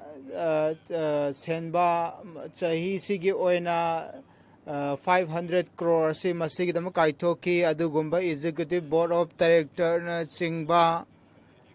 masina masigi mathakta adu mai masinge lamda hena afaba thabak toktokani tawgani masida karigumba ahongba kaya porakpa asina ꯑꯩꯈꯣꯏꯅ ꯈꯨꯡꯒꯪꯒꯤ ꯂꯝ ꯆꯥꯎꯈꯠꯄꯗ ꯑꯃꯁꯨꯡ ꯇꯣꯉꯥꯟ ꯇꯣꯉꯥꯟꯕ ꯂꯝ ꯀꯌꯥꯗ ꯃꯁꯤꯅ ꯃꯊꯧ ꯇꯧꯒꯗꯧꯔꯤ ꯃꯁꯤꯒꯤ ꯚꯥꯏꯁ ꯆꯥꯟꯁꯦꯂꯔꯁꯨ ꯆꯍꯤ 10ꯒꯤ ꯂꯩꯒꯅꯤ ꯆꯍꯤ ꯑꯍꯨꯝ ꯁꯥꯡꯇꯣꯛꯂꯒ ꯑꯦꯛꯖꯤꯀ꯭ꯌꯨꯇꯤꯚ ꯀꯥꯎꯟꯁꯤꯜꯅꯆꯤꯡꯕ ꯃꯁꯤ ꯑꯦꯛꯖꯤꯀ꯭ꯌꯨꯇꯤꯚ ꯀꯥꯎꯟꯁꯤꯜ ꯑꯁꯤ ꯆꯥꯟꯁꯦꯂꯔꯁꯤ ꯃꯀꯣꯛ ꯑꯣꯏꯒꯅꯤ ꯑꯁꯤꯒꯨꯝꯕ ꯆꯥꯟꯁꯦꯂꯔ ꯑꯁꯤ ꯃꯌꯣꯛ ꯂꯩꯉꯥꯛꯅ ꯑꯍꯥꯟꯕꯗ ꯆꯍꯤ 5ꯒꯤ ꯑꯣꯏꯅ ꯈꯟꯒꯅꯤ ꯁꯦꯀ꯭ꯔꯦꯇꯔꯤ NAB NFT ꯃꯈꯣꯏꯁꯤꯒꯤ ꯃꯅꯨꯡꯗ ꯃꯁꯤꯒꯤ ꯃꯅꯨꯡꯗ ꯀꯣꯑꯣꯄꯔꯦꯇꯤꯚꯇ ꯌꯥꯝꯅ ꯏꯃꯤꯅꯦꯟ ꯑꯣꯏꯕ ꯌꯥꯝꯅ ꯍꯩꯁꯤꯡꯂꯕ ꯃꯤꯁꯤꯡ ꯑꯁꯤ ꯃꯁꯤꯗ ꯌꯥꯎꯒꯅꯤ ꯃꯁꯤꯒꯤ ꯕꯤꯜ ꯑꯁꯤ ꯃꯌꯥꯝꯒꯤ ꯆꯥꯎꯈꯠꯅꯕꯒꯤꯗꯃꯛ ꯌꯥꯏꯐꯅꯕꯒꯤꯗꯃꯛꯇ ꯄꯣꯔꯛꯄꯅꯤ ꯃꯁꯤꯒꯤ ꯑꯩꯅ ꯍꯥꯏꯈꯤꯕꯒꯨꯝꯅ ꯑꯦꯛꯖꯤꯀ꯭ꯌꯨꯇꯤꯚ ꯕꯣꯔꯗ ꯑꯁꯤ ꯚꯥꯏꯁ ꯆꯥꯟꯁꯦꯂꯔꯅ ꯃꯀꯣꯛ ꯑꯣꯏꯒꯅꯤ ꯃꯁꯤꯅ ꯑꯇꯣꯞꯄ ꯊꯧꯔꯝ ꯊꯧꯁꯤꯟ ꯀꯌꯥꯕꯨꯁꯨ ꯃꯁꯤꯅ ꯌꯦꯡꯁꯤꯟꯒꯗꯧꯔꯤ ꯆꯥꯟꯕꯤꯗꯨꯅ ꯇꯥꯕꯤꯌꯨ ꯂꯣꯏꯁꯤꯟꯕꯤꯔꯣ ꯑꯔꯣꯏꯕ ꯄꯣꯏꯟ ꯑꯣꯏꯅ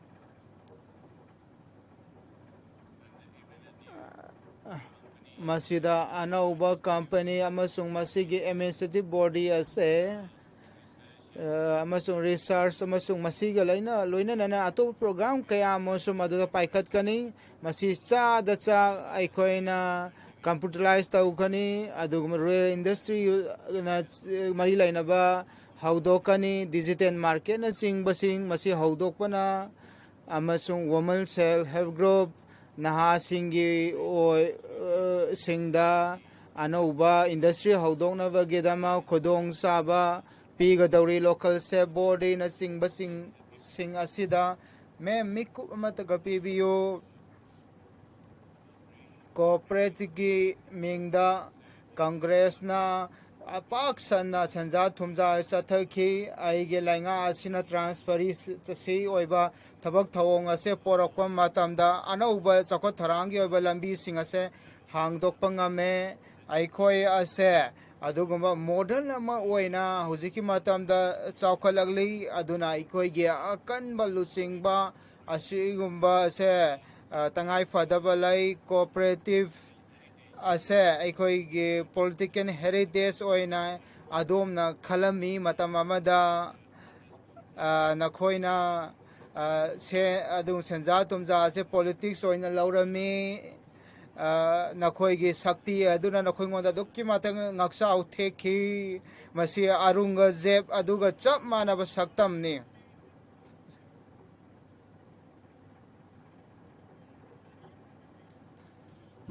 ꯃꯁꯤꯒꯤ ꯕꯤꯜ 2015 ꯑꯁꯤꯗ ꯑꯩꯒꯤ ꯕꯤꯜ ꯑꯁꯤꯒꯤ ꯃꯇꯥꯡꯗ ꯋꯥꯍꯩ ꯈꯔ ꯊꯝꯖꯒꯦ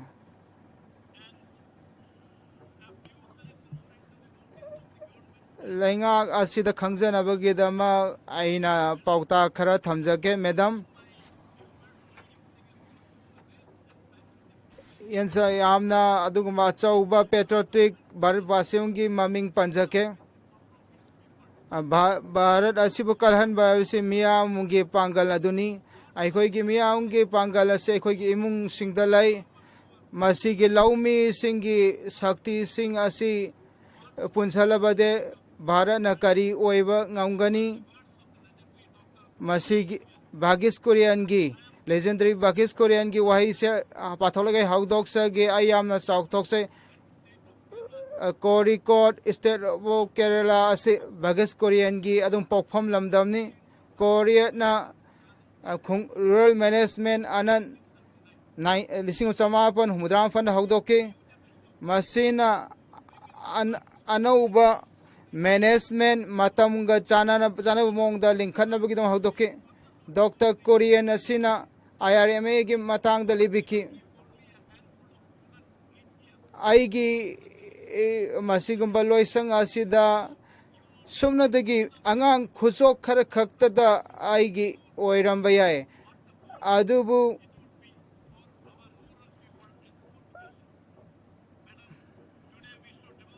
ngasang Korean mana hunbiramba maru white revolution cooperative movement chaukanabagidam Bharata Pandit Jalabhai Patel Lan Bahadur Shastri ji Rajendra Prasad ji Tribhuban Das Patel si Making Another Cooperative ase Bharata makoina haudoki Tribhuban Das Patel asi cooperative se Bharata haudokhi ba founding member ning masina ole akhoi ge mandung chada train toy ase 3 million cooperative malem dalem se khwaidigi chawraba cooperative chahungi masigi turnover se 2409.41 billion US dollar ase masina service infrastructure society cooperative asina akhoi na matangga chana ba chakhat thorang phangali quality employment thabak amasung thabak subugi khudong chabustu IT mi singda malem gi thakta phangale mase malem gi thak pirabgi manungda cha da tarani India cooperative movements masigi chana pathap sing amasung masigi semit leon gi sigi mari lainana masina mapung phana chawkhat pagi changdaba yadraba ama oina masina yaure how ki basagi corporate tata base ki manda aila cooperative society asida membership laikre to masida 29 crore dagi henalai masigi bill ase agas how the santona khana naina kare adu baina kari gumar khang da lenga asina masigi bill ase maroina IRMA autonomous loisang ase sahi mari digi hona lainga na masigumba achauba loisang sing ase thugaina ba amasung manghan tangana ba honari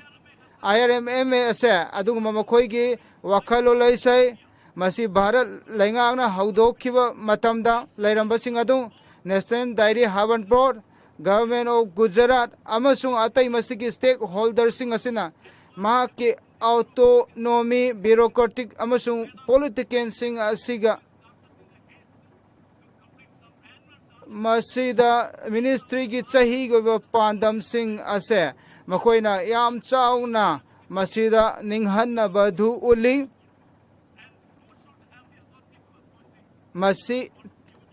UCC guideline ki wang mada masigi thabak khanba ase mayo lainga na punama tauri masi appointment khamung sana pathak ki matung ina matam ki matung ina UGC na thambagi matoina khangadabani cha ada maudar da IR masigi din sing basing ase masigi position asibu masigi tawam thokpadu yamna mapung phana tawhande masida logic masigi bill ase drafting tawbada makoina aronba wakhalo lai cooperative movement ase kerada hogu matamda hau khiba matamda IT2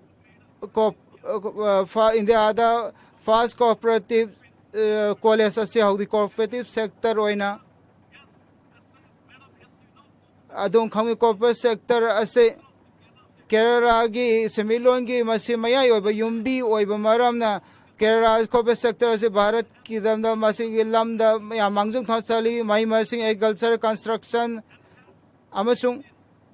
16,900 IT cooperative catering ase tunga tunga kuntare sector da kana pe 2,941 gram panchayat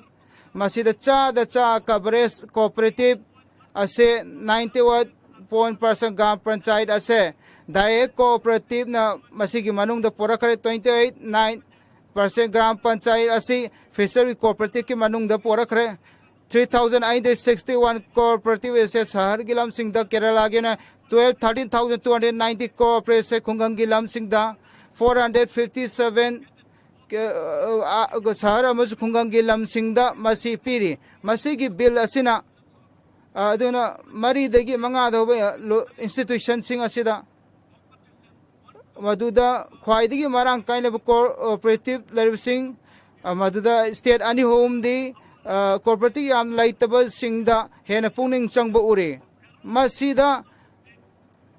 masina mai masingi lamda masida medical education university masi NB number kun manga concrete list yaw tunga tunga subject concurrent list bill de yarba skudamaina fishery agriculture education amasung ain cooperative asti state list laibane masigi bill asina adung federal gi wakhalon adubu thugai majupe aduna federal principle asi boy ko ngak tuna tambatangai fadaba lai state ase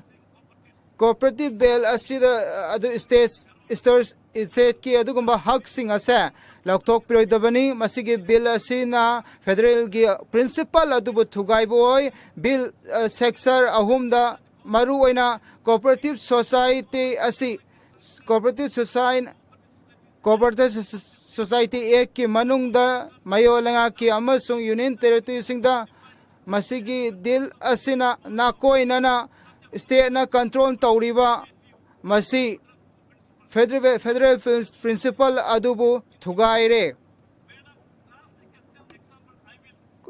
khudam ama pizza ai uchage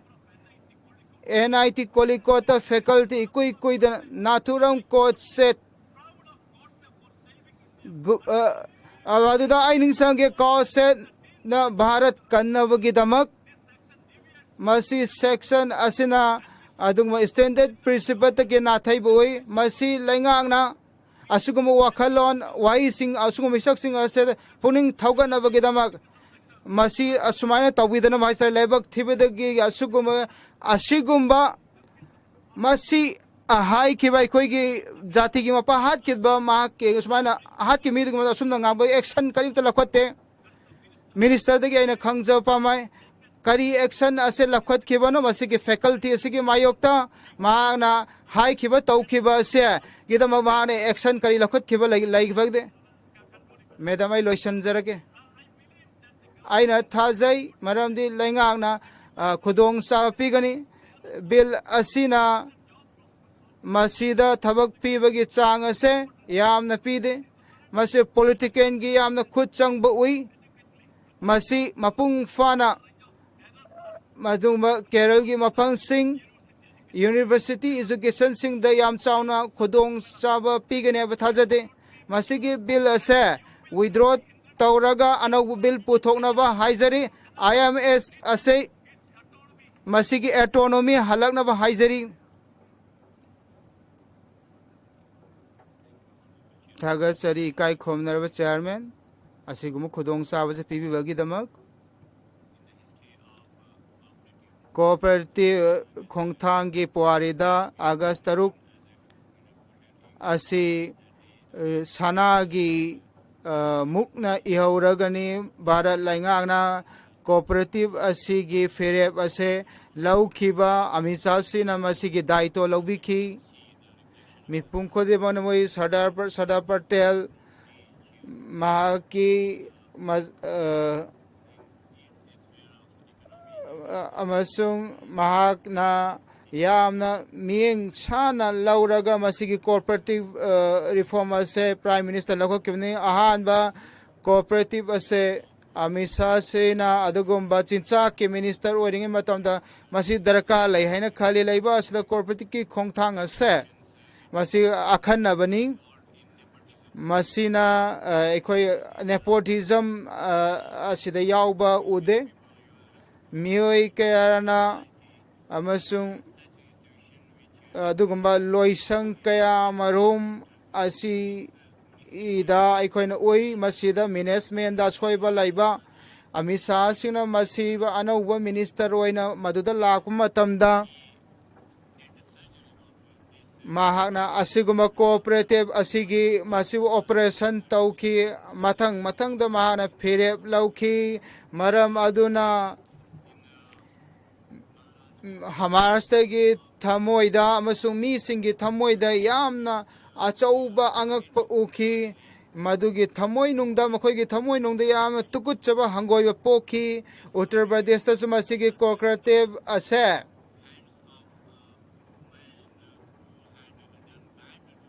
ꯑꯗꯨꯒꯨꯝꯕ ꯀꯣꯑꯣꯄꯔꯦꯇꯤꯚꯁꯤꯕꯨ ꯃꯥꯡꯍꯟꯅꯕ ꯇꯧꯔꯤꯕ ꯃꯤꯁꯤꯡꯒꯤ ꯈꯨꯠꯇ ꯂꯩꯔꯝꯃꯤ ꯑꯗꯨꯝꯅ cooperative ꯃꯤꯅꯤꯁꯇꯔꯁꯤꯡꯒ ꯎꯅꯕ ꯃꯇꯝꯗ ꯈꯪꯕ ꯉꯝꯃꯤ ꯃꯍꯥꯛꯅ ꯁꯦꯟꯖꯥ ꯊꯨꯝꯖꯥꯗ ꯂꯩꯔꯝꯃꯤ ꯑꯃꯁꯨꯡ ꯃꯁꯤꯒꯤ ꯀꯣꯑꯣꯄꯔꯦꯇꯤꯚꯁꯦ ꯃꯥꯡꯅꯕ ꯁꯤꯡ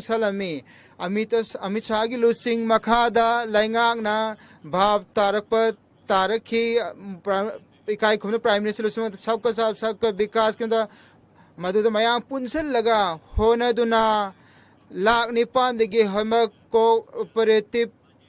ꯑꯃꯁꯨꯡ ꯃꯈꯣꯏꯒꯤ ꯕꯖꯦꯠ ꯑꯁꯤ ꯍꯦꯟꯒꯠꯈꯤ 1283 ꯑꯣꯏꯍꯟꯈꯤ ꯃꯁꯤꯅ ꯀꯣꯑꯣꯄꯔꯦꯇꯤꯚꯁꯦ ꯑꯃꯨꯛꯀ ꯍꯟꯅ ꯅꯧꯊꯣꯛꯍꯟꯈꯤ ꯃꯍꯥꯔꯥꯁꯇ꯭ꯔꯗ 101 ꯁꯨꯒꯔ ꯃꯤꯜ ꯑꯁꯦ ꯊꯤꯡꯖꯤꯟꯈꯤ ꯑꯃꯤꯠ ꯁꯥꯍ ꯑꯁꯤꯅ ꯈꯪꯈꯤ ꯂꯧꯃꯤꯁꯤꯡ ꯑꯁꯦ ꯀꯣꯑꯣꯄꯔꯦꯇꯤꯚꯇ ꯌꯦꯡꯂꯤꯕꯁꯦ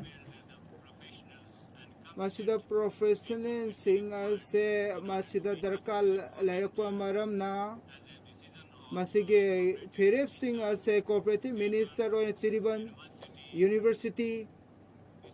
institute of rural management Anand ꯏꯟꯃꯥꯔꯠ ꯀꯦꯝꯄꯁ ꯑꯁꯤ ꯆꯍꯤ ꯑꯁꯤꯗꯒꯤ ꯍꯧꯒꯗꯧꯔꯤꯕꯅꯤ accounting administration technology cooperative movement computer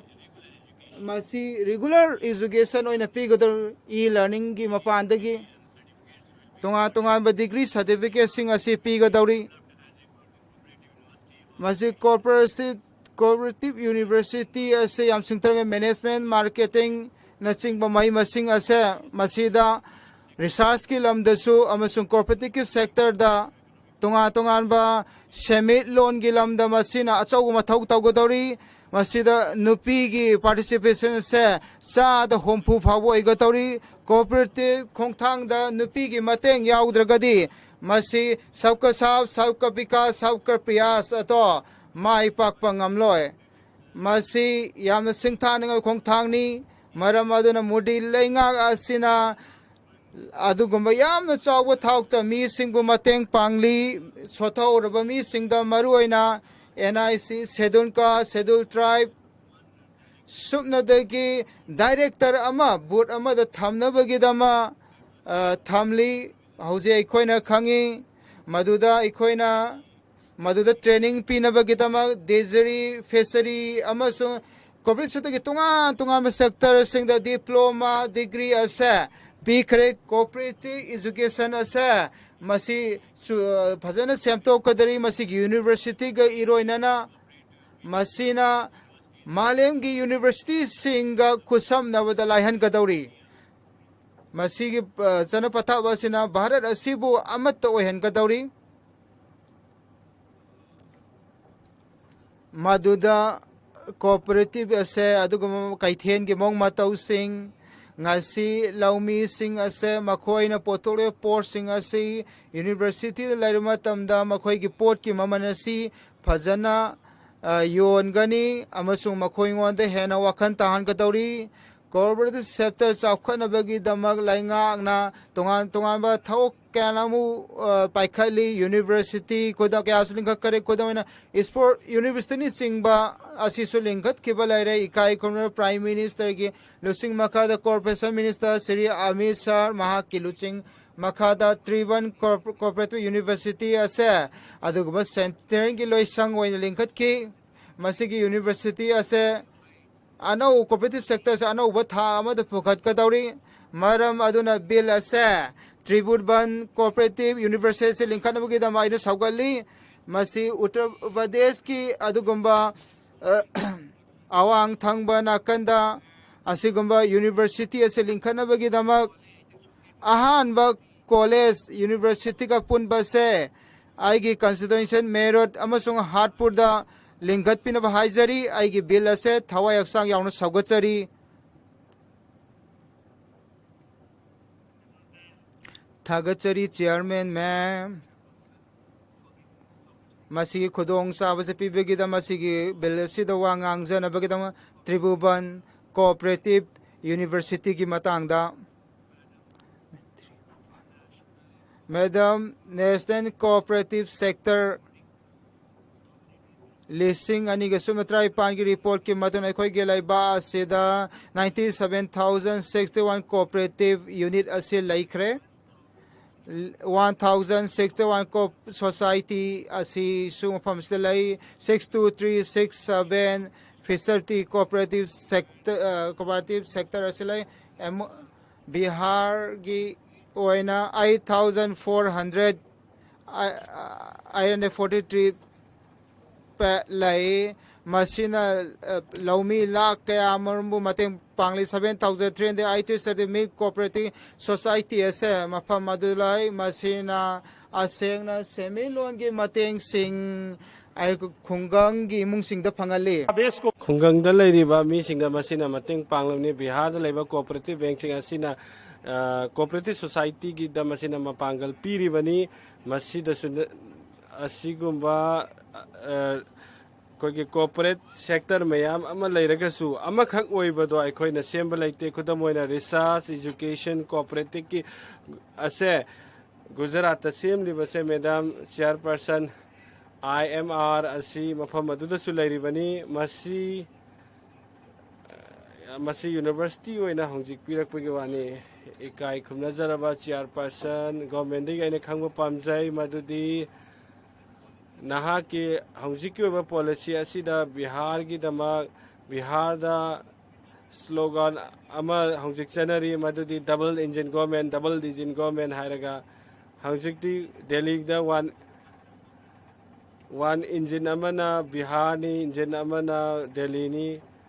Bihar gi engine ase hojik yamna kai tharak le maru oiba engine Delhi gi ase Gujarat ki develop khakta satuna leire backward te leiriba Bihar asidi yengbidre haina haijari Bihar ki dama ekhoina koina special status ki dama haiduna lakibani na koina tabide tasengna muk double engine ase thabak maithire haibase hainingi masigi mase tasengna leiba asigi chaukhat thaurangda ai Bihar ki damak tawbidre haibase aina thamjage kai khumna jaba house asida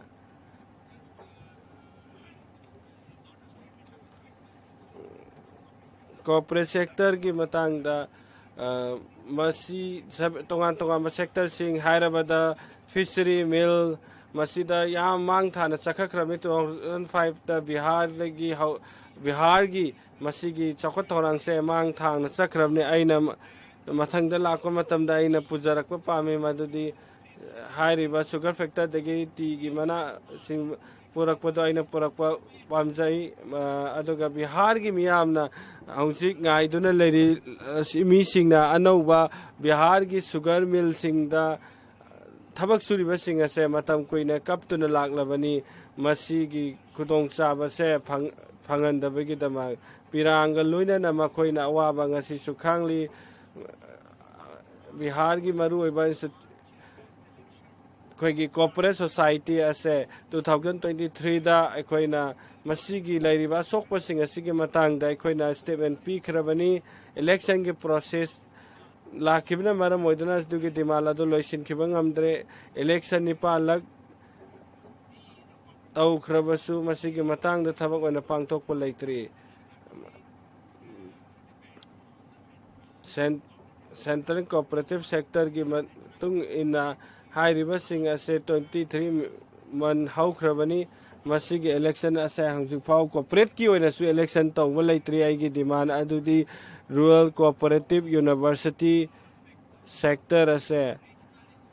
regional institution ase Bihar asida semkar pina bahajari manak nakpa gaya asida masigi university aikoina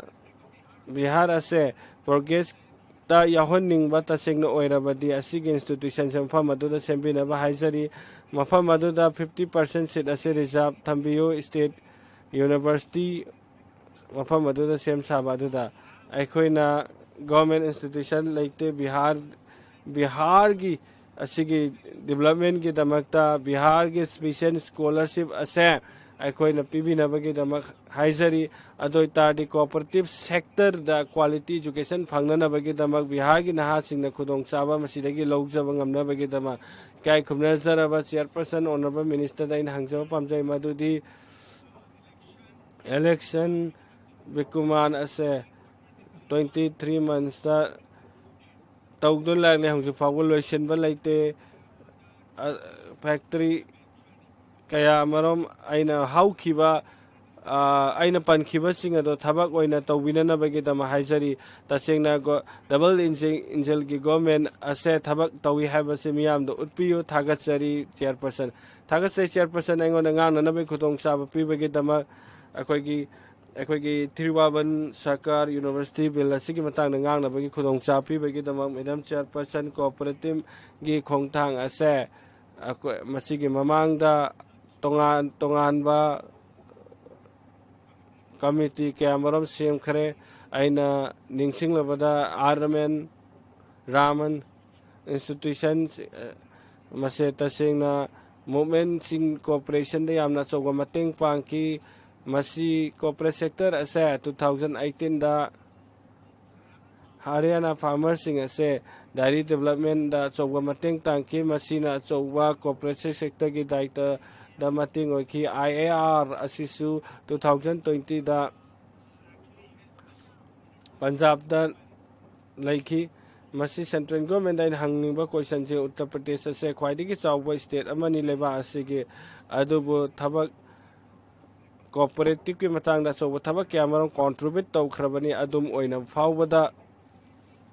तो मेरा मानना है कि अगर इस हारी मफम असिदा corporate की थबक असे उत्तर प्रदेश ता माई पाक त्रिबसे करिगिनो ना कोई ना मसीगी यूनिवर्सिटी से बिहार दा उत्तर प्रदेश ता तौरमलबदी आइना भाव तारम गंदबनी मसीगी लैरिबा थबक असे प्राइम मिनिस्टर सुंग होम मिनिस्टर ना मखोइना असिगी थबक असे चुमना तौरे हबसे हानादगी कॉर्पोरेट फेडरलिज्म दा एजुकेशन दा मैन्युफैक्चरिंग सेक्टर दा aduga thabak khudimagta cooperation gi sector sing ase phajana mapung phana mai paklam pham asida masigi university jamu makhoina muk lawduna leiri ma महोदय हमने देखा है ikai khumna jab chairperson aina khangjare ujakhre madudinga sigi 500 crore asigi university ase lingkhana na bagi damakai thokli masigi bill ase loina yenglabada Uttar Pradesh ta sumasi thokba laikhre madudi hariba wak thabak sing ase amuk maming hongdokpa maming hana leram loktokpa sigi maong da bill asida uri university na hana lengkhat bo rabdi anoba ma happy ba kari kai ba laigege masi hana degi leiraba university ni masi sing ase tasengna lakada matam da wa bo oige doribani karigi damakta masigi purpose aduga masigi simi sing makoi gi thabak suriba sing gi thabak sing pibham thokpa makoi gi position sing su makoi na nong na hapa leite by chancellor hairo din bo oiro adagi chancellor bo oiro kanana mada posted oige to no aduga hangju gi thabak suriba sing asina kamai tok dori bano as hana lairamba anova amasung ariba lairiba employee singi marakta su daita lawgi matangda chawba singnaba ama oigadori cooperative sector singse mai pakpo oisanu sigi main purpose se lawmi singa se hena chawkhat anabagi damakte nakoina ta singna masi tawbo oirabadi masigi university se Uttar Pradesh telinga pio masigi matangda aina session ani hab cha haijaraga ilojage aina haikhiba dugumna university ase state of Uttar Pradesh ta laigadoni masigi lep kai khumna sarba prime minister na Uttar Pradesh ki Banaras sidagi oiri bani masida leiramadi hena paramgadamni university ase mahaki constituency da thamama basu kaisu kaiba laite kai gidamakta makoina UP da Gujarat थमलिबनो मसीगी नखोइना Kanpur rural region असे पीओ असे यामना मपांगन कलिबनी हाइरिबा कोऑपरेटिव असे तसेंगनमक मदुदा मपांगन पीबोइदने अदुगी यूनिवर्सिटी कईगदम मफम असिदा सेमद्रिबनो कानपुर यूनिवर्सिटी से हब ऑफ यूनिवर्सिटी हानासे हंजन से ओइरेबनी आइना कोऑपरेटिव सेक्टर मफम मदु चावकल हनबदा यामना मतिंग ओइगनी हने मसी हाइरगा आइना थागतचरी सिहा असि वांगानब खुदोंग चाबा पीबगे दमक डॉक्टर के पेग्या सिंह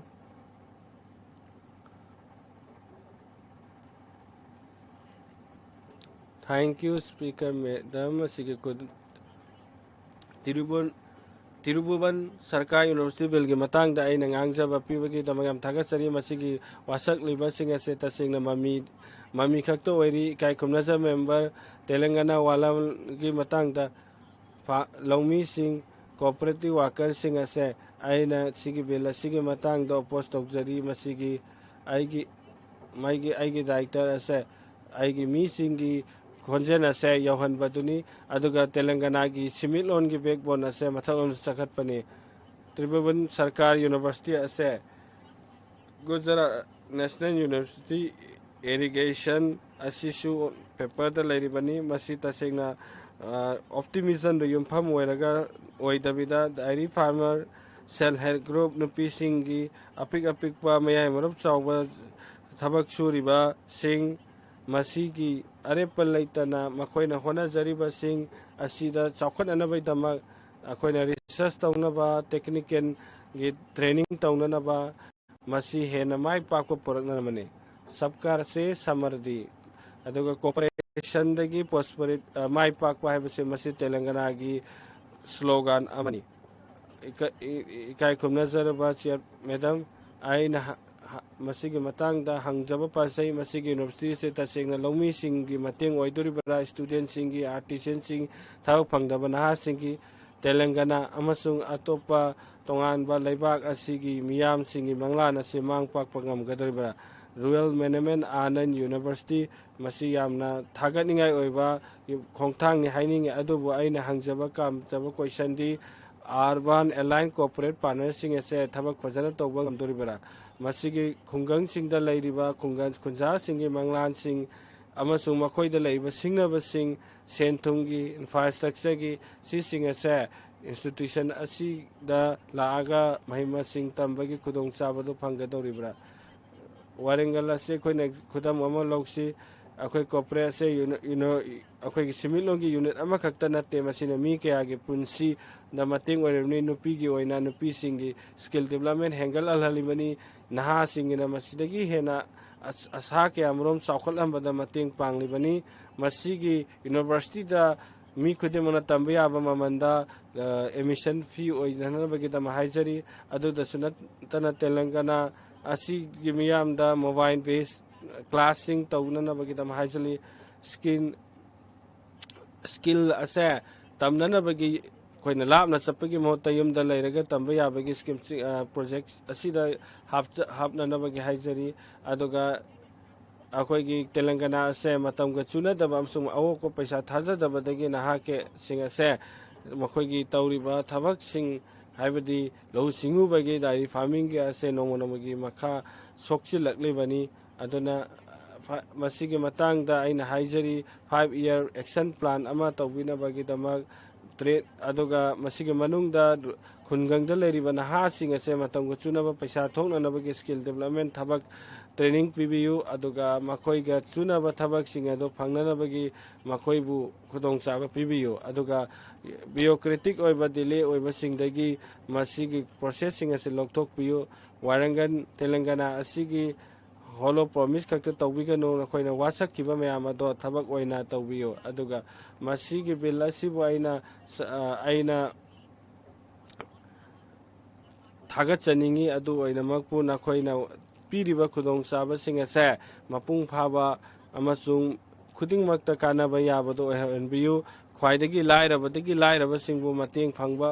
मपांगन कलहनबा ओइहनबियु सिगी बिल असिना तिरुवन सरकारी यूनिवर्सिटी 2025 से turning point oiba yai adubu aikhoina masigi khudongchabasing ase matam chan hapserabadi aduga aina sarkar asida haijaningi madudi asigi thabak se ase yamna transparent oina accountable oina tawbina no haijari masi hairaga ai loisinjage. Thank you Madam Chairman. Ganeshi Singh na matam lawbiu.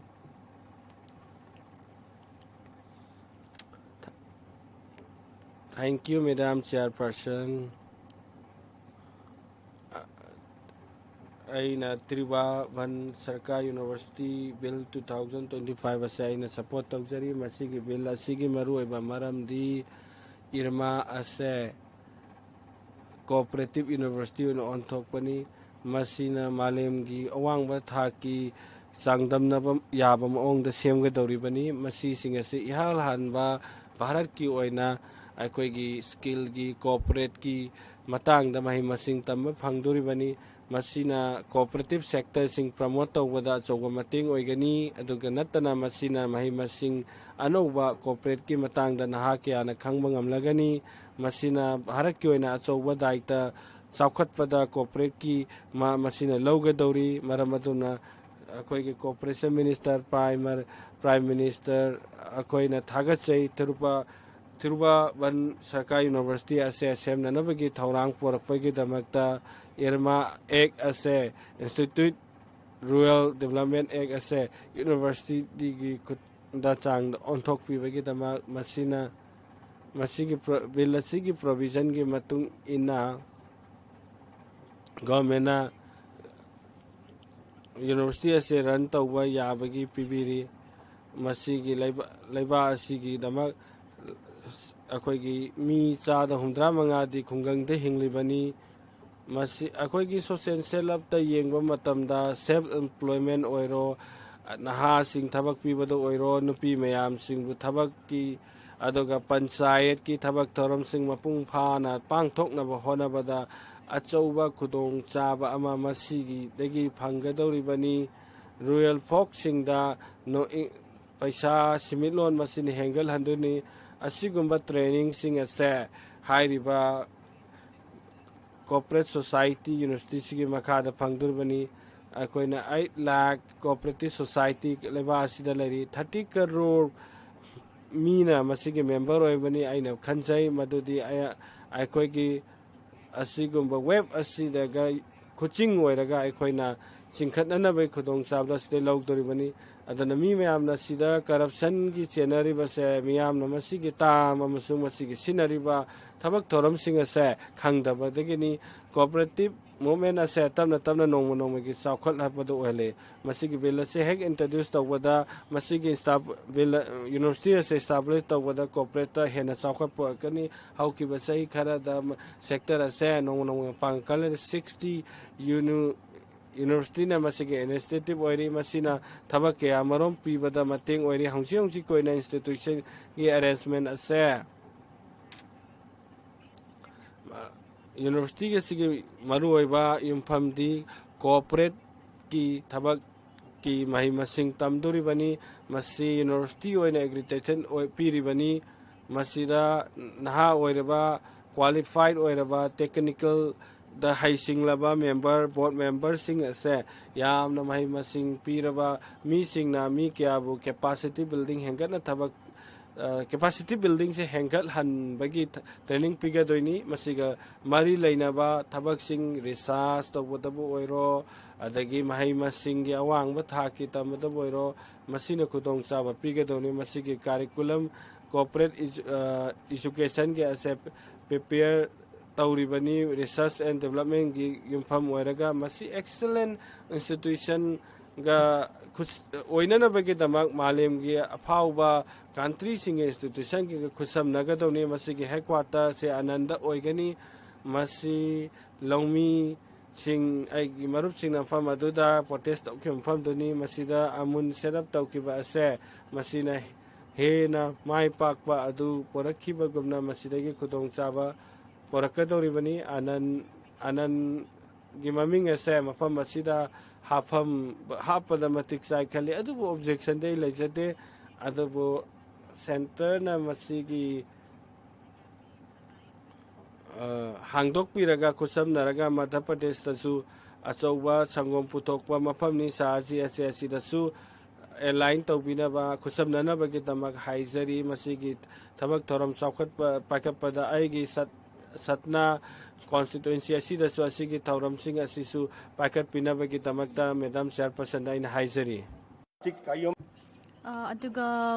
ꯁꯦꯟꯃꯤꯠꯂꯣꯟꯒꯤꯗꯃꯛꯇ ꯆꯥꯡ ꯑꯃ ꯂꯩꯅꯕꯒꯤꯗꯃꯛꯇ ꯆꯥꯎꯈꯠꯅꯕꯒꯤꯗꯃꯛꯇ ꯁꯤꯒꯤ cooperation ꯑꯁꯤꯗ ꯒꯨꯖꯔꯥꯠ ꯃꯍꯥꯔꯥꯁꯇ꯭ꯔ ꯇꯥꯃꯤꯜ ꯅꯥꯗꯨꯗ ꯃꯁꯤ ꯈ꯭ꯋꯥꯏꯗꯒꯤ ꯃꯔꯨꯑꯣꯏꯕ ꯃꯇꯝ ꯀꯌꯥꯗꯒꯤ ꯃꯥꯡꯂꯛꯄ ꯃꯪꯂꯥꯟ ꯑꯃꯅꯤ ꯑꯗꯨꯒ ꯂꯣꯏꯅꯅ ꯃꯁꯤꯗ ꯃꯤꯑꯣꯏ ꯁꯤꯟꯃꯤꯁꯤꯡꯒꯤ ꯄꯨꯟꯁꯤ ꯂꯣꯟꯕꯨꯁꯨ ꯍꯦꯟꯅ ꯐꯒꯠꯍꯟꯒꯅꯤ ꯃꯍꯥꯔꯥꯁꯇ꯭ꯔꯗ ꯂꯩꯔꯤꯕ ꯀꯣꯑꯣꯄꯔꯦꯇꯤꯕ ꯑꯁꯤꯗ 60,000ꯒꯤ ꯅꯨꯄꯤꯁꯤꯡ ꯑꯁꯤ ꯃꯁꯤꯗ ꯊꯕꯛ ꯇꯧꯔꯤꯕꯅꯤ ꯑꯗꯨꯒ ꯃꯁꯤꯗ ꯋꯤꯗꯣꯁꯤꯡꯗꯒꯤ ꯊꯕꯛ ꯁꯨꯕꯁꯦ ꯍꯧꯈꯤꯕꯅꯤ ꯑꯗꯨꯒ ꯁꯤꯒꯤ ꯏꯟꯗꯁꯇ꯭ꯔꯤ ꯁꯦꯛꯇꯔꯁꯤꯡ ꯑꯁꯤꯅ ꯈꯨꯠꯁꯨ ꯈꯨꯠꯂꯥꯏꯒꯤ ꯑꯗꯨꯒꯨꯝꯕ ꯍꯩꯁꯤꯡꯕ ꯑꯐꯕ ꯃꯈꯜ ꯈꯨꯠꯁꯨ ꯈꯨꯠꯂꯥꯏꯁꯨ ꯗꯔꯀꯥꯔ ꯂꯩ ꯀꯜꯆꯔꯒꯤꯗꯃꯛꯇꯁꯨꯅꯤ ꯑꯗꯨꯒ ꯀꯜꯆꯔꯕꯨ ꯃꯌꯥꯝꯗ ꯎꯠꯅꯕꯒꯤꯗꯃꯛꯇꯁꯨ ꯃꯁꯤ ꯄ꯭ꯂꯦꯠꯐꯣꯝ ꯑꯃꯅꯤ ꯑꯁꯤꯒꯤ ꯀ꯭ꯔꯦꯗꯤꯠ ꯑꯁꯦ ꯑꯩꯅ ꯑꯃꯤꯠ ꯁꯥꯍꯖꯤꯗ ꯄꯤꯅꯤꯡꯉꯤ ꯃꯍꯥꯛꯅ ꯂꯥꯛꯄꯗꯒꯤ ꯁꯤ ꯀꯣꯑꯣꯄꯔꯦꯇꯤꯕ ꯒꯤ ꯃꯤꯅꯤꯁꯇ꯭ꯔꯤ ꯑꯁꯤ ꯃꯍꯥꯛꯅ ꯂꯥꯛꯄꯗꯒꯤ ꯃꯤꯑꯣꯏ ꯀꯌꯥꯒꯤ ꯑꯅꯧꯕ ꯌꯥꯋꯣꯜ ꯄꯨꯔꯛꯄ ꯉꯝꯈ꯭ꯔꯦ ꯑꯗꯨꯒ ꯃꯁꯤꯒꯤ ꯕꯤꯜ ꯑꯁꯤꯗ ꯌꯥꯎꯔꯤꯕ ꯑꯅꯧꯕ ꯃꯈꯜ ꯃꯈꯥ ꯀꯌꯥꯒꯤ ꯑꯅꯧꯕ ꯃꯤꯠꯌꯦꯡꯁꯤꯡ ꯑꯁꯤꯗꯃꯛꯇ ꯑꯩꯅ ꯃꯁꯤꯕꯨ ꯂꯧꯁꯤꯟꯖꯕ ꯌꯥꯏ ꯑꯅꯧꯕ ꯅꯦꯠꯋꯥꯔꯛ ꯀꯌꯥ ꯑꯃꯁꯨ ꯃꯁꯤꯗ ꯍꯧꯗꯣꯛꯄꯗ ꯌꯥꯎꯒꯗꯧꯔꯤꯕꯅꯤ cooperative laws chingba loan na chingba aduga training su aduga akhanaba school sing su masida linkhatkani masagi oiba haisingba mafam haisingba hengan mafam mo hengadoribani aduga loinana makhoina degree diploma na chingba aduga topa certificate ki tonga ba makhal matin kya ma hapkani सिगे सरकारी की university असिदा अहांगना खंजबदा मसिना अचौबा अपुनबगी ओइबा खुंगंगी ओइबा सेमिलोंदा अहोंग पुरकनी न खले मसिना अनौबा employment थबक पीबगी कुदोंचाबा फंगहनगनी पृथ्वीदा खोइसे ख्वाइदगी सेमिलोंदा मकोक थोंबा हाबदा दु ओइरकपा ngamnabagidamangta masi cooperative do cooperation asi khakta tawra matamda ngamgani ngasidi puthokpa mayam ama aduga thabak kana suba asigi makhada mayam ama tawri adubu cooperative ase masigi khongjang asida yawol asida yarakpa ngamdri aduna maram oiraga masigi university asi putho linkhat pabse aduki mati tangai phade thagachari madam aina masi support tawjari R Sathidhar Natham ji ताकचरे madam Tribhuvan सरकारी university bill 2025 अस्सी home and cooperative minister नसी पुथोकली बनी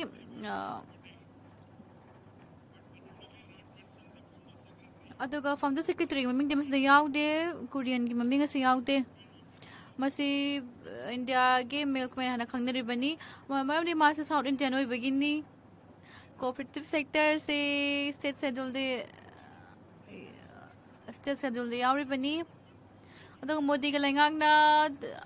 तोंगांबा department अमा सेमले मिसांग लोइनेना अदुगा मसी cooperative minister दो Modi government the तोंगाना लाइहले NITI Aayog की दा लेंगा असिना अवांग बथाकी मय मसिंग तमनबे खुदोंग चाबा पीनबगी सेम्बा लाइखी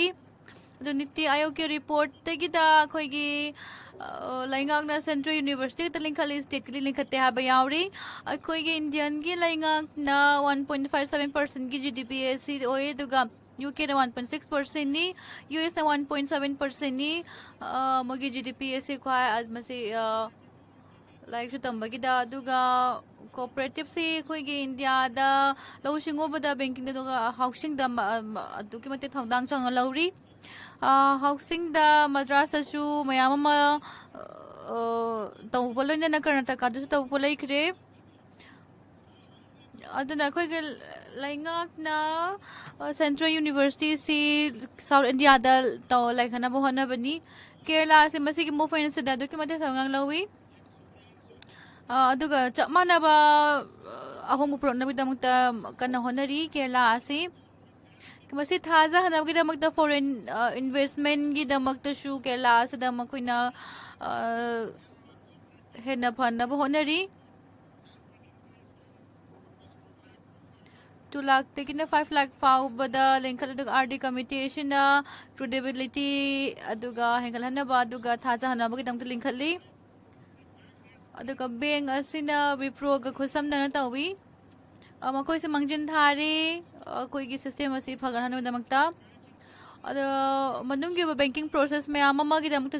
डिजिटल सर्विस कीदमक्ताशु केरला मंजिन थारी केरला बैंक असे कॉर्पोरेट सेक्टर दा इहान हानबा मंजिन थाबा बैंक अमनी बैंकिंग सेक्टर दसु मसी अदुकी मती वांगना लैरे आलापुरा वायनाड कोलापुरम कोऑपरेटिव की सिगुमा सोसाइटी एसना अनोबा मखल की इंश्योरेंस की अदुगुबा थोपा लाइख्रबनी खुदोंथिबा तावा मतमदसु मसिन अदुकी मतeng पांगी तमिलनाडु गवर्नमेंट अवॉर्ड कॉलेज असी गलोइना मखल मखल क्या ये कतोपा कोऑपरेटिव डिपार्टमेंट क्या आमा सेक्टर क्या आमा लिंखली हायर एजुकेशन की दमकता से हायर एजुकेशन की थाक दमकताशु खुंगंग सिंगदा मसिगी खुदोंचाबा फंगहले 11 गांधीग्राम रूरल यूनिवर्सिटी सिदा असिना हौजिक अमता गारबा मयाम के मथौ थबक तौबा यूनिवर्सिटी म ओइरी पंचायत राज असिनासु पॉलिटिकल साइंस डिपार्टमेंट के दमकता खुना चा फंगहली अदुगा फॉरेन इन्वेस्टमेंट की दमकताशु मसिना अदुगा मतeng पांगी होम साइंस अदुगा रेगुलर आर्ट्स साइंस न चिंगबा के खुदों चाबा फंगहली आरडी कोर्स न चिंगबा सिजु डिम टू यूनिवर्सिटी दा मतकुन चा फंगली अखोय के लाइंगाकना गांधीग्राम रूरल इंस्टीट्यूट असी सेंट्रल इंस्टीट्यूट रूरल स्टडीज के दमकता तौबा लाइख्रबनी दुना इना सगर त्रिभुवन सरकारी यूनिवर्सिटी बिल असी दमकता इना दुमबो थागचरी कमंजरीबा मेंबर जरी तदुजानी जी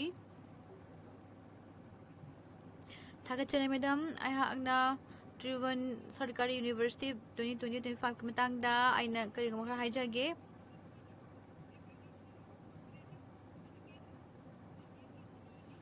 मसी रिसर्च की दमकता एजुकेशन की दमकता आखगे लाइबा से आमना मरु ओइबनी त्रिभुवन सरकारी यूनिवर्सिटी असे लाइबा की मिटिंग चंगबया बादुगंबा इंस्टीट्यूट अमो ओगदरबनी मसिगी मिंग असी होंगदोंजिन तौ तारगसु मसे लाइबा अखोई लाइंगासी अमत तोइबगे मी एदु निंगसिंग हली सरकारी समृद्धि अदुगा मयामगी मतेंग दगी मसिना चौबा कोइदा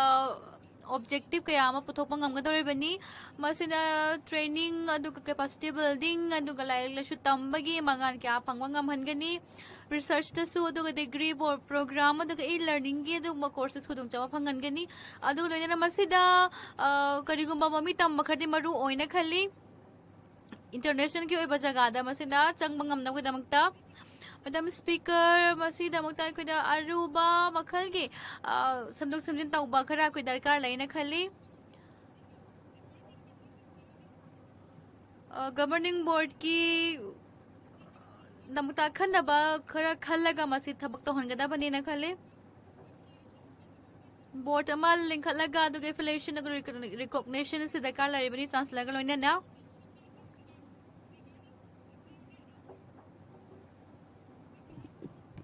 close 40 na university asi fund asi foreign resource tagi phangun na bigdung saba phangna ba yauri aduga central ge lenga ka loina na masi ki tawbangam base asig da makta shu yengsan ba mathau tai na khali meda masi ge problem asi ap state ta kai na tam da higher education sector se dani masi maro in ori basi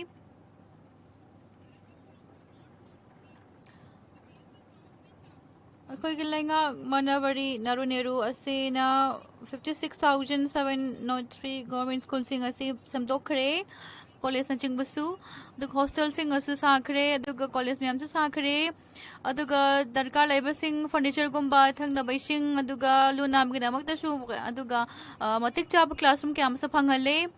15,715 schools asi phajana chalaire aduga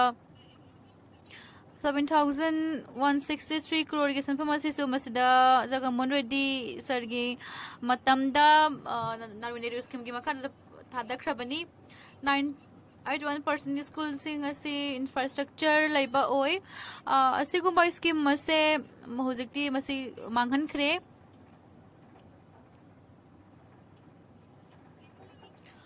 aduga English ase medium instruction Andhra Pradesh school dagi lauthokiba hanagi akhoi Jaganmohan Reddy daruna khange globalization gi matangda aduga India gi Vishwamitra Depots ki da laiba India gi mafam ase maroina globe ta laiba mi singa siga pau phang na labgi tang se mahana gyan tai competition tang na bagi damakta dong mayam ga face to bangam na gi damakta government school khuding magta English asi darkar laina khalami 4,39,595 ki satar sing ase CBSE da tamhalami aduga syllabus na chingba aduga certificate na chingba angang khuding panghalami madam I hang na union minister da hygienic ba ase masi phajana yengsan biu aduga set ki laingak ta miyeng changhan biu asigumba former chief minister wakhalon ase asibu manghan bignoi na haijari maki wakhalon makhara khushat pa pamjai government gi school sing asidam asisu miyeng changbiu adu khudong cha phanghan bi zain haijari aina aduna masigi bel sain support aujari Sri Papu Yadav ji kamajari ba chairperson madam Gani University masig movement na si Bihar dagi hawkibani Bhutan movement cooperative movement si the cooperation si kamaina siyem bano apik pa adu mayawira pa adu ka khwadi ki santharaba longmi singi damakta makhoi si dum maning da dum lairi makhoi pulap punjalaga makhoi na lau shingo bagi thabak tawri aduga asida su khoi gi mityen kya changba mathok tai khongjang mayam do adu yengjan ba matam da Saraswati ji Bunabadu ji na chingbagi mayam ti yengba matam da akhoi na adom na Bihar se asidagi lauthok pangam loi akhoi laiba se semba matam da su adom na su lakperi bani sinmi khuding mag se Bihar de yam IIT IIM IS tagi oiribani ISU Bihar de yam oiribani Bihar UPSC da su makhoi na aduki matti ga chawba mafam kallibani adubu masi migration tawbagi su oiribani atopa tagada Bihar de gi migration tawribase asamaina apta ubiroi adubu mukhara di phubi basu yawi aduga mukhai Punjab tagi su tanthoprak pa yawi north ka south su asigum pam sidum oiri adubu ai hakna aigi jagada research ki damakta su yengba matamda country home khag lai expenditure khwaidi ki nemba se India oiri wasi country home khag lai adu wai khoi research ta sengna paisa kai senpham kai thadaba taragadi technology bu yama makhal makha kyama adum no puthorok na bhonna bad kaman mateng panga dori banu cooperative habi se ta sengna ga desi macha ke su institution se asig da maktani banking da sing view adom na sidam yeng changbi de sik institution sing asig da maktam yeng changba laite he na cooperative ta makhong yang jan na ba thau han ga da ba institute macha sing sida tom na thai bi adu cooperative institution lai ba se khuding ma ga se mase se na har ga politics ki mayol oire madam se khan bi yu aina hai se khang bi yu aina hai janeng liba se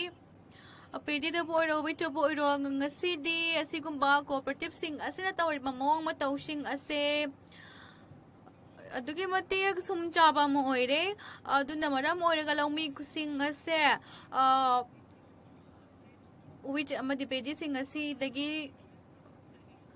asiga makhoi se asiga lomi sing asiga mak talai ba mari se yamna mag aho ba yamna chauna lai re madam aina hygienic liba se ai point ka haijage Denmark ki matung da yeng view jaga amal laiba laina lawrsi sangom puthok pa se Samanchal area dani aduga loinana Pisciculture sisu masida miyeng sang mabudi laite adubu corn dugu fox net ta koi se mangjal thari corn ki chaw ba quantity kya ma koi na puthokli food processing su tawi masi ya mana Bihar da tawri bani madam aduna Purnia da pisciculture mayam malai mitla ko si Samanchal da lai masida pat kaya masu lai bani adu akhoi se mangjal dum thari bani adu cooperative bank si yang motam da akhoi da dia adu ki mate mayai chai thare adu madam ai loisin jage madam tabi kho ai medium tabi kho ai request amtang tawjar mge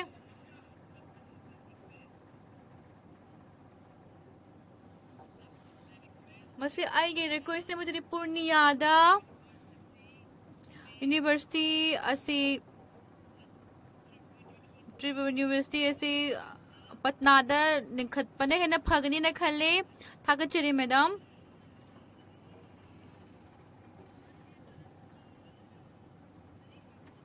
Shri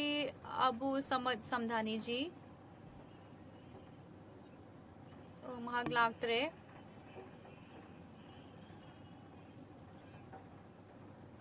madam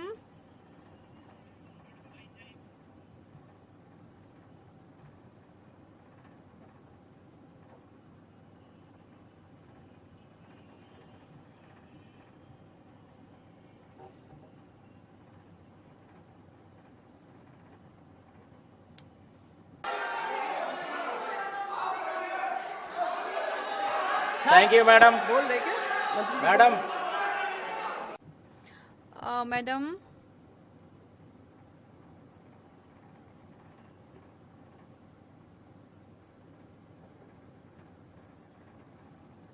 Madam, my time is. How can I speak? Speak ना, this is being recorded. माननीय मंत्री जी कुछ बोलना चाहते हैं? Minister Adam na kadam kara haiba pambi bra haibi yo yani Madam Chairperson akoi gi nupi gi member sing asni aningdri ma akoi no zi haibiram ba do laiba sigi ihan hamba tribal nupi am ihan hamba ina present oi ribani madam da makoi gi thamoi se sokle hoze haibiram ba do na amara moraga mahna lale haija gadabani Honorable member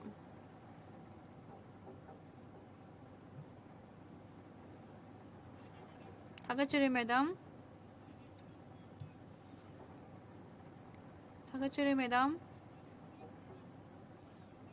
madam ai kamai na ngang gani ai gi matam se mangle dam mangang biro member madam ai thagachiri ai bong asigi asigumba maruiba khanane ba sida sawi haba phanghan bagi damag taina thagachiri adumbu madam aina khange madudi masigi university asi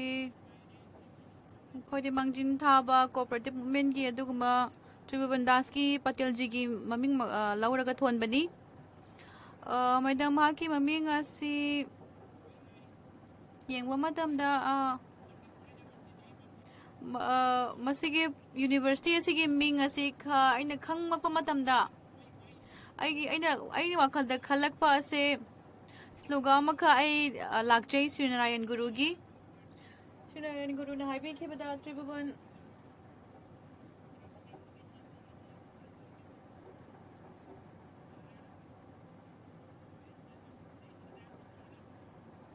Cross the limits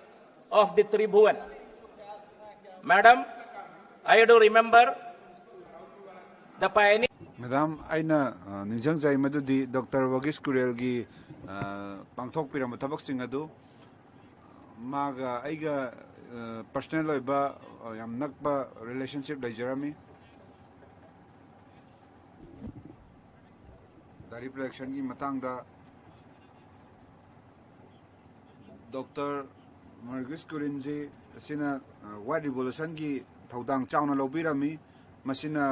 India की खुंगंगी economy दे याम चावना ओनबा पुबिरमबनी श्याम बेनेगलसु लिसिंग मजमापन हुंफुतार तरुक्ता क्लासिकल मूवी मंदन हारिबसे मैडम सिगी मूवी असिना हाइरी मदुदी अहोंग बसे कमदौना लाखिबगे हाबदो सिगी मूवी असिना पल्ली सिगी कोऑपरेटिव मूवमेंट सि लाखपई मतंदा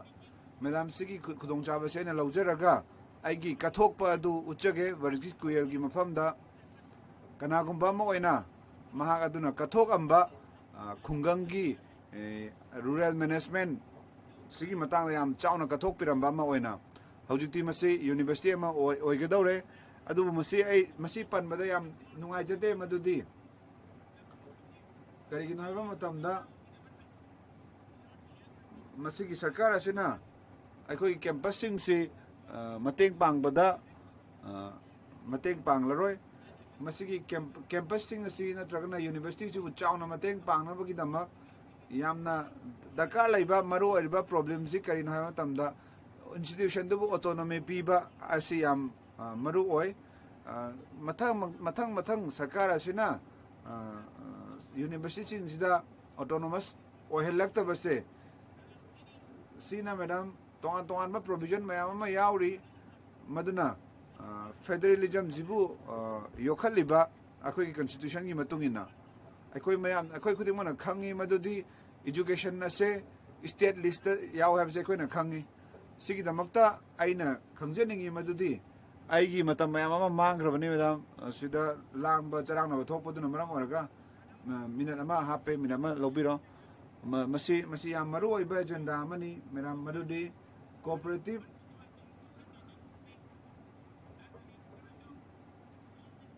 इकोनॉमिक डेमोक्रेसी फंगनबगीदमक डेमोक्रेसी से इकोनॉमी दसु पीनबगीदमक अखोगी वोट बैंक से लोकल की अफाव खरना ओइना नफुसा सोंदा तौबना मरम ओरगा मरु ओइबसी मैडम कनादा पीगदगे हाइबा मतमदा अखोगी खुंगंगदा लरिबा प्रजा सिंसिदा पीफम थोइ सर अखोगी कोऑपरेटिव हौजिक लरिबा खुंगंगदा लरिबा कोऑपरेटिव सिंसे यामबना नन इंक्लूसिव ओरे प्रजा यामबा याउद्रे प्रजा खुदिमक याहन बंगमद्रे मरम अदुना आइना सरकार असिदा तक्सन जनिगी मदुदी अखोगी लेगलेसु तंबगी माइ लोइसंग सिंसिदा मी खुदिमक याउनबा दलित न चिंगबसी याउनबा ट्राइबल की कम्युनिटी से याहनबा मखोई सोथना लेहौरबा कंगबु सिंग सिबु चादा चामा याहनदुना मखोई सि पुलब याहनबा होनबिबसी मसिगी थौदांग ओइफम थोई अदुगा मसि सिंग सि चौखटपा गवर्नेंस की मतंग असे मसि फजना सेमदोकपिबा दरकार लई मसि यामना अपिकपा जगह अमा लैरे छात्र की यावबगी चांगदा अदुना यूनिवर्सिटी अमगी पांदम से थबक पीबा दु ओइरोइदबनी अदुगा यूनिवर्सिटी अमगी पांदम से मयाम दुबु हाइथोय सिंथोयबा ओहनबा दु ओइगदबनी मरम अदुना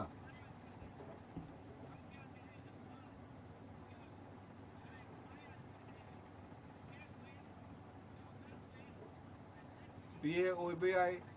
थबक ओइबे याय पेंशन फंगनी अदगी अखोई लोइखरगनी सुमाइना पुंसीसी ओइरोइदबनी अदुगा मरम अदुना पुंसीसे पांदम अतोप थमदुना याम पांदम लैना अर्थ लैना हिंगदबनी सिगी बिलसिना अखोई कोऑपरेटिव सेक्टर की मनुंग होजनबा प्रॉब्लम सिंदुदे उदना मथक खतंग उबोइना उई मरम अदुना सिगी मतंग असिदा सिगी अवाटपा जगह असिदा यंगजनदुना यूनिवर्सिटी की लैरिबा फिबम सिबु यंगजन बिरगा चौखट हंदुना अखोगी कोऑपरेटिव सोसाइटी रूरल द लैरिबा सेमजन बिगदबनी थागतचरी मैडम थागतचरी चेयरपर्सन मैडम हौदोरकपा ओइना आइना नुंगाइता बुदु फोंदोकचरी कतोकपुदु फोंदोकचरी इकाई खुमनजरिबा त्रिभुवन दास पटेल जी की ꯑꯗꯨꯒꯨꯝꯕ ꯂꯨꯆꯤꯡꯕꯁꯤꯡ ꯃꯈꯣꯏꯅ ꯁꯤꯒꯤ ꯏꯟꯁꯇꯤꯇ꯭ꯌꯨꯠꯁꯤꯡꯁꯤ ꯍꯧꯗꯣꯛꯄꯤꯔꯝꯕ ꯒꯨꯖꯔꯥꯠꯀꯤ ꯀꯌꯥ ꯗꯤꯁꯇ꯭ꯔꯤꯛꯇ ꯃꯦꯗꯥꯝ ꯉꯁꯤ ꯑꯩꯅ ꯍꯧꯗꯣꯛꯆꯅꯤꯡꯉꯤ ꯀꯦꯔꯂꯥꯒꯤ ꯂꯨꯆꯤꯡꯕ ꯑꯃ ꯑꯣꯏꯅ legislative regulatory ꯁꯦꯛꯇꯔꯁꯤꯡꯁꯤꯗ higher educationꯒꯤ ꯃꯇꯥꯡꯗ ꯑꯈꯟꯅꯅ ꯑꯩꯅ ꯇ꯭ꯔꯤꯕꯨꯕꯟ ꯁꯈꯔꯤ ꯌꯨꯅꯤꯚꯔꯁꯤꯇꯤ ꯕꯤꯜ 2025ꯁꯤ ꯈꯟꯅ ꯅꯩꯅꯖꯤꯡꯖꯕꯅꯤ ꯑꯗꯨꯒ ꯁꯤꯒꯤ ꯌꯨꯅꯤꯚꯔꯁꯤꯇꯤ ꯒ꯭ꯔꯥꯟꯠꯁ ꯀꯃꯤꯁꯟꯅ ꯁꯦꯝꯕꯤꯔꯤꯕ ꯗ꯭ꯔꯥꯐꯠ ꯕꯤꯜꯁꯤꯒꯤ ꯃꯇꯥꯡꯗ ꯑꯩ ꯈꯟꯅꯅꯤꯡꯕꯅꯤ ꯁꯤꯒꯤ ꯕꯤꯜꯁꯤꯅ ꯑꯩꯈꯣꯏꯒꯤ ꯀꯣꯑꯣꯄꯔꯦꯇꯤꯚ ꯃꯨꯚꯃꯦꯟꯠꯁꯤꯕꯨ ꯃꯄꯥꯡꯒꯜ ꯀꯟꯈꯠꯍꯜꯂꯒꯅꯤ ꯌꯥꯝꯅ ꯐꯦꯗꯔꯦꯂꯤꯖꯝꯒꯤ ꯃꯇꯥꯡꯗ ꯌꯥꯝ ꯃꯔꯨꯑꯣꯏꯕ ꯋꯥꯍꯪ ꯃꯌꯥꯝ ꯑꯃ ꯊꯣꯛꯂꯛꯑꯦ ꯀꯦꯔꯂꯥꯒꯨꯝꯕ ꯁ꯭ꯇꯦꯠ ꯑꯃꯗ ꯇ꯭ꯔꯤꯕꯨꯕꯟ ꯁꯍꯀꯥꯔꯤ ꯌꯨꯅꯤꯚꯔꯁꯤꯇꯤ ꯕꯤꯜ 2015ꯁꯤꯅ ꯅꯦꯁꯅꯦꯜ ꯌꯨꯅꯤꯚꯔꯁꯤꯇꯤ ꯑꯃ ꯁꯥꯅꯅꯕ ꯍꯣꯠꯅꯔꯤ ꯒꯨꯖꯔꯥꯠꯇ ꯂꯩꯔꯤꯕ ꯇ꯭ꯔꯤꯕꯨꯕꯟ ꯁꯍꯀꯥꯔꯤ ꯌꯨꯅꯤꯚꯔꯁꯤꯇꯤ ꯕꯤꯜꯁꯤꯅ ꯃꯁꯤꯕꯨ ꯅꯦꯁꯅꯦꯜ ꯏꯝꯄꯣꯔꯇꯦꯟꯁꯀꯤ ꯌꯨꯅꯤꯚꯔꯁꯤꯇꯤ ꯑꯣꯏꯅ ꯂꯥꯎꯊꯣꯛꯇꯨꯅ ꯃꯁꯤ ꯌꯥꯝ ꯃꯔꯨꯑꯣꯏ ꯃꯁꯤ ꯂꯧꯁꯤꯟꯖꯔꯦ ꯃꯦꯗꯥꯝ ꯑꯗꯨꯕꯨ ꯃꯁꯤꯒꯤ ꯄꯥꯟꯗꯝꯗꯤ ꯏꯗꯨꯀꯦꯁꯟꯒꯤ ꯃꯦꯅꯦꯖꯃꯦꯟꯠꯁꯤꯗ cooperative research puning khawgatpiduna leibak asigi cooperative sector asi chawkhananabagidamni cooperative sector da education thokpa basi yamna thagatningai ni adubu sigi jaga sida centralized tawriba saktam asi yamna chingnaningai ni kopra Kerala asida tongan ba cooperative union mayam ama lei cooperative academy of professional education lei masina cooperative education amadi training piri bani state ki अखनब socio economic landscape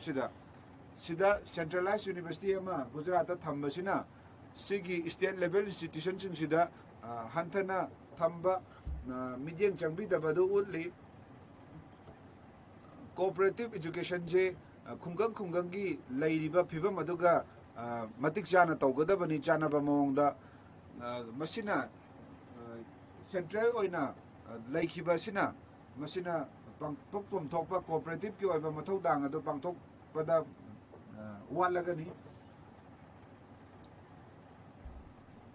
institution सिंग cooperative academy of professional education गुंबा Kerala state cooperative union गुंबा सीसी मंजिल थादुना चलिबनी मखोइना professional education अमदी ट्रेनिंग पीबदा कोऑपरेटिव सेक्टर दा सीगी इंस्टीट्यूशन सिंगना केरला की कोऑपरेटिव सोसाइटी सिंगना ट्रेनिंग मयाम अमा पीरी मसिना मतिक चाना मथौ ताना सोशियो इकोनॉमिक डेवलपमेंट हेंगरलिबनी त्रिभुवन सहकार यूनिवर्सिटी बिल अमा यूनिवर्सिटी अमा सागर पाइबसे मसिना काइथा लगनी कोऑपरेटिव एजुकेशन की फिबम अदो स्टेट लेवल दा मैम सिदा यामना नुंगाइतबा मा थोले मदुदी मल्टी स्टेट कोऑपरेटिव सोसाइटी पुथोपो मतमदा मखोइसिना हेना इंटरेस्ट रेट वांगना पुथोरे अदुगा मखोइना लोकल कोऑपरेटिव दा फंड चटपा अदु थिंगे मखोइगे सिजनरिबे एरिया सिदा मखोइना सिगी फंड सिंग से मोइना सिजननिंगबा जगादा सिजनबा यारगनी मरम अदुना आइना सरकार सिदा हाइजनिंगी मदुदी सिगी पैसा सिजनबा मतमदा याम सेक्शन सिजनबिदमबगिदमा गुजरात की एनुअल मिल्क कोऑपरेटिव सेक्टर से इकाई खुमनजरिबा डॉक्टर वर्गीस कुरेना लुचिंगबिरमबनी मैडम आइना सिगी ऑब्जेक्टिव की मतंगदा ऑब्जेक्टिव सिंग से आइना मुन्ने येंगो मतमदा सिगी बिल सिगी सिदा पनबिरी मदुदी लिप कोऑपरेटिव सोसाइटी से इनकम टैक्स की मनुंगदा करी याव बुगे हाइबे मतंगदा मैडम गवर्नमेंट सिना कोऑपरेटिव की सिदा अमेंडमेंट अमा पुरई अमेंडमेंट 71AAA लिसिंगनी 25 फाइनेंस एक्ट 21 दा 17/2021 दगी हौरगा मसिने संदोना ताई मदुदी क्लब नत्रगना एसोसिएशन अमा मसिगी मेंबरसिंग से तोंगान बमियोय ओइगदबनी क्लब नत्रगना एसोसिएशन की मसिना उडली मदुदी हाइबा अमेंडमेंट से सुप्रीम इंडिया की सुप्रीम कोर्ट सिना वेस्ट बंगाल अमदी सेक्शन 71A से ऑप्शन बिदुना याम चाउबा पोलुम अमा मसी थंबीरे कोऑपरेटिव सोसाइटी की मतंगदा कोऑपरेटिव सोसाइटी सिंग से मखोइना मोगी मेंबर सिंग दगी टैक्स लौबा मा मथौ तारे मरम अदुना लैंगाक सिदा आइना हाइजनिंग मदुदी सिगी अमेंडमेंट सि सेमिबा सि ꯌꯥꯝꯅ ꯃꯔꯨꯑꯣꯏꯅ ꯂꯧꯕꯤꯌꯨ ꯑꯗꯨꯒ ꯁꯤꯒꯤ ꯑꯦꯃꯦꯟꯃꯦꯟꯁꯤ ꯁꯦꯝꯗꯣꯛꯄꯤꯗꯨꯅ ꯑꯅꯧꯕ ꯑꯦꯃꯦꯟꯃꯦꯟ ꯑꯃ ꯄꯨꯕꯤꯔꯒ ꯀꯣꯑꯣꯄꯔꯦꯇꯤভ ꯕꯦꯡꯛ ꯑꯃꯁꯨꯡ ꯁꯣꯁꯥꯏꯇꯤꯁꯤꯡꯁꯦ ꯁꯤꯅ ꯃꯈꯣꯏꯒꯤ ꯃꯦꯝꯕꯔꯁꯤꯡꯗꯒꯤ ꯇꯦꯛꯁ ꯂꯧꯕ ꯑꯁꯤ ꯂꯧꯊꯣꯛꯍꯟꯕꯤꯌꯨ ꯑꯗꯨꯒ ꯑꯩ ꯃꯁꯤ ꯍꯥꯏꯔꯒ ꯂꯣꯏꯁꯤꯟꯖꯅꯤꯡꯉꯤ ꯃꯗꯨꯗꯤ ꯑꯩꯈꯣꯏꯅ ꯐꯦꯗꯔꯦꯂꯤꯖꯝ ꯑꯃꯗꯤ ꯁ꯭ꯇꯦꯠꯀꯤ ꯃꯅꯤꯡ ꯃꯈꯥ ꯇꯝꯕꯁꯤ ꯊꯝꯕꯤꯅꯕ ꯍꯣꯠꯅꯒꯗꯕꯅꯤ ꯑꯩꯈꯣꯏꯅ ꯐꯦꯗꯔꯦꯂꯤꯖꯝꯒꯤ ꯄ꯭ꯔꯤꯟꯁꯤꯄꯥꯜꯁꯤꯡ ꯉꯥꯛꯇꯨꯅ ꯑꯩꯈꯣꯏꯒꯤ ꯁ꯭ꯇꯦꯠꯀꯤ ꯃꯅꯤꯡ ꯃꯈꯥ ꯇꯝꯕꯗꯨ ꯊꯝꯕꯤꯒꯗꯕꯅꯤ ꯀꯣꯑꯣꯄꯔꯦꯇꯤভ ꯁꯦꯛꯇꯔꯒꯤ ꯐꯤꯕꯝ ꯑꯃꯗꯤ ꯂꯥꯏꯔꯤꯛ ꯂꯥꯏꯁꯨꯒꯤ ꯂꯣꯏꯁꯪꯁꯤꯡꯁꯤꯗ ꯑꯩꯅ ꯁꯦꯟꯇ꯭ꯔꯦꯜ ꯒꯣꯔꯃꯦꯟꯗ ꯃꯁꯤ ꯇꯛꯁꯟꯖꯅꯤꯡꯉꯤ ꯃꯗꯨꯗꯤ ꯇ꯭ꯔꯤꯕꯨꯕꯟ ꯁꯔꯀꯥꯔ ꯌꯨꯅꯤꯚꯔꯁꯤꯇꯤ ꯕꯤꯜ 2025 ꯑꯁꯤ ꯁꯤꯗ ꯁꯣꯏꯍꯟꯕꯤꯒꯅꯨ ꯁꯤꯅ ꯁ꯭ꯇꯦꯠꯀꯤ ꯀꯣꯑꯣꯄꯔꯦꯇꯤভ ꯏꯟꯁꯇꯤꯇ꯭ꯌꯨꯁꯟꯕꯨ ꯅꯝꯊꯕꯤꯒꯅꯨ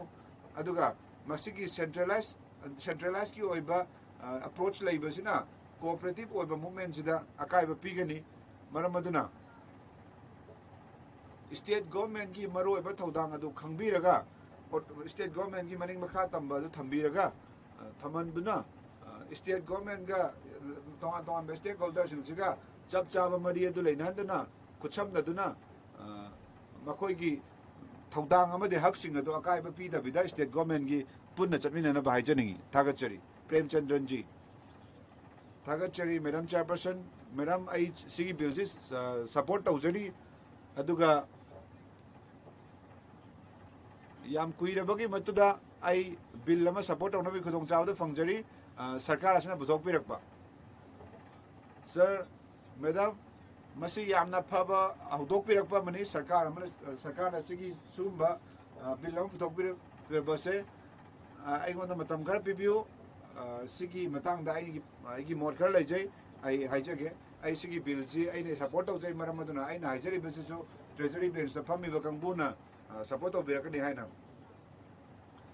ꯏꯟꯗꯤꯌꯥꯒꯤ ꯀꯣꯑꯣꯄꯔꯦꯇꯤভ ꯁꯦꯛꯇꯔꯗ ꯌꯥꯝꯅ ꯐꯖꯕ ꯍꯤꯁꯇ꯭ꯔꯤ ꯂꯩ ꯑꯗꯨꯕꯨ ꯃꯇꯝ ꯋꯥꯠꯄꯅ ꯑꯩ ꯌꯥꯝꯅ ꯍꯥꯏꯖꯔꯔꯣꯏꯒꯦ ꯏꯟꯗꯤꯌꯥꯒꯤ ꯀꯣꯑꯣꯄꯔꯦꯇꯤভ ꯁꯦꯛꯇꯔꯁꯤ ꯌꯥꯝꯅ ꯁꯛꯇꯤ ꯂꯩꯕ ꯁꯦꯛꯇꯔꯅꯤ ꯁꯤꯅ ꯃꯤ ꯃꯤꯂꯤꯌꯟ ꯀꯌꯥꯒꯤ ꯄꯨꯟꯁꯤ ꯍꯣꯡꯍꯟꯗꯨꯅ ꯃꯁꯤꯒꯤ ꯃꯥꯂꯦꯝꯒꯤ ꯊꯥꯛꯇ ꯀꯣꯑꯣꯄꯔꯦꯇꯤꯚꯀꯤ ꯊꯥꯛꯇ ꯂꯨꯆꯤꯡꯕ ꯑꯣꯏꯍꯟꯕ ꯌꯥꯔꯤꯕꯅꯤ ꯀꯣꯑꯣꯄꯔꯦꯇꯤꯚ ꯁꯦꯛꯇꯔꯅ ꯀꯔꯤ ꯀꯔꯤ ꯊꯦꯡꯅꯔꯤꯕꯒꯦ ꯍꯥꯏꯕꯗꯨ ꯑꯩ ꯍꯥꯏꯖꯒꯦ ꯑꯍꯥꯟꯕꯗ ꯀooperation watpa aduna luching watpana efficiency handhalakpa aduga ani subada research based nadragara senthang kaithabase handaba ahum subada democratic control watpa number 4 da transparency amade accountability watpa aduga mari subada corruption tawbagi yamna chawba maran siba mayam ama leiba aigi state kerala da su yamna corruption gi keno yam lei aduga cooperative society da control leitaba aduga aroi badana awareness yam watpa si sing sini sigi cooperative sector sina awana nanglibase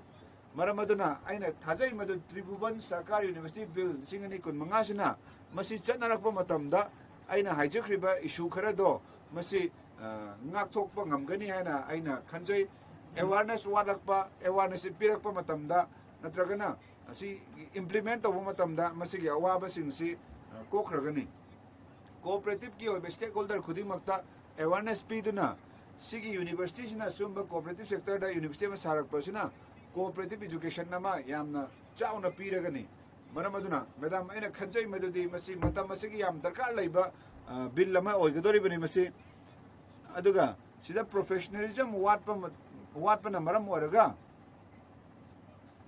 yengbiyu cooperative sector da leiba staff natraga karmachari singse makoi singse matik sade leiba phibam se takpa matamda kari kari thoi ge habdu thengna matamda maramaduna sigi sinmi sing sigi karmachari sing asina economic development je india gi purakna bagi damak yamna matik saba mathau tai maramaduna aina thamoi seng na sigi bill jibu support taujari ahan bada bill sigi maming da je yata haijage Tribhuvan Sarkar University bill sigi ming pan bada Tribhuvan Das gi maming jida aina suggestion ama taujani marudi sarkar asina Tribhuvan Patel gi maming si yam paningba targadi aina sarkar sida haijani madudi rural management anand gi mahuta IRMS gi manungda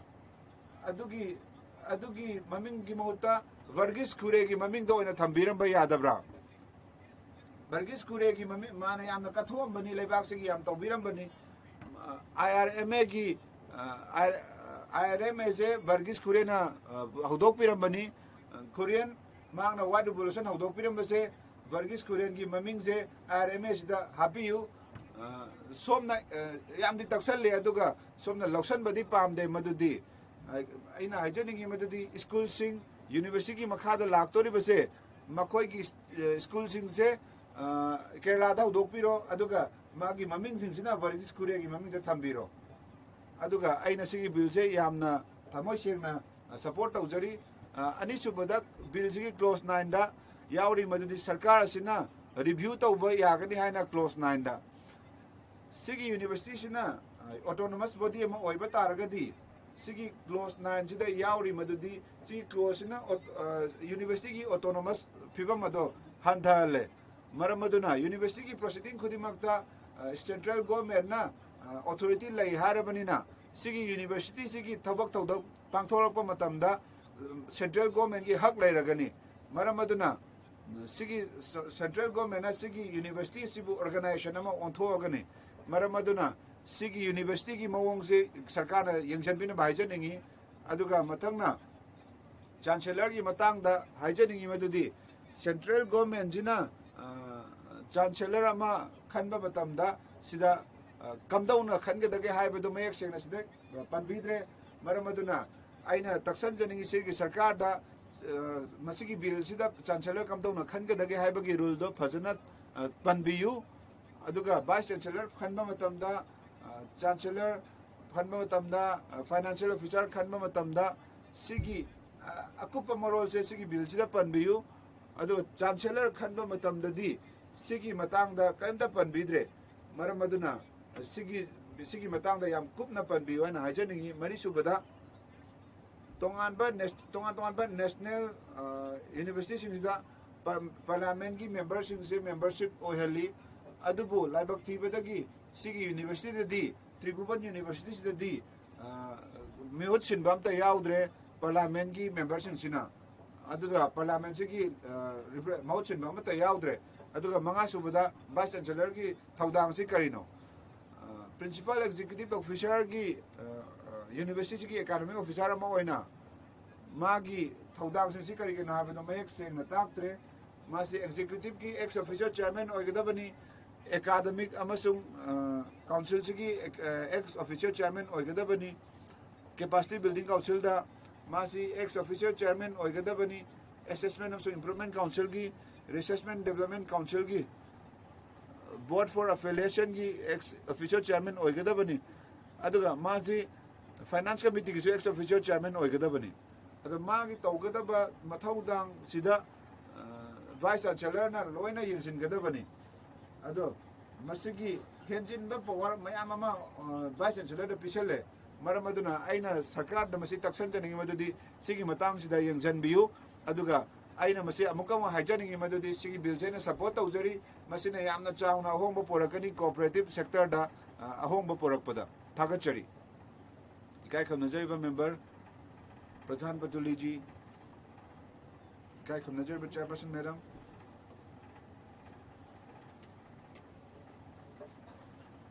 madam आई लाइबक फई मदुदी आइना सिगी खुदोंग चाबसे पिबिरे सिगी त्रिभुवन Sahkar university bill 2025 की मतंग दा वांग नबगी तंजा पिबिरे madam आइगी इपा बदु सिगी Hiram मसिदा मागी पुंसी चुप्पा सिगी जगह सिदा थबक तौबिरंबनी आइजे विदर्भदगी लाक्सबनी मसिबु cooperative सिकी lump हाइना कौरिबनी चाही यंखई की ममांगदा आइगी इपा सिना माना उबा मतमदा मदुदी पुंसी हिंगदबगी सिनफम अमता लैतेना माना खंखी अदुगी मतमदुदा माना संगोम सुंगदुना मागी पुंसीरोल हौरखिबनी अदुगा मफम दुगी लौमी सिंग सिबु मतेंग पांगदुना लौमी सिंग सिगी लंबी पीदुना होबिरखिबनी अदुगा मरमदुना मैडम आइना चाउथोकचै मदुदी आइसे अदुगुम्बा इमुंगदगी हौरकपने हाबदा आई चाउथोकचै मा अदुना सिगुम्बा कोऑपरेटिव सोसाइटी की बैकग्राउंड दगी थोलकपने हाबदा आई चाउथोकचै अदुबु हौजिक्ति सिगी एसोसिएशन से यामना फत्तबा फिबम द लेरे संघ ꯃꯈꯣꯏꯁꯨ ꯁꯦꯟꯒꯤ ꯃꯈꯣꯏ ꯑꯁꯤꯗ ꯁꯦꯟꯒꯤ ꯃꯇꯦꯡ ꯄꯥꯡꯕ ꯇꯉꯥꯏ ꯐꯗꯕ ꯂꯩ ꯃꯁꯤꯒꯤ ꯈꯣꯡꯊꯥꯡ ꯑꯁꯦ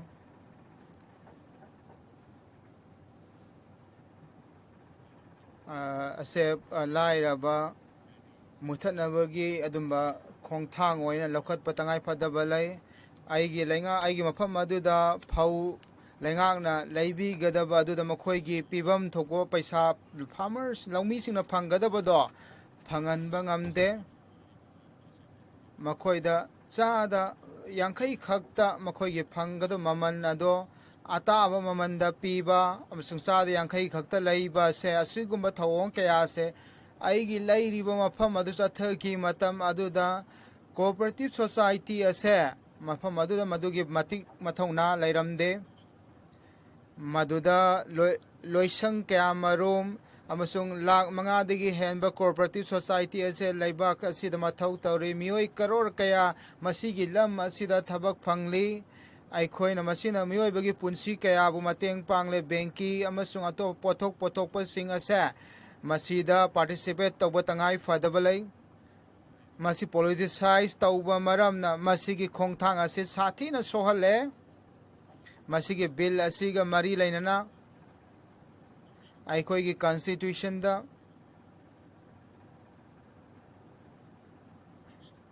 ꯁꯦꯛꯁꯟ 19 ꯑꯁꯦ ꯃꯁꯤꯒꯤ ꯃꯅꯨꯡꯗ ꯌꯥꯝꯅ ꯄꯟꯕꯗ ꯃꯔꯨ ꯑꯣꯏ ꯗꯥꯏꯔꯦꯛꯇꯤꯞ ꯄ꯭ꯔꯤꯟꯁꯤꯄꯜ ꯑꯣꯐ ꯁ꯭ꯇꯦꯠ ꯑꯁꯦ 94ꯗ ꯑꯁꯨꯝꯅ ꯍꯥꯏꯔꯤ ꯑꯗꯨꯗꯤ ꯁ꯭ꯇꯦꯠꯇ ꯀꯣꯑꯣꯄꯔꯦꯇꯤꯞ ꯁꯣꯁꯥꯏꯇꯤꯒꯤ ꯈꯨꯗꯣꯡꯆꯥꯕꯁꯤ ꯄꯤꯕꯤꯒꯗꯕꯅꯤ ꯃꯔꯝ ꯑꯗꯨꯅ ꯃꯌꯣꯜ ꯂꯩꯉꯥꯛꯅ ꯃꯍꯥꯛꯀꯤ ꯃꯈꯨꯠꯃꯛꯅ ꯃꯁꯤꯒꯤ ꯃꯦꯇꯔ ꯑꯁꯤ ꯂꯧꯕꯁꯤ ꯃꯁꯤ ꯗꯥꯏꯔꯦꯛꯇꯤꯞ ꯄ꯭ꯔꯤꯟꯁꯤꯄꯥꯜꯒꯤ ꯃꯥꯌꯣꯛꯇ ꯑꯣꯏꯔꯤ ꯃꯁꯤꯒꯤ ꯑꯣꯇꯣꯅꯣꯃꯤ ꯍꯥꯏꯕꯁꯦ ꯃꯁꯤ ꯉꯥꯛ ꯁꯦꯟꯗꯨꯅ ꯊꯝꯕꯤꯒꯗꯕꯅꯤ ꯁꯟꯇꯣꯛꯅ ꯇꯥꯛꯂꯤ ꯃꯁꯤꯒꯤ ꯕꯤꯜ ꯑꯁꯤꯒꯤ ꯃꯇꯥꯡꯗ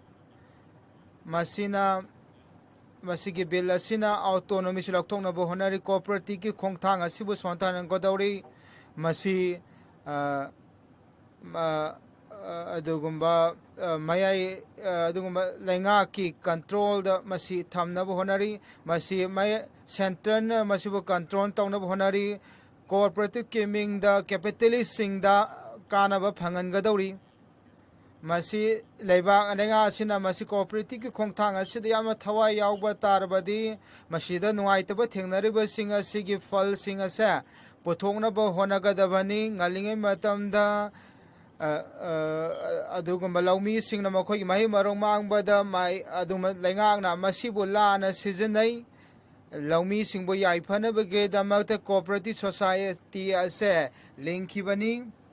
ꯃꯁꯤ ꯃꯔꯝ ꯑꯗꯨꯅ ꯃꯁꯤꯕꯨ ꯍꯦꯟꯅ ꯃꯇꯤꯡ ꯊꯣꯛꯅꯕꯒꯤꯗꯃꯛ ꯃꯈꯣꯏꯕꯨ ꯏꯟꯗꯤꯄꯦꯟꯗꯦꯟ ꯑꯣꯏꯍꯟꯒꯗꯕꯅꯤ ꯑꯁꯦꯡꯕꯃꯛꯇꯤ ꯆꯥꯎꯈꯠ ꯊꯧꯔꯥꯡꯒꯤ ꯃꯤꯡꯗ ꯇꯣꯉꯥꯟ ꯇꯣꯉꯥꯟꯕ ꯄꯣꯂꯤꯇꯤꯛꯁ ꯀꯌꯥꯃꯔꯨꯝ ꯃꯁꯤꯗ ꯇꯧꯔꯗꯨꯅ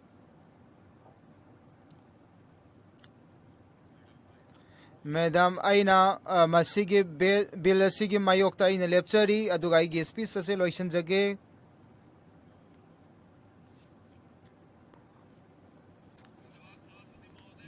ꯊꯥꯒꯠꯆꯔꯤ ꯏꯀꯥꯏ ꯈꯨꯝꯅꯔꯤꯕ ꯆꯤꯌꯔꯃꯦꯟ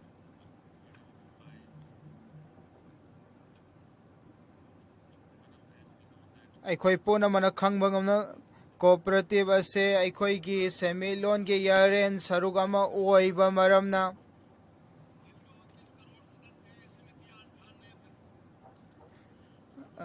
ꯑꯁꯤꯅ ꯑꯩꯈꯣꯏꯒꯤ ꯈꯨꯡꯒꯪꯒꯤ ꯂꯝꯗ ꯆꯥꯗ 94 ꯑꯃꯁꯨꯡ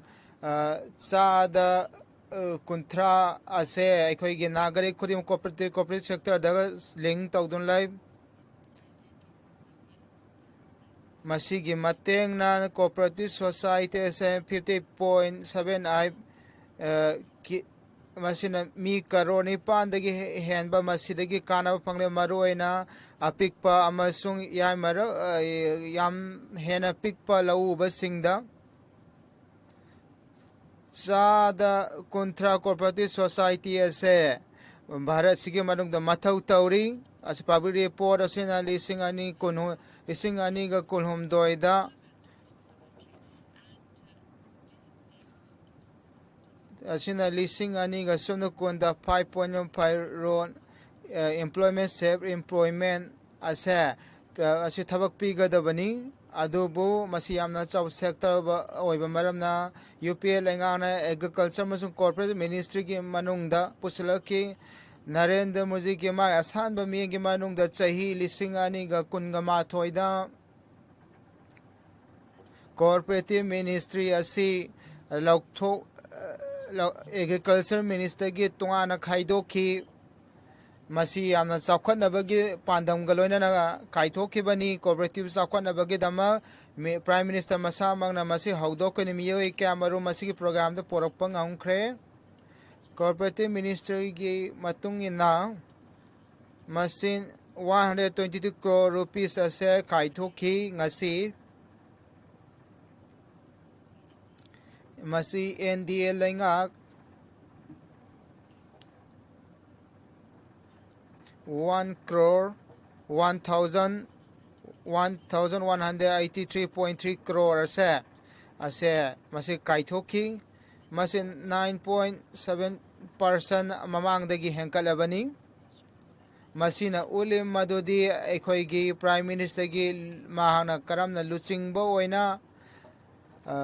mahana ke mienga se kyam sanba amasu mahana kyamna masina lairaba singda karamna mateng pangleba maram aduna masigi bill ase aikoina pass tawba tangai phadabai tirububan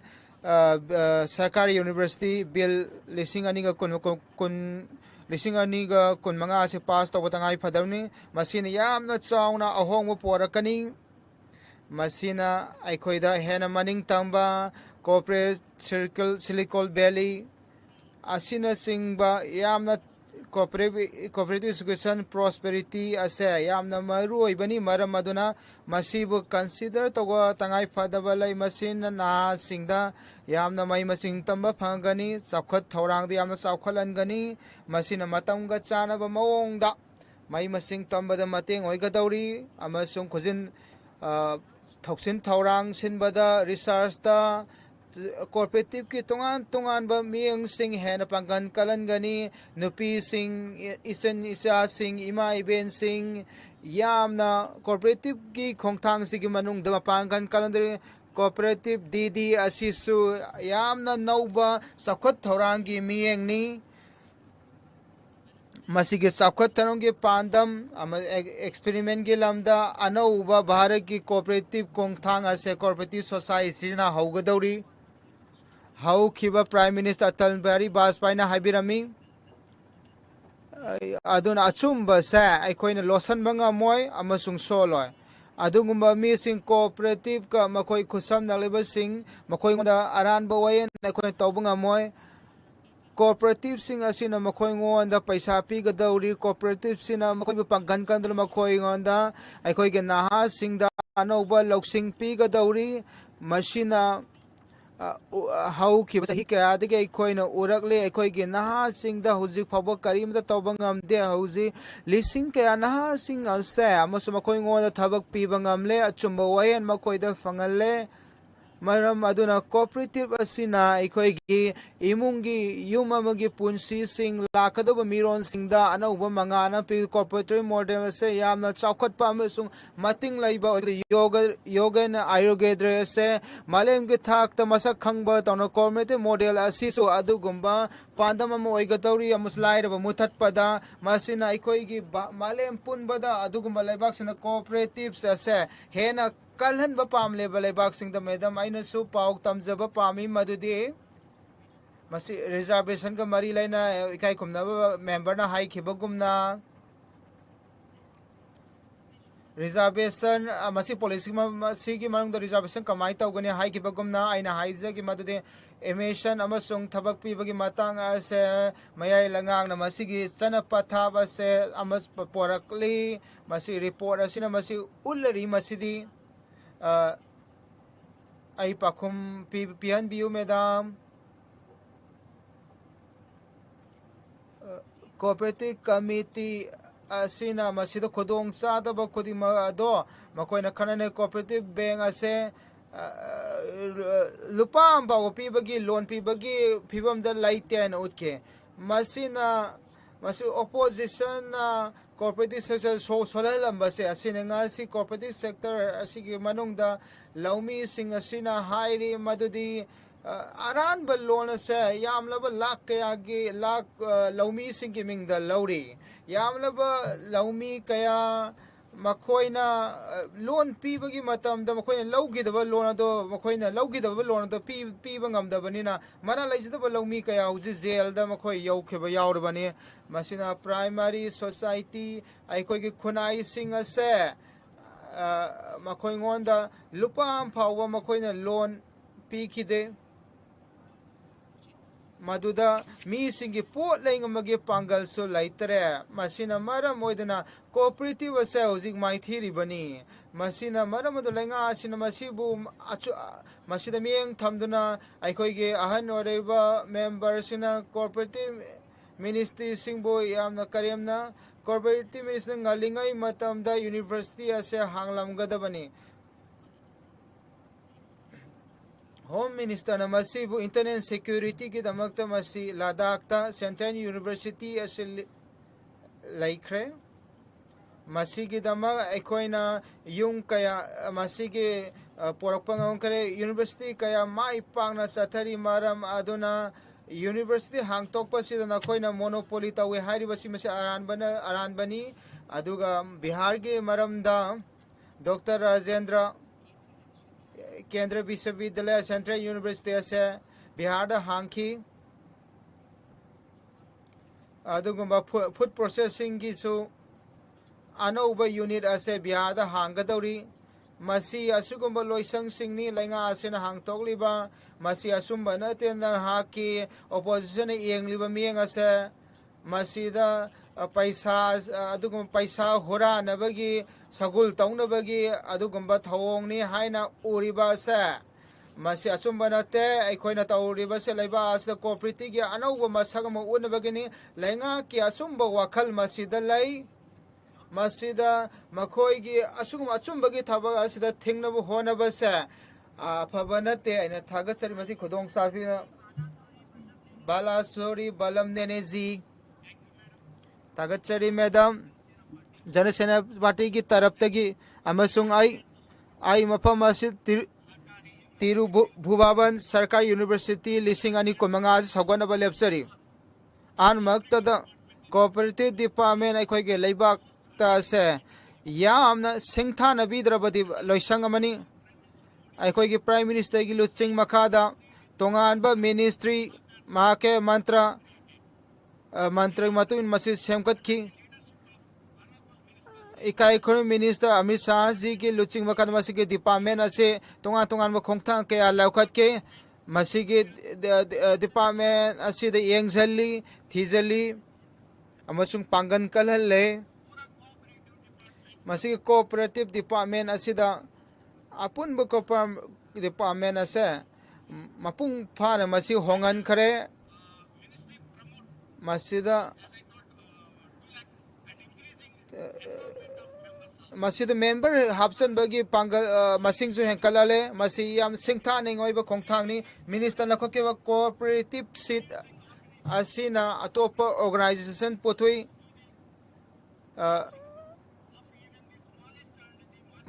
मसी अपिक पलाउ बसिंग द याउन अपिक पसिंग द यहोन बगी दम मरु ओय अफब मरुसिंग फंगले मखोई आई से कनम के दमा एक्सपर्ट ऑर्गेनाइजेशन सिंग अदुगुबा लउ सिंग पोतो है कनम के दमा केरेगे Agricola France 500 crore asset seed capital oina mathau tawbhogre law masi lawmi singbo एक लौ सिंगी पोथोक सिंग मपान थादोक पसी फॉरेन एक्सचेंज सिंगदगी आई यामना लाई तिरुभवन अदम लैंगा की यूनिवर्सिटी असिना skill professional management technical administrative असे कोऑपरेटिव सर्विस सिंग द कानब फंगदरी अमित शाह जिना याम सिंथानेंगोब लुचिंग की मखादा माना हाई सिंग बगी मतुंगिना कोऑपरेटिव डिपार्टमेंट असिदा याम चाउना होंगब पोरखरे गुजरात मा याम फजना तौखी cooperative ase laibak pun bitasu malem gi thak tasu phajana tawgadori ayana makpu thagachari magi tung sana uba mienge damak madam aina pakta ama thamja pami masigi sarkari university lingkhatpa ase yamna taramna ongningai ni aikoina khangbagomna cooperative recruitment promotion na singbasing ase masida professional management ase award palai masi punamaki masina haurak phamni Germany the exclusive corporate institute lai maduda makhoi service ki matam da employee sing ase masida yamna aruba exam sing pass tawba tai makhoina atopa promotion ama kakhan abagi dama Tribhuvan Sarkar University linkhan abagi dama courses syllabus exam pangthok pagi mo amusung certificate na singba pithok ka dawri makhoi gi employee participant gi manungda amasung yamna wangba position singda khudong sa pigadawri aikoina tasengna aroibo oina aina haizaba pami minister da yamlaba university ki center ase Amravati ta Andhra Pradesh ki mongda linkhat pina bhajari masi sarkari university independent oihan biu masina affiliated coursing ase asisu phangan bina ba aina haizare masi independent college institute college university ki mongda oihan biu haizari aina masi gi bill asibu taramna okchari Gurmeet Singh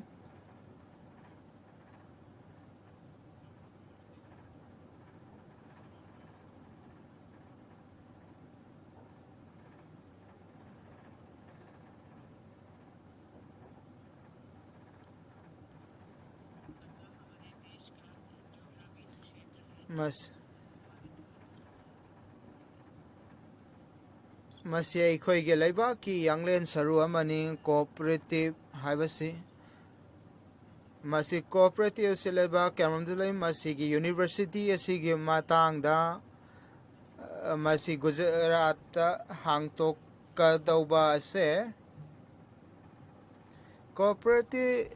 akhoi gi chana patha ase pangal kalan batangai phadabal sina Gujarat hangdok ka dawriba ase atai state nakhoina university amaka Gujarat hanglaga atai de mirai ga dawribra atai le mahuri state sing sig khallaga makhoi adugumba sugum university asing ase atai de nakhoina lai handa mirai biribara maduda sports ministry da aina khangja pami madu matam da aina haije khi madudi laibak punba da adugumba hangdok pina bahage Ahmedabad ki infrastructure 400 crore 20 crore rupees asina singba singa se kaithok ki aina lengak ta haizari basidi masi yamna lubu wafamni aikoina maikai chumna masida thabak tawba tangai fadaba lai thabak chathari ba khudi mag Punjab na singba asida bajana mathau chathari masigi university hangtok pase masi atopa state singda so hangdok pigadabani aina haizari aikoina thabak kariguma ma tawba tarabadi maduda bhajana thijanba yengsamba tangai fadaba lai marumno cooperative loisang ase akhoi nasu madugi tangai fadaba lai maram aduna masigi sillangbagi matangda akhoi ngona khanna ningai oiba lai duda lai gadawri ba sing duda takpi gadarbo oja sing atop masigi mi sing asisu atop station dagi lawbiu akhoi ge Punjab ki maram dasu masina khanda binaba ayhana laingak ta ningsin sari yan mathaga chari धन्यवाद अध्यक्ष महोदय Thagachari Madam Chairman.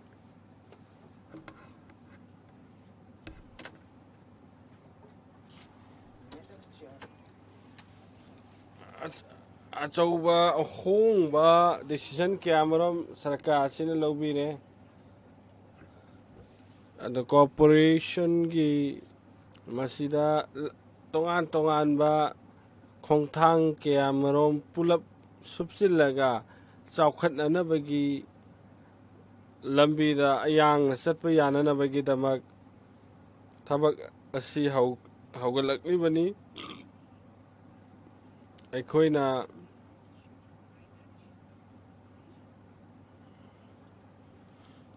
ꯑꯩꯈꯣꯏꯒꯤ rural ꯃꯦꯅꯦꯖꯃꯦꯟꯠꯒꯤ institution ꯑꯁꯦ institution ꯑꯃ ꯑꯣꯏꯅ ꯆꯍꯤ ꯀꯌꯥꯗꯒꯤ ꯊꯕꯛ ꯑꯣꯏꯅ ꯇꯧꯔꯛꯂꯤꯕꯅꯤ ꯑꯩꯈꯣꯏꯅ ꯎꯕ ꯐꯪꯉꯤ ꯃꯗꯨꯗꯤ ꯃꯁꯤꯒꯤ ꯌꯨꯅꯤꯚꯔꯁꯤꯇꯤ ꯑꯁꯤꯗ 500 ꯀꯔꯣꯔ ꯑꯩꯈꯣꯏꯅ ꯏꯟꯚꯦꯁ ꯇꯧꯔꯤ ꯃꯁꯤꯅ ꯑꯆꯧꯕ ꯌꯨꯅꯤꯚꯔꯁꯤꯇꯤ ꯑꯃ ꯍꯧꯗꯣꯛꯄꯒꯤꯗ ꯄ꯭ꯔꯥꯏꯝ ꯃꯤꯅꯤꯁꯇꯔꯕꯨ ꯑꯩꯅ ꯊꯥꯒꯠꯆꯔꯤ ꯃꯁꯤꯅ ꯂꯩꯕꯥꯛ ꯑꯁꯤꯒꯤ ꯑꯟꯑꯦꯝꯄ꯭ꯂꯣꯏꯃꯦꯟꯠꯒꯤ ꯊꯕꯛꯁꯤꯡꯗ ꯍꯦꯟꯅ ꯀꯥꯟꯅꯕ ꯄꯣꯔꯛꯂꯝꯅꯤ ꯑꯩꯈꯣꯏꯅ US ꯇ ꯌꯦꯡꯁꯦ 1 lakh ꯀꯤ ꯃꯊꯛꯇ ꯇꯣꯉꯥꯟ ꯇꯣꯉꯥꯟꯕ ꯁꯣꯁꯥꯏꯇꯤ ꯃꯐꯝ ꯑꯗꯨꯗ ꯂꯩ ꯑꯗꯨꯒꯤ ꯍꯥꯏꯔꯤꯕ ꯃꯐꯝꯁꯤꯡ ꯑꯗꯨꯗ ꯂꯩꯕ ꯃꯤꯁꯤꯡꯒꯤ ꯇꯣꯉꯥꯟ ꯇꯣꯉꯥꯟꯕ ꯊꯕꯛ ꯊꯧꯔꯝ ꯀꯌꯥꯃꯔꯣꯝ ꯐꯖꯅ ꯇꯧꯏ ꯑꯗꯨꯅ ꯑꯩꯈꯣꯏꯒꯤ ꯂꯩꯕꯥꯛ ꯑꯁꯤꯗꯁꯨ ꯂꯩꯕꯥꯛ ꯑꯁꯤꯒꯤ ꯃꯤꯌꯥꯝ ꯑꯁꯤꯗ ꯑꯁꯤꯒꯤ ꯌꯨꯅꯤꯚꯔꯁꯤꯇꯤ ꯑꯁꯤꯅ ꯆꯥꯎꯅ ꯊꯕꯛ ꯐꯪꯅꯅꯕꯒꯤ ꯑꯆꯧꯕ ꯊꯕꯛ ꯄꯥꯏꯈꯠꯄ ꯉꯝꯃꯒꯅꯤ ꯈꯨꯗꯝ ꯑꯣꯏꯅ ꯃꯍꯥꯇꯃꯥ ꯒꯥꯟꯙꯤꯅ ꯃꯪꯂꯥꯟ ꯇꯧꯖꯔꯝꯕ ꯒ꯭ꯔꯥꯝ ꯁ꯭ꯋꯔꯥꯖ ꯑꯗꯣ ꯃꯁꯤꯅ ꯃꯥꯏ ꯄꯥꯛꯄ ꯉꯝꯗꯣꯔꯤꯕꯅꯤ ꯑꯩꯈꯣꯏꯅ ꯃꯁꯤꯒꯤ ꯏꯟꯁꯇꯤꯇ꯭ꯌꯨꯁꯟ ꯑꯁꯤꯒꯤ ꯃꯔꯨꯑꯣꯏꯕ ꯊꯋꯥꯏꯗꯤ ꯑꯩꯈꯣꯏꯅ ꯈꯨꯡꯒꯪꯗ ꯂꯩꯈ꯭ꯔꯕ ꯊꯕꯛ ꯐꯪꯗꯕꯁꯤꯡ ꯑꯃꯁꯨꯡ ꯅꯍꯥ ꯀꯌꯥꯗ ꯑꯆꯧꯕ ꯊꯕꯛ ꯐꯪꯍꯟꯕꯇ ꯅꯠꯇꯅ ꯃꯄꯥꯡꯒꯜ ꯊꯣꯛꯅ ꯍꯤꯡꯕꯗ ꯃꯇꯦꯡ ꯑꯣꯏꯗꯣꯔꯤꯕꯅꯤ ꯑꯗꯨꯒ ꯑꯩꯈꯣꯏꯒꯤ ꯈꯨꯡꯒꯪꯒꯤ ꯑꯦꯔꯤꯌꯥꯗ 75%ꯗꯤ ꯃꯤꯁꯤꯡ ꯑꯁꯦ ꯍꯤꯡꯂꯤꯕꯅꯤ ꯑꯗꯨꯅ ꯑꯩꯈꯣꯏꯅ ꯀꯣꯑꯣꯄꯔꯦꯠꯀꯤ ꯁꯤꯁꯇꯦꯝ ꯑꯣꯏꯔꯣ ꯁꯔꯀꯥꯔꯒꯤ ꯁꯤꯁꯇꯦꯝꯁꯤꯡ ꯑꯣꯏꯔꯣ ꯍꯥꯏꯔꯤꯕ ꯈꯨꯡꯒꯪꯁꯤꯡ ꯑꯁꯤꯗ ꯌꯥꯝꯅ ꯆꯥꯎꯅ ꯒꯦꯞ ꯑꯗꯨ ꯂꯩ ꯃꯔꯝ ꯑꯗꯨꯅ ꯑꯩꯈꯣꯏ ꯏꯀꯥꯏ ꯈꯨꯝꯅꯖꯔꯕ ꯍꯣꯝ ꯃꯤꯅꯤꯁꯇꯔ ꯑꯃꯤꯠ ꯁꯥꯍꯖꯤꯅ ꯃꯁꯤꯒꯤ ꯒꯦꯞ ꯑꯁꯦ ꯁꯣꯜꯕ ꯇꯧꯅꯅꯕꯒꯤꯗꯃꯛꯇ ꯃꯁꯤ ꯄꯨꯊꯣꯛꯂꯛꯂꯤꯕꯅꯤ ꯇꯁꯦꯡꯅꯃꯛ ꯃꯁꯦ ꯑꯦꯛꯁꯂꯦꯟ ꯁꯦꯟꯇꯔꯅꯤ ꯍꯥꯏꯖꯅꯤꯡꯉꯤ ꯃꯔꯝꯗꯤ ꯃꯐꯝ ꯑꯁꯤꯗ ꯗꯥꯏꯔꯤꯒꯤꯕꯨ ꯑꯣꯏꯔꯣ ꯄꯣꯜꯇ꯭ꯔꯤꯒꯤꯕꯨ ꯑꯣꯏꯔꯣ ꯐꯤꯁꯔꯤꯒꯤꯕꯨ ꯑꯣꯏꯔꯣ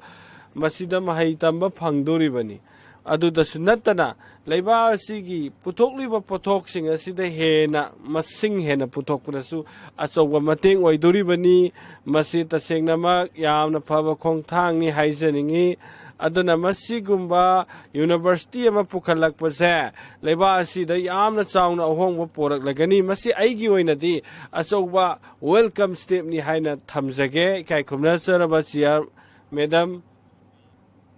ꯑꯗꯨꯒ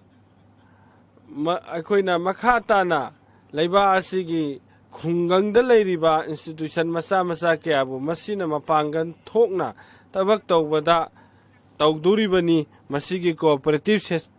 ꯁꯦꯛꯇꯔꯒꯤ ꯃꯍꯩ ꯇꯝꯐꯝ ꯑꯁꯤꯗꯒꯤ ꯃꯁꯦ ꯇꯁꯦꯡꯅ ꯂꯩꯕꯥꯛ ꯑꯁꯤꯒꯤ ꯑꯆꯧꯕ ꯁꯤꯟꯃꯤꯠꯂꯣꯟ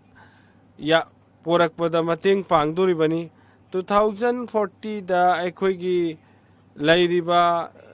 ꯃꯥꯂꯦꯝꯒꯤ ꯁꯤꯟꯃꯤꯠꯂꯣꯟꯒꯤ ꯐꯝꯄꯥꯛꯇ 3ꯁꯨꯕꯗ ꯂꯩꯅꯅꯕꯒꯤꯗꯃꯛ ꯍꯣꯠꯅꯔꯤꯕ ꯑꯆꯧꯕ ꯊꯕꯛ ꯑꯃꯅꯦꯅ ꯍꯥꯏꯖꯅꯤꯡꯉꯤ ꯂꯩꯕꯥꯛ ꯑꯁꯤ ꯃꯣꯗꯤꯖꯤꯒꯤ ꯃꯈꯥꯗ ꯍꯥꯏꯔꯤꯕ ꯊꯕꯛꯁꯤꯡ ꯑꯁꯦ ꯃꯥꯂꯦꯝꯒꯤ ꯃꯤꯌꯥꯝꯅ ꯎꯕ ꯐꯪꯒꯗꯕꯅꯤ ꯃꯍꯥꯛꯀꯤ ꯊꯕꯛ ꯇꯧꯕ ꯉꯝꯕꯒꯤ ꯃꯇꯤꯛ ꯑꯁꯦ ꯃꯁꯤ ꯍꯥꯏꯔꯒ ꯑꯩ ꯂꯣꯏꯁꯤꯟꯖꯒꯦ ꯊꯥꯒꯠꯆꯔꯤ ꯃꯦꯗꯝ ꯏꯀꯥꯏ ꯈꯨꯝꯅꯖꯔꯕ ꯃꯦꯗꯝ ꯆꯤꯌꯔꯃꯦꯟ ꯑꯩꯅ ꯊꯥꯒꯠꯆꯔꯤ ꯒꯣꯔꯃꯦꯟꯅ ꯑꯁꯤꯒꯨꯝꯕ ꯕꯤꯜ ꯑꯁꯦ ꯔꯥꯏꯠ ꯗꯥꯏꯔꯦꯛꯁꯟꯗ ꯄꯨꯔꯛꯄꯒꯤꯗꯃꯛ ꯃꯁꯤ ꯃꯌꯥꯝꯅ ꯈꯪꯉꯤ ꯃꯗꯨꯗꯤ ꯒꯣꯔꯃꯦꯟꯅ ꯃꯁꯤꯒꯤ ꯃꯇꯥꯡꯗ ꯁꯤꯒꯨꯝꯕ ꯌꯨꯅꯤꯚꯔꯁꯤꯇꯤꯁꯦ ꯗꯔꯀꯥꯔ ꯂꯩ ꯍꯥꯏꯕꯁꯦ ꯃꯔꯨꯑꯣꯏꯅ ꯅꯨꯄꯥ ꯅꯨꯄꯤ ꯇꯣꯉꯥꯟ ꯇꯣꯉꯥꯟꯕ ꯃꯐꯝꯗꯒꯤ ꯂꯥꯛꯇꯨꯅ ꯃꯁꯤꯒꯤ ꯈꯨꯗꯣꯡꯆꯥꯕꯁꯦ ꯐꯪꯒꯗꯧꯔꯤꯕꯅꯤ ꯃꯐꯝ ꯑꯁꯤꯗ ꯇꯝꯕ ꯑꯗꯨꯅ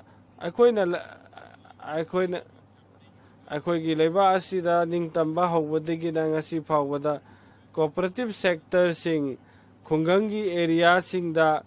ꯃꯄꯨꯡ ꯐꯥꯅ ꯂꯩꯇꯕꯗꯣ ꯉꯁꯤꯗꯤ ꯃꯁꯤ ꯌꯥꯝꯅ ꯐꯕ ꯈꯣꯡꯊꯥꯡꯅꯤ ꯃꯁꯤꯒꯤ ꯈꯣꯡꯊꯥꯡ ꯑꯁꯤꯅ ꯈꯨꯡꯒꯪꯗ ꯑꯍꯣꯡꯕ ꯆꯥꯎꯈꯠꯄ ꯑꯣꯏꯔꯒꯗꯣꯏꯅꯤ ꯑꯩꯁꯨ ꯄꯨꯅꯦꯗꯒꯤꯅꯤ ꯃꯁꯤꯒꯨꯝꯕ ꯍꯥꯏꯔꯤꯕ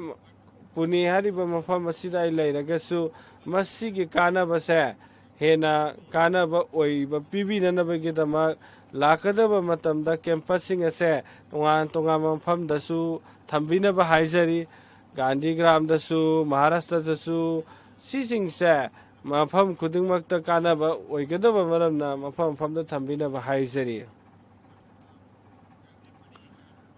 masigi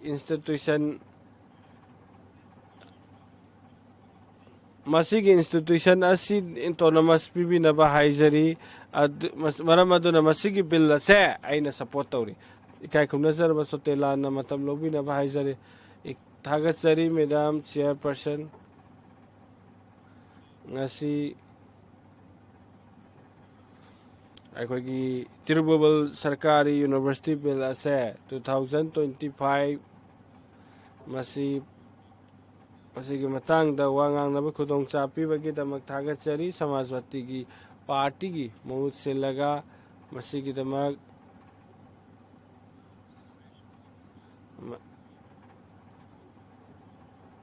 लेबासीगी मी लिसिंग लाख लाखता मसीना कानाबा पोरकनी है खनजई मिनिस्ट्री से मफम मसीद लेरे आयना पुनिंग सिंचम पामी मदुदी मसीगी तिरुपाबल सरकारी स्कूल यूनिवर्सिटी असे मसीगी सेमगल लकपा असीदा मालेम भारत की ओइना ख्वाइदगी मरु ओइबा इंस्टीट्यूशन ओइदोरिबनी अदना मसीगी बिल असे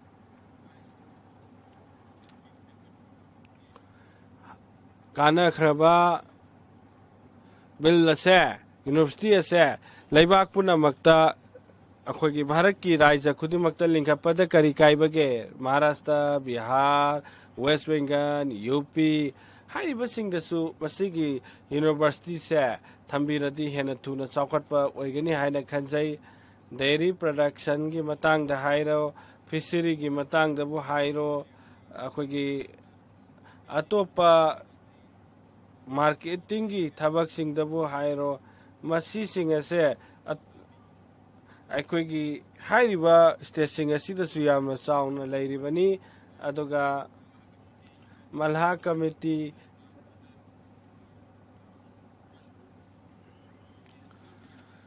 हाइरिबा स्कीम सिंग असिगी मखादा सब्सिडी अखोगी डायरी फार्मिंग फिशरी फार्मिंग सिदा सब्सिडी पीबीनब हेंगननबगीदमक्ता हाइजरी अदुगा बैकवर्ड कम्युनिटी दा लैरिबा ट्राइबल इचिनाउसिंगी मथक्तसु मसी तंबा फंगनबगी खुदोंचाबा हेना पीबीनबगीदम हाइजरी अदुगा बीजेपी ना हाइरिबा वाफम सिंग असे ताबीगनी हाइना न थाजै अखोइगा अखोइगा मसीगी मतंग असिदा गवर्नमेंट मसीगी पाखोम मसी पीबीनबगीदमक आइना हाइजरी मियामना मसीगी पाखोम अदो गाइदुनंग लैरिबनी तसेंगनमक मसीगी पाखोम पीनब 2027 दा पीगनी मसी बिलनी सोतेलाजिन मसी बिलने बिलगी मतंग दा वाफम थंबीनब हाइजबनी सेंद्राजिना मतम लोबीनब हाइजरी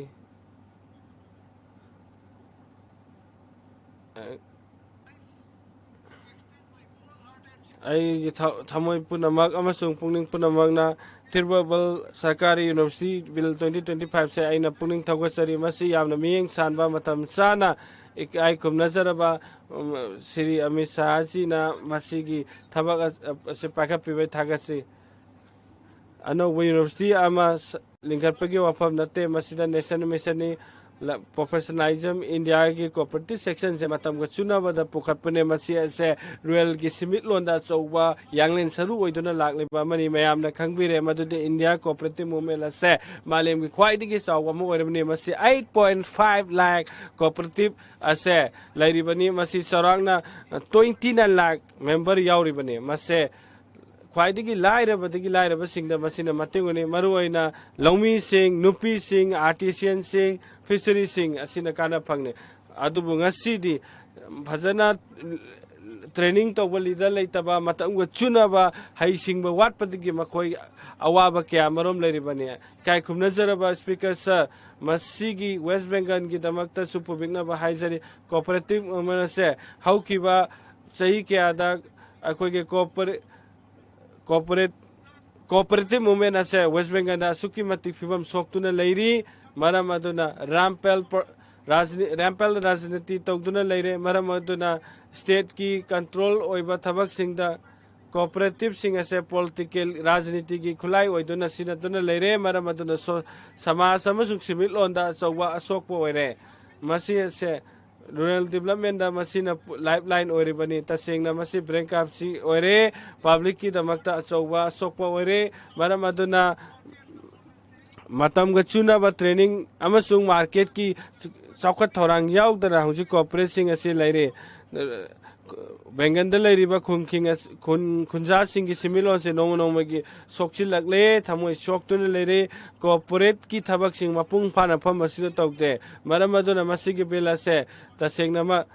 या अखोय पुनमकी यामना थुना दरकार लेबनी मसे अखोय दरकार लेबा का खक नते थुना दरकार लेरिबनी मसिगी दमकता आइना कोऑपरेटिव मैटर सिंह की अनौबा अचौबा थबक अहोंगबा अमा मसीना पुरक लगनी काय खुमना सर्व सर मसिगी यूनिवर्सिटी असिना अचौबा रो क्या मरोम लौगदौरी माइकै क्यादा modern technical professional cooperative management create अनौबा लीडर क्या मरोम सेम पुथोकदौरी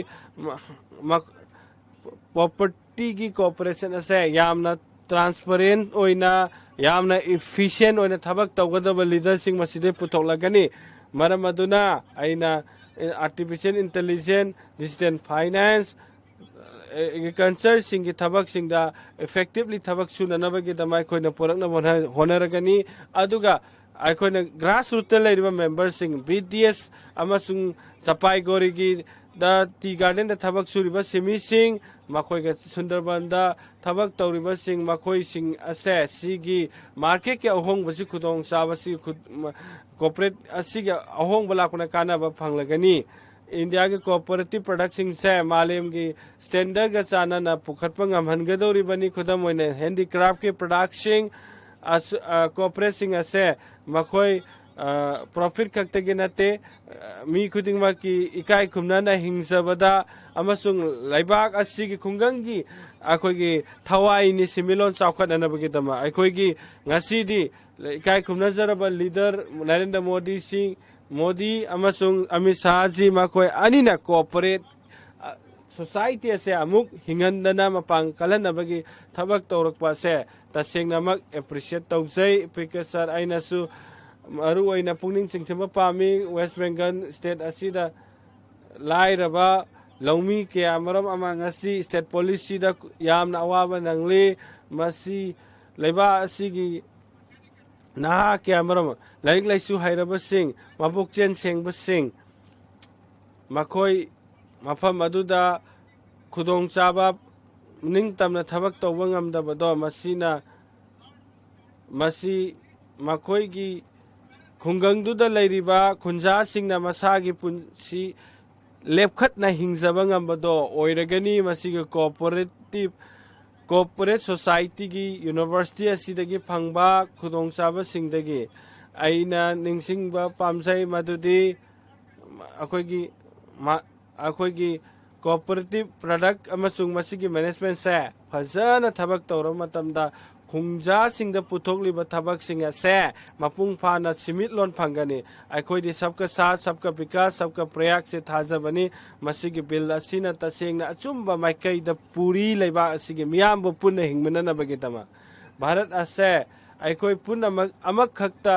इसाना सिमिट लोन लेप्चबा ngamba इंडिया अमा पोरकपदा मसिगी इंस्टीट्यूट असे IIM IIT एम्स असिगे लोइनाना थबक तौगदरबा मफम अमनी मसि तसेंगना माइ मसिंगदा हेना चावखटपा अहोंग पुरकलगनी अरोइबदा आइना स्पीकर सर आइना मसिगे हाक्स सिंगदा हाइजबा पामी मसिगे बिल असे अमखक ओइना आइखोइ पास तौरसी अदोइतादि लेबा असिगे कोऑपरेटिव सोसाइटी लौमी सिंग गिदम अमसुंग यूनिवर्सिटी असे माले अखोगी लेबा असिगी मंगान ओहेलसी अदुगा ट्रांसपेरेंट ओइना प्रोफेशनल द थबक टिंग न तौबदा मपांगल पीबा ओइगदौरिबनी थागतचरी काय खुमनजरबा होम मिनिस्टर्स वांग मतम लौबिनबा खांगनजरी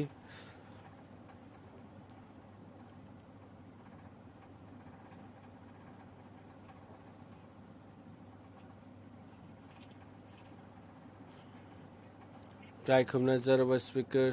सर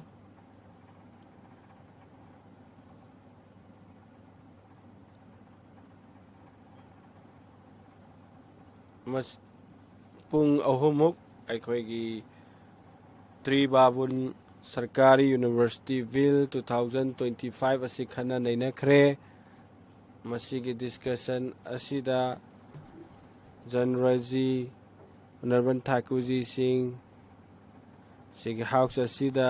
मेंबर कुंथ्रा मंगाना मखोगी ओइबा मियेंग अमसुंग मखोगी पाम तब फोंदोखरे मदुगिदमक थागचरी कोऑपरेटिव सोसाइटी सेक्टर असी अमखक्ता ngairaba अखोगी लंबीनी लेबा असीगी मिपुंग खुदिमकना अमसुंग लेबा असीदा लेबा खुंजा सिंगना अखोगी खुंगंगी चौखटपदा मसाना मसाबु थबक पीबदा मसाना सिमिटलोंदा मनिंग तंबदा अमसुंग लेबा असिबु मांगलोमदा चौखटपदा मसिगी बिल असिना अचौबा मतेंग पांगदौरी मसिगी बिल असे नहाकी खुतांगदगी पास तौरबा मतुंगदा लेबा असिगी खुंगंग सिंगी सेंथुमदे हेना चौखटलगनी अदुगा मसाना मसाबु लेखचबदा अपिकपा अमसुंग मयाई ओरप ओइना चावबा इंडस्ट्री सिंगदा अचौबा मतेंग ओइगदौरिबनी इनोवेशन दा अमसुंग रिसर्च दा मसिना अनौबा साफु अमा पीदुना अखोइना मसिगी बिल असिना अहोंगबा पोरकनी अतोपा अमरोमदा अखोइना येंगसे कोऑपरेटिज्म की वाखलोन असे मा हौजिका मतम असिगी चानबा महि मसिंगा चुचिनरबा मतुंगदा कोऑपरेटिव लीडरशिप की वाखलोन असे सोइदनमकी पोक्लक्तुना अहोंगबा लेबा असिदा पोरकनी खंजै आईगी ओइना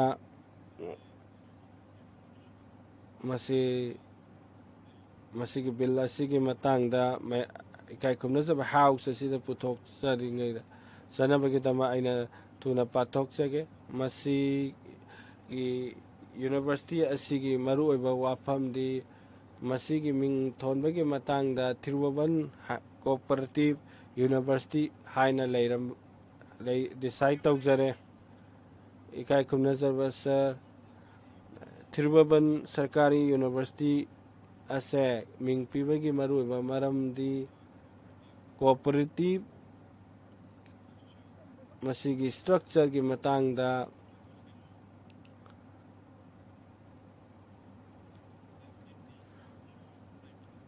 मालेमगी मफमदा मसीना अचौबा मंगाल अमा गांधीगी अदो उबा फंगदौरिबनी मसीना मालेमगी मियामदा अखोगी फजबसिंग अदो उबा फंगदौरिबनी त्रिवन काशी भाई पटेल असे महाग असिना इकाई खुमनजरबा स्पीकर महाग असे अमूल असे मांगना हौदोंबनी इंडियाना निंग तंबगी लंबीदा चंग्रिङैदा आनंद किला इंस्टीट्यूट ऑफ गुजरात की मखादा मसीदा लौमी सिंगी अखोगी संगोम की कोऑपरेशन की मखा मनुंगदा लेरमनी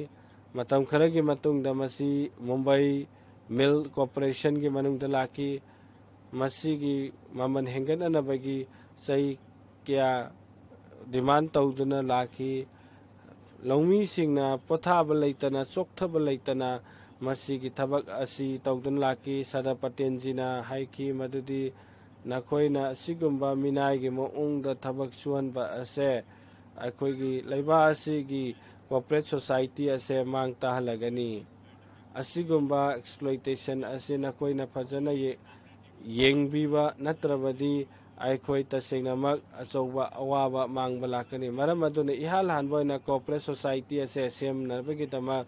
ꯃꯇꯝ ꯑꯗꯨꯒꯤ ꯃꯤꯌꯥꯝ ꯑꯗꯨꯅ ꯍꯧꯔꯛꯈꯤ ꯑꯗꯨꯅ ꯈꯨꯟꯖꯥꯁꯤꯡꯅ ꯄꯨꯟꯁꯤꯜꯂꯒ ꯀꯣꯑꯣꯄꯔꯦꯠ ꯁꯣꯁꯥꯏꯇꯤꯁꯦ ꯁꯦꯝꯃꯛꯈꯤ ꯃꯇꯝ ꯑꯩꯈꯣꯏ 250 ꯂꯤꯇꯔ ꯁꯪꯒꯣꯝ ꯃꯇꯝ ꯑꯗꯨꯗ ꯈꯣꯝꯈꯤ ꯑꯗꯨꯗꯒꯤ ꯀꯣꯑꯣꯄꯔꯦꯠ ꯁꯣꯁꯥꯏꯇꯤ ꯍꯧꯔꯛꯈꯤ ꯍꯥꯏꯔꯤꯕ ꯃꯐꯝ ꯑꯗꯨꯗꯒꯤ ꯑꯃꯨꯜ ꯑꯁꯤ ꯍꯧꯔꯛꯈꯤꯕꯅꯤ ꯇ꯭ꯔꯤꯕꯨꯟꯕꯥꯁ ꯑꯁꯦ ꯃꯍꯥꯛꯀꯤ ꯂꯨꯆꯤꯡ ꯃꯈꯥꯗ ꯑꯃꯁꯨꯡ ꯄꯇꯦꯟꯖꯤꯒ ꯂꯣꯏꯅꯅ ꯃꯁꯤꯒꯤ ꯐꯥꯎꯟꯗꯦꯁꯟ ꯑꯁꯦ ꯀꯣꯑꯣꯄꯔꯦꯠ ꯁꯣꯁꯥꯏꯇꯤ ꯑꯁꯤ ꯍꯧꯗꯣꯛꯈꯤꯕꯅꯤ ꯏꯀꯥꯏ ꯈꯨꯝꯅꯖꯔꯕ ꯁ꯭ꯄꯤꯀꯔ ꯁꯔ ꯉꯁꯤꯗꯤ ꯒꯨꯖꯔꯥꯠ ꯑꯁꯦ ꯀꯣꯑꯣꯄꯔꯦꯇꯤꯚ ꯖꯦꯁꯤ ML ꯑꯁꯦ ꯉꯁꯤ ꯂꯤꯡꯈꯠꯈ꯭ꯔꯦ ꯃꯁꯤ ꯑꯃꯨꯜ ꯍꯥꯏꯕꯁꯤ ꯑꯩꯈꯣꯏꯅ ꯈꯪꯉꯤ ꯃꯗꯨꯗꯤ ꯇ꯭ꯔꯤꯕꯥꯟꯖꯤꯒꯤ ꯋꯥꯈꯜꯂꯣꯟꯒꯤ ꯃꯈꯥꯗꯅꯤ ꯏꯀꯥꯏ ꯈꯨꯝꯅꯖꯔꯕ ꯁ꯭ꯄꯤꯀꯔ ꯁꯔ 250 ꯂꯤꯇꯔ ꯑꯁꯤꯒꯤ ꯑꯃꯨꯜꯒꯤ ꯖꯔꯅꯤꯁꯦ ꯍꯧꯔꯛꯈꯤꯕꯅꯤ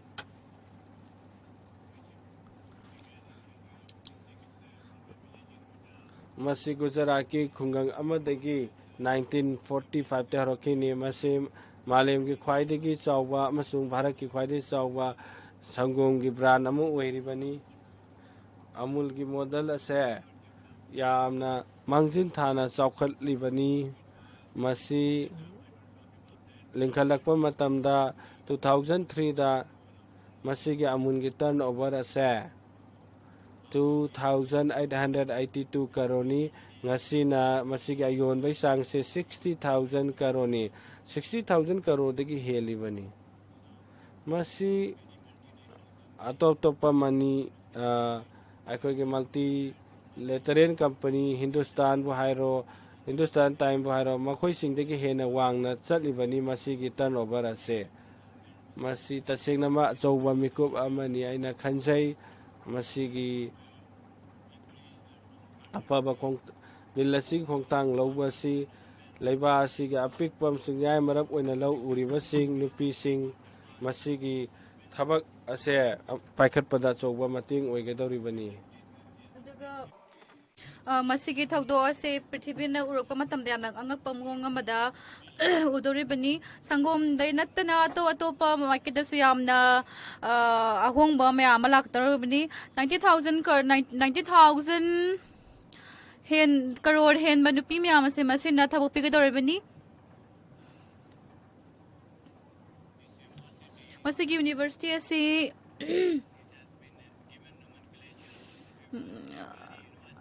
ꯇ꯭ꯔꯤꯕꯨꯕꯟ ꯁꯔꯀꯥꯔꯤ ꯌꯨꯅꯤꯚꯔꯁꯤꯇꯤ ꯑꯁꯤ ꯇ꯭ꯔꯤꯕꯨꯕꯟꯖꯤꯒꯤꯗꯃꯛꯇ ꯑꯆꯧꯕ ꯃꯤꯡꯆꯠ ꯄꯨꯔꯛꯀꯗꯧꯔꯤꯕꯅꯤ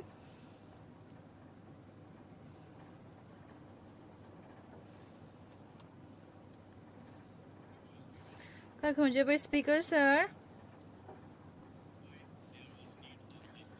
ꯃꯁꯤꯒꯤ ꯕꯤꯜ ꯑꯁꯤꯒꯤ ꯀꯔꯤꯒꯤꯗꯃꯛꯇ ꯗꯔꯀꯥꯔ ꯑꯣꯏꯅꯣ ꯍꯥꯏꯕꯗꯨ ꯑꯗꯨ ꯍꯥꯏꯗ꯭ꯔꯤꯉꯩ ꯃꯃꯥꯡꯗ ꯑꯩꯅ ꯍꯥꯏꯖꯅꯤꯡꯕ ꯑꯁꯤ ꯃꯁꯤꯒꯤ ꯕꯦꯛꯒ꯭ꯔꯥꯎꯟꯒꯤ ꯃꯇꯥꯡꯗ ꯍꯥꯏꯖꯒꯦ ꯁ꯭ꯄꯤꯀꯔ ꯁꯔ ꯅꯔꯦꯟꯗ꯭ꯔ ꯃꯣꯗꯤꯖꯤꯒꯤ ꯂꯩꯉꯥꯛ ꯑꯁꯤꯅ 2004ꯗ BJP ꯏꯟꯗꯤꯌꯥ ꯒꯚꯔꯟꯃꯦꯟꯠ ꯑꯁꯤ ꯁꯦꯝꯈꯤꯕꯅꯤ ꯃꯁꯤꯒꯤ ꯆꯍꯤ 10ꯒꯤ ꯃꯇꯝ ꯑꯁꯤꯗ ꯑꯩꯈꯣꯏꯒꯤ ꯂꯩꯕꯥꯛ ꯑꯁꯤꯒꯤ ꯄꯨꯋꯥꯔꯤ ꯑꯁꯦ ꯃꯁꯤꯗ ꯃꯌꯦꯛ ꯂꯥꯅ ꯏꯈ꯭ꯔꯕꯅꯤ ꯆꯍꯤ 10 ꯑꯁꯤꯗ ꯂꯥꯏꯔꯕꯁꯤꯡ ꯑꯁꯦ ꯊꯕꯛ kaya ꯄꯤꯈ꯭ꯔꯕꯅꯤ ꯑꯗꯨꯒ ꯂꯣꯏꯅꯅ ꯌꯨꯝ kaya ꯑꯃ ꯄꯤꯈ꯭ꯔꯕꯅꯤ ꯇꯣꯏꯂꯦꯠ ꯄꯤꯈ꯭ꯔꯕꯅꯤ ꯊꯛꯅꯕ ꯏꯁꯤꯡꯁꯨ ꯐꯪꯍꯟꯈ꯭ꯔꯕꯅꯤ ꯑꯗꯨꯒ 5 kgꯒꯤ ꯃꯔꯨ ꯃꯔꯥꯡꯁꯨ ꯆꯥꯅ ꯊꯛꯅꯕꯁꯨ ꯃꯣꯏꯗ ꯂꯦꯝꯅ ꯌꯦꯜꯂꯤꯕꯅꯤ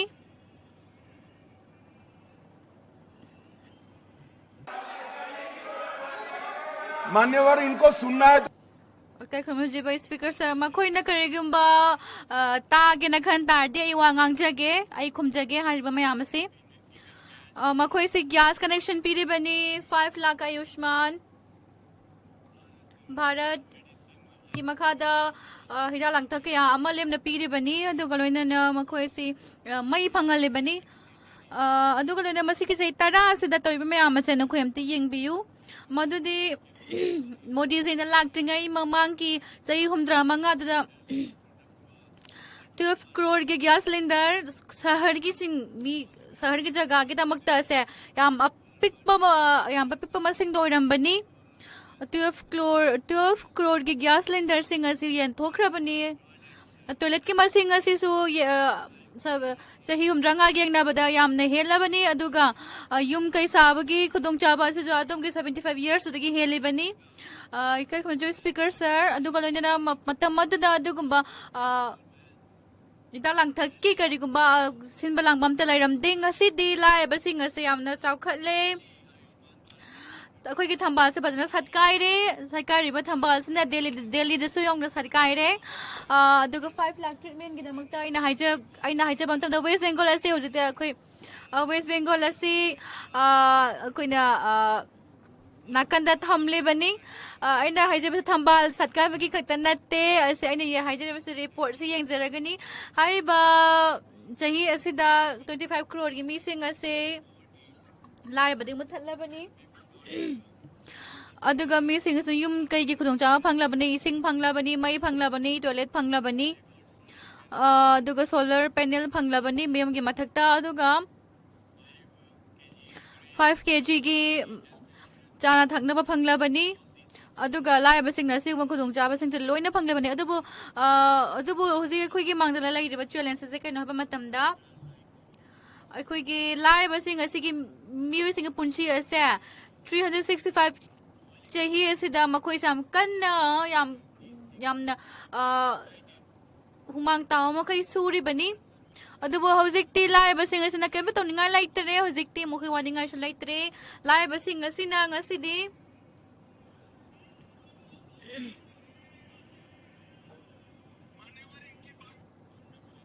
स्पीकर सर महान हाइबसी चुम्मी महागना फिजिकल रिसोर्सेस की मतंग दंगांग हाइबीरिबनी महागदि चुम्मी मी क्यामना मसे फंगे अदुबु मखोय से हुजु ngasi फाउद पैसा पुथै अद मखोयना खले यामना चुम्मे हाइना अदुबु मखोय की वखल चाइथबा से असिगि दमक्तदि लायंग पथा अमत लाइरोय मसे कमाइना मसे कोहंगदमनो हाबा मतमदा मकोक्तगी ममैदुकुमदा रगलगा तौगदौरिब्रा गुजरात तदि येंगबियो अखोय से कमाइन तौदना गुजरात से खुना कमाइन तौदना पुखलपुन हबदा येंगबियो मसिगी बैंक्रप्सी की मतंग असदाई की लायंग पथाम त लैजदे लायबसिंग की लैबा इशू से कन मतमदा मखोय से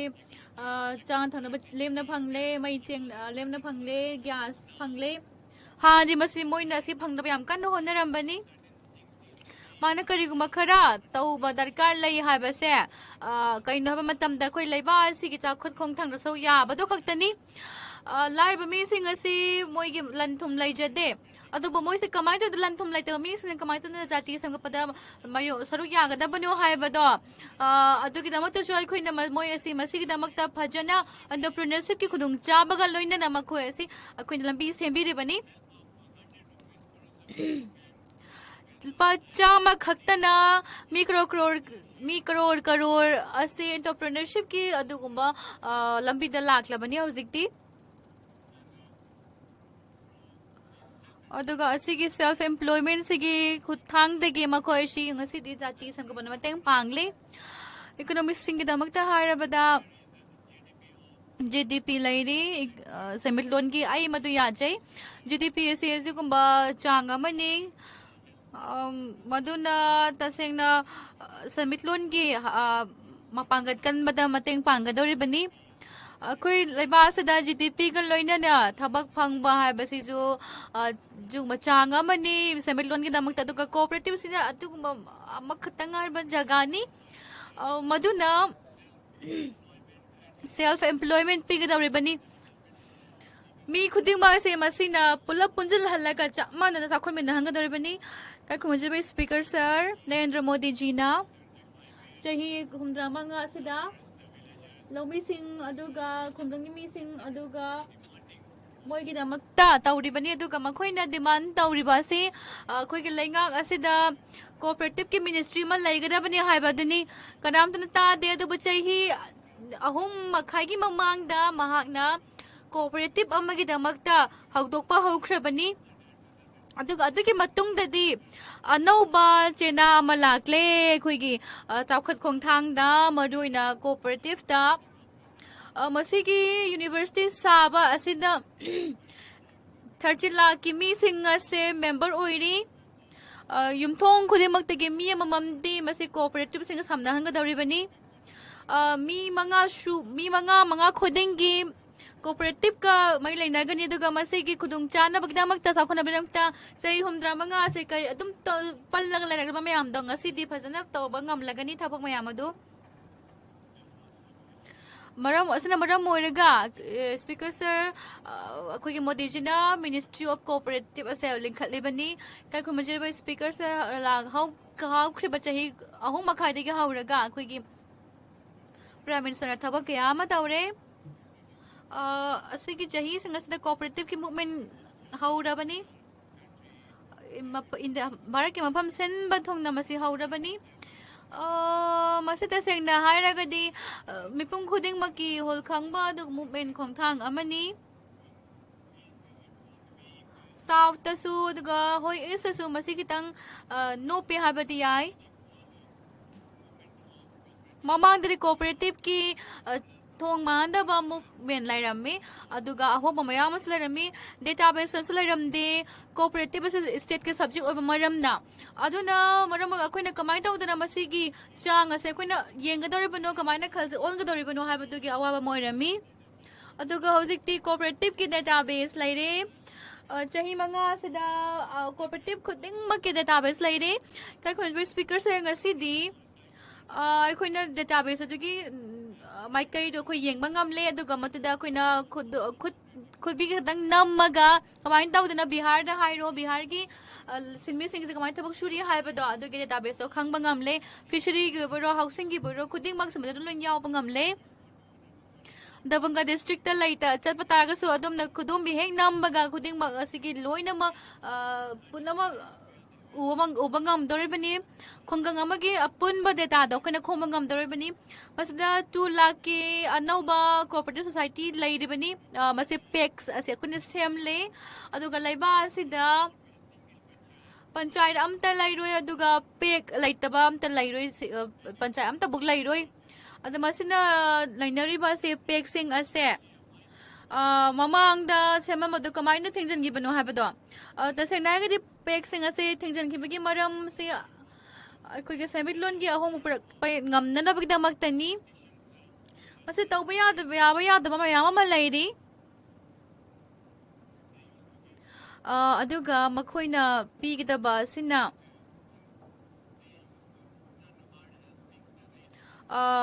interest ki chang ase lepta bana mara moiraga masi kudong chada wala padagi thinki bani lomui sigidam ta piriba ase pek asina piriba du kita hongdong jin tawnana ba adugi niyom do hongdok na bagida mak ta khoi lepki bani house ki floors dagi aina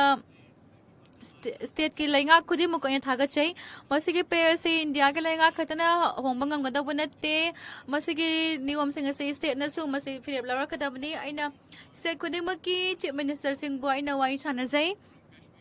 kashmir dagi kanyakumari fauba north east dagi na dwarka fauba gi laibak sin ba thongba sida lo sing asi kamaina yare bano haibado duga kamaina sem bano haibado adugi damak taina chief minister sing thaga chai se pathaga chai economic activities kun manga hen ba se pek sing asi ka samnara bani aduga election gi mawong asi su common accounting software si thamle bani loan khuding makta masi kudang cha phanghali bani singwa pek asi ka loina na small high quality gi maru marang sing asi ju yelini aduga loina na mana masing ju phajana hawhali bani do akhina society gi pek ya ma sulare bani silk puthopagi damakta shu pek lare bani common service center ju thamli bani ka khojoi speaker sa ai na yam harau cheng asi di madudi khoi ga laiba asida speakers are 43,000 pek sing asi se si oida bani aduga center ki su state ki su 300 scheme dagi की चांगदगी हेनबा से अखोइना tip पिरेबनी अदुगा लोइनना अदोमना date birth station सु अदोमना सिगी pack सिंग जिदगी फंगबा खुदोंग चाबा फंगनी ticket सिंग असिसु online दा अदुम ककपा यारबगी pack सु लाइरेबनी 3000 हेनबा थबक सिंग असि मसि खुथांगदगी पांगथोकलिबनी प्रधानमंत्री समृद्धि केंद्र pack सिंग असिसु अखोइना फजन semi 36,000 pack सिंग असि अखोइना सेमली प्रधानमंत्री जन औषधि केंद्र सिंग असिसु अखोइना असिगी मखादा खुदोंग चाबा क्यामा पीरी 4,000 हेनबा सोसाइटी सिंग असि अखोइना जन औषधि केंद्र सिंग असि अखोइना पीरी पेट्रोल डिजिटल आउटलेट से 400 पेक सेमली अदुगा पेट्रोल पंप लई एलपीजी सु येली अदुगा लोइना एप्लीकेशन क्यामा सु लई अदु लोइना स्टोरेज ग्रेन मरुमरंग तुंगजिनबगी स्टोरेज सिंग असे प्राइवेट की खुद लैरिबनी अदु ख्वाइदगी अचौबा स्टोरेज की खुदोंग चाबा असे नरेंद्र मोदी जी की मखादा लैरिबनी 576 पेक असी हौदोख्रबनी अदुगा गोदान क्या साख्रबनी 11 पेक सिंग असिसु हानना अदुम सेमलबनी गोदान म्यामा सेमलबनी अदुगा लोइनना फौ असिसु फजना खुना सेम सारगा लैरिबनी फौसिंग असिसु फजना अदुगा असिदगी 5 kg की मरु मरांग सिंग से फंगबा ngamdaba खन होनरिबनी अखोइना मतंग चानबा सॉफ्टवेयर फजन सेमली अखोइ के लैंगाक ना करोड़ क्या अखोइना काइथोकली अदुगा लोइना मसिना डेटा मैम तुमसिन मतेंग पांगे 67,960 पेक सिंग असिसु 63,690 पेक सिंग असि सरुक अनि अहुम थोकपगी अनि से असिदी असिदा मखोय असि खुथांगदा मोइगी अकाउंटिंग हांगलबनी दुग ऑडिट तौबा ngamlabani होइते थबक खुदिंग ऑनलाइन द तौबा यारे कोऑपरेटिव सेक्टर दसु मसी अहोंबा चोब अहोंबा अमनी ngasi फावद पुरकलिबा असिदा 2 lakh multi-purpose new ano पेक सिंग असे फजना कोइना सेमंगम न होनरी एनडीटीवी न चिंगबा क्यामसु कोइना खुदोंग चाबा फंगली स्टेट सिंग असिसु असिगु ममंग असे मफाउना न बिदंग त पंचायत कोइना पुनिंग थावगले 60,000 हेन एप्लीकेशन सिंग असे कोइना सेमी अदुगा 14,000 हेन पेक सिंग असे सिगदमक्ता थबक तौबसु हौरबनी 2 lakh के पेक असे पंचायत खुदिमक्ति यौबा मतमदा यामना फजना मखु खलमा चाना थबक तौबा ngamhangani अदुगा अपुनबगी ओइबा मूवमेंट अमा मसना फंगबा ngamgani विलेज डायरी सिसु मसि सेमले अदुगा डिस्ट्रिक्ट खुदिमक्तसु डिस्ट्रिक्ट की चांगदसु मसि सेमलबनी अदुगा स्टेट लेवल दसु मसिगी पेक लाइदबनी मसि ख्वाइदगी अफबा पेकनी पंचायत तयिंग मतमदसु अनि सुबो इना अखोइना सत्पा मतमदसु अखोइना फजना थबक सिंगलोशन बदु उई दुगा कोऑपरेटिव की थबा से अदुम माय पाकना तुंगद चथगी गनी 550 को हेनबा कोऑपरेटिव कमिटी सिंग असी हुजिक बोर्ड लैरबनी दुगा लैनना अखनबा ड्राइव अमसु तक चथगनी मखोइना सावगनी मुझे चाही क्या ममांगदा मखोइगी मतमदा कांग्रेस के मतमदा अरानबा दुगा मिचिंग मखाइ नाबे क्या अमा तौखी मखोइ 12% दगे 7% भावदा हंदा हलखिबनी 15% दा हंदा हलई 269 2 lakh ट्रांजैक्शन की दमक्तसु 2 lakh तगी हंदाना इनकम टैक्स के एक्शन असी फंगवंगमते दुगा लोइना 30% 15% भावबदा भावगी पेक्सिंग असी अतोप मी सिंग दमक्तना 2 lakh पावबदा हेंकली 20,000 दगिना 2 lakh पावबदा हेंकल हली अदु कैश ऑन डिपॉजिट तहन बया हली 1 crore दगी 3 crore पावबदा अनौ असिगी चांग दखना कोऑपरेटिव अनौ बा अहुम लिंखत पंगमले चौथरब सिंगा दुगा ममांग चलेब सिंगा नि मरक्ता समनबा ngam गदों चाव पिरगनी औसिक फावबदा 8,000 पेक सिंग असी ꯍꯧꯗꯣꯛꯂꯦ ꯑꯗꯨꯒ ꯄꯦꯛꯁꯤꯡ ꯑꯁꯤ ꯈꯨꯠꯊꯥꯡꯗ ꯂꯧꯃꯤꯁꯤꯡ ꯑꯁꯤ ꯃꯣꯏꯒꯤ ꯄꯣꯠꯊꯣꯛꯁꯤꯡ ꯑꯁꯤ ꯐꯖꯅ ꯊꯥꯗꯣꯛꯄ ꯉꯝꯂꯒꯅꯤ ꯑꯗꯨꯒ 12 ꯂꯥꯈ ꯇꯟꯒꯤ ꯄꯣꯠꯊꯣꯛꯁꯤꯡ ꯑꯁꯤꯁꯨ NCAꯒꯤ ꯈꯨꯠꯊꯥꯡꯗꯒꯤ ꯄ꯭ꯔꯤꯊꯤꯕꯤꯒꯤ ꯀꯩꯊꯦꯜꯗ ꯌꯧꯍꯟꯕ ꯉꯝꯂꯒꯅꯤ इंडियन ऑर्गेनिक सीड्स लिमिटेड की मखादा सिगी मतेंगना ऑर्गेनिक की पोथोक्सिंग से लौमिसिंगना पुथोइबा मसी लेरगनी अदुगा टेस्ट तौरबा मतुंगदा भारत ब्रांडिंग भारत की ओइबा ब्रांडिंग जी पीरगा कैथेंदा योलगनी सिगी ऑर्गेनिक प्रोडक्ट्सिंग लेनिंगबा प्रजासिंग लोइना लोइना अदुगा सिगी दमक्ता अफबा ममल पिनिंगबा मकोइसिंग दुना लेबोरेटरी टेस्ट तौथोब ऑर्गेनिक प्रोडक्ट्सिंग से मालेम ख्वाइदगी फरीबा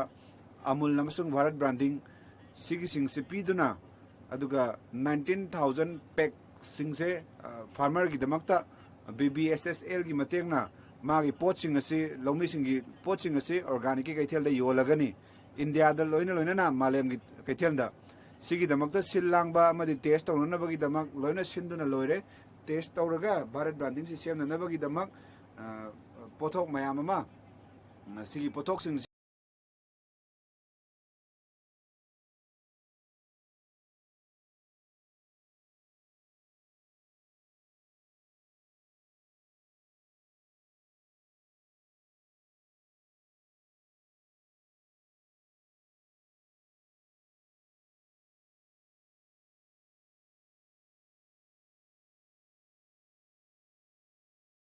लिस्ट से आई मखा ताना पिजरके लोइना लोइना ना इंडियन ऑर्गेनिक सीड्स लिमिटेड की मतेंगना अदुगुम्बा मियोइसिंग मखोइना थाइना योइबा पोचिंग अमदी मखोइसिंग दो हक्सांग योने याम फबा न्यूट्रिशनल ओइबा पोचिंग से मसिसिंग से अखोना ngak सेंदुना थमगनी अदुगा हाइब्रिड सीड्स की मतंगदा मु यिंगमा मतमदा मसिसिंग से हानादी अचो अचौब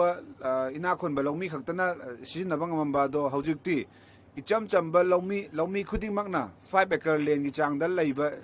लौमी सिंगनसु मसी सिगी खुदोंचाबसिंग से फंगलगनी अपुनबा लेबाक पुंबसिदा अखोगी लेबाक पुम सिनबा थुंगना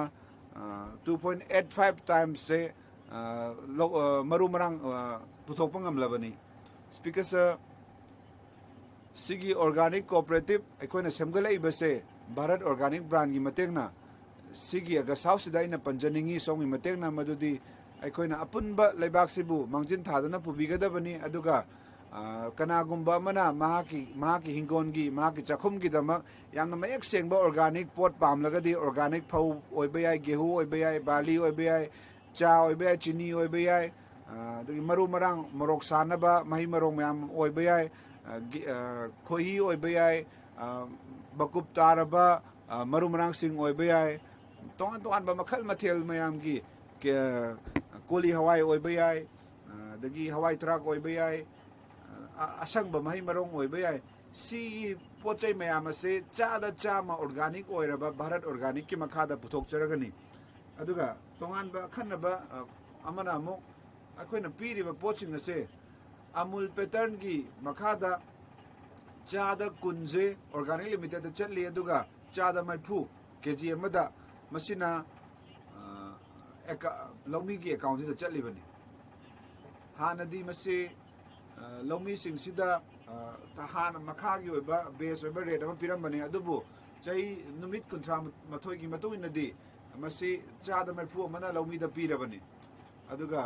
NCDC की स्कीम से यामना कुइरबे ममांगदगी हौदोरबनी अदुगा मोदी जी की लेंगांगना कोऑपरेटिव की मिनिस्ट्री अमा सेमबनी अदुगा सिगी NCDC की मतांगना मयामना खंगे मदुदी मसी सिंग से गवर्नमेंट की ऑर्गेनाइजेशन नि अदुगा NCDC जे लिसिंग अनि कुनमाथोइदा मसिंग नेमम बदो लिसिंग अनि कुनमरी ददी मसी लिसिंग अनि कुनमाथोइदा मसी 2024 ददी 60,000 ओरंबदो 21 दा हौजिकती 1,68,000 crore की टर्नओवर फंगलबनी मरम अदुना लिसिंग कुनमंगा ओरंबदगी 1 लाख तक हेना फंगक पाइबसे सिना ताकपदी NCDC ना कोऑपरेटिव सोसाइटी सिंगजिबु अदुकी मतिक चौखट हले हाबने SDC सिंगसिदसु सिगी अपुनबा NPAC चादा 0.0% नि मरम मदुना सिदा सिकी अमा फाउ ब्लैक मनी याउदे मरम मदुना सिगी अगा साउ सिदाइना हाइजनिंग मदुदी अपिक पलौमी सिंगसिना खुंगंगी प्रजा सिंगसिना मखोई सिंगसिना लोन लौवी अदुगा मखोई की लौरिबा लोन सिगी सेंदोय पिननबगी दमा सिगी जेरो नेट NPA से थोल 1,28,000 से अखोई की चाही की टर्नओवर ओरिबनी NCPA सिदा मरु मरंग निफुग मरी मखन मखन निफंगिबसी अदगी नामी सिंह की मखोइना समुद्र की अरु अरुब जगह चंगदुना nga फारिबा मखोई की दमता सो कोऑपरेटिव बैंक सिंह की दमता तोंगान तोंगान बेसेंफम काइथारबनी FFPO की ओना 70,000 काइथरे अदुगा 800 crore सिना सेंदोंगनी NCDC की सिगी दगी लोन की मतंग दसु अखोइना 0 NPA पुथोबनी अदुगा मखोई की सेंदोंग असि सेंदोंग सु हेंगलबनी मसिनी NCDC ना तौरिबसे स्पीकर सर तोंगान तोंगान बा अनौबा अहोंबा मयाम अमा उरबनी कोऑपरेटिव सेक्टर सिदा अपुनबा पैसा चटपगी मोंग से कोऑपरेटिव बैंक ता गुजरात दा येंगबदा पंचमहाल डिस्ट्रिक्ट सिंगसिदा कोऑपरेटिव की मरकता लइबा खुचमनबा मतेंग पांगनबा से कोऑपरेटिव खुदिंग की अकाउंट से कोऑपरेटिव बैंक अमदा लइगनी अदुगा कोऑपरेटिव की मेंबर खुदिंग मगना मखोई की अकाउंटिंग जो कोऑपरेटिव बैंक दा लइगनी सर आई सा की अकाउंट मा कोऑपरेटिव बैंक दा आई गिसु लइजै गुजरात ता हारिबा बैंक सिंगसिदा चौराकना 8 लाख करोड़ की डिपॉजिट से हेंगलाई बनी सिगी बैंक सिंगसिदा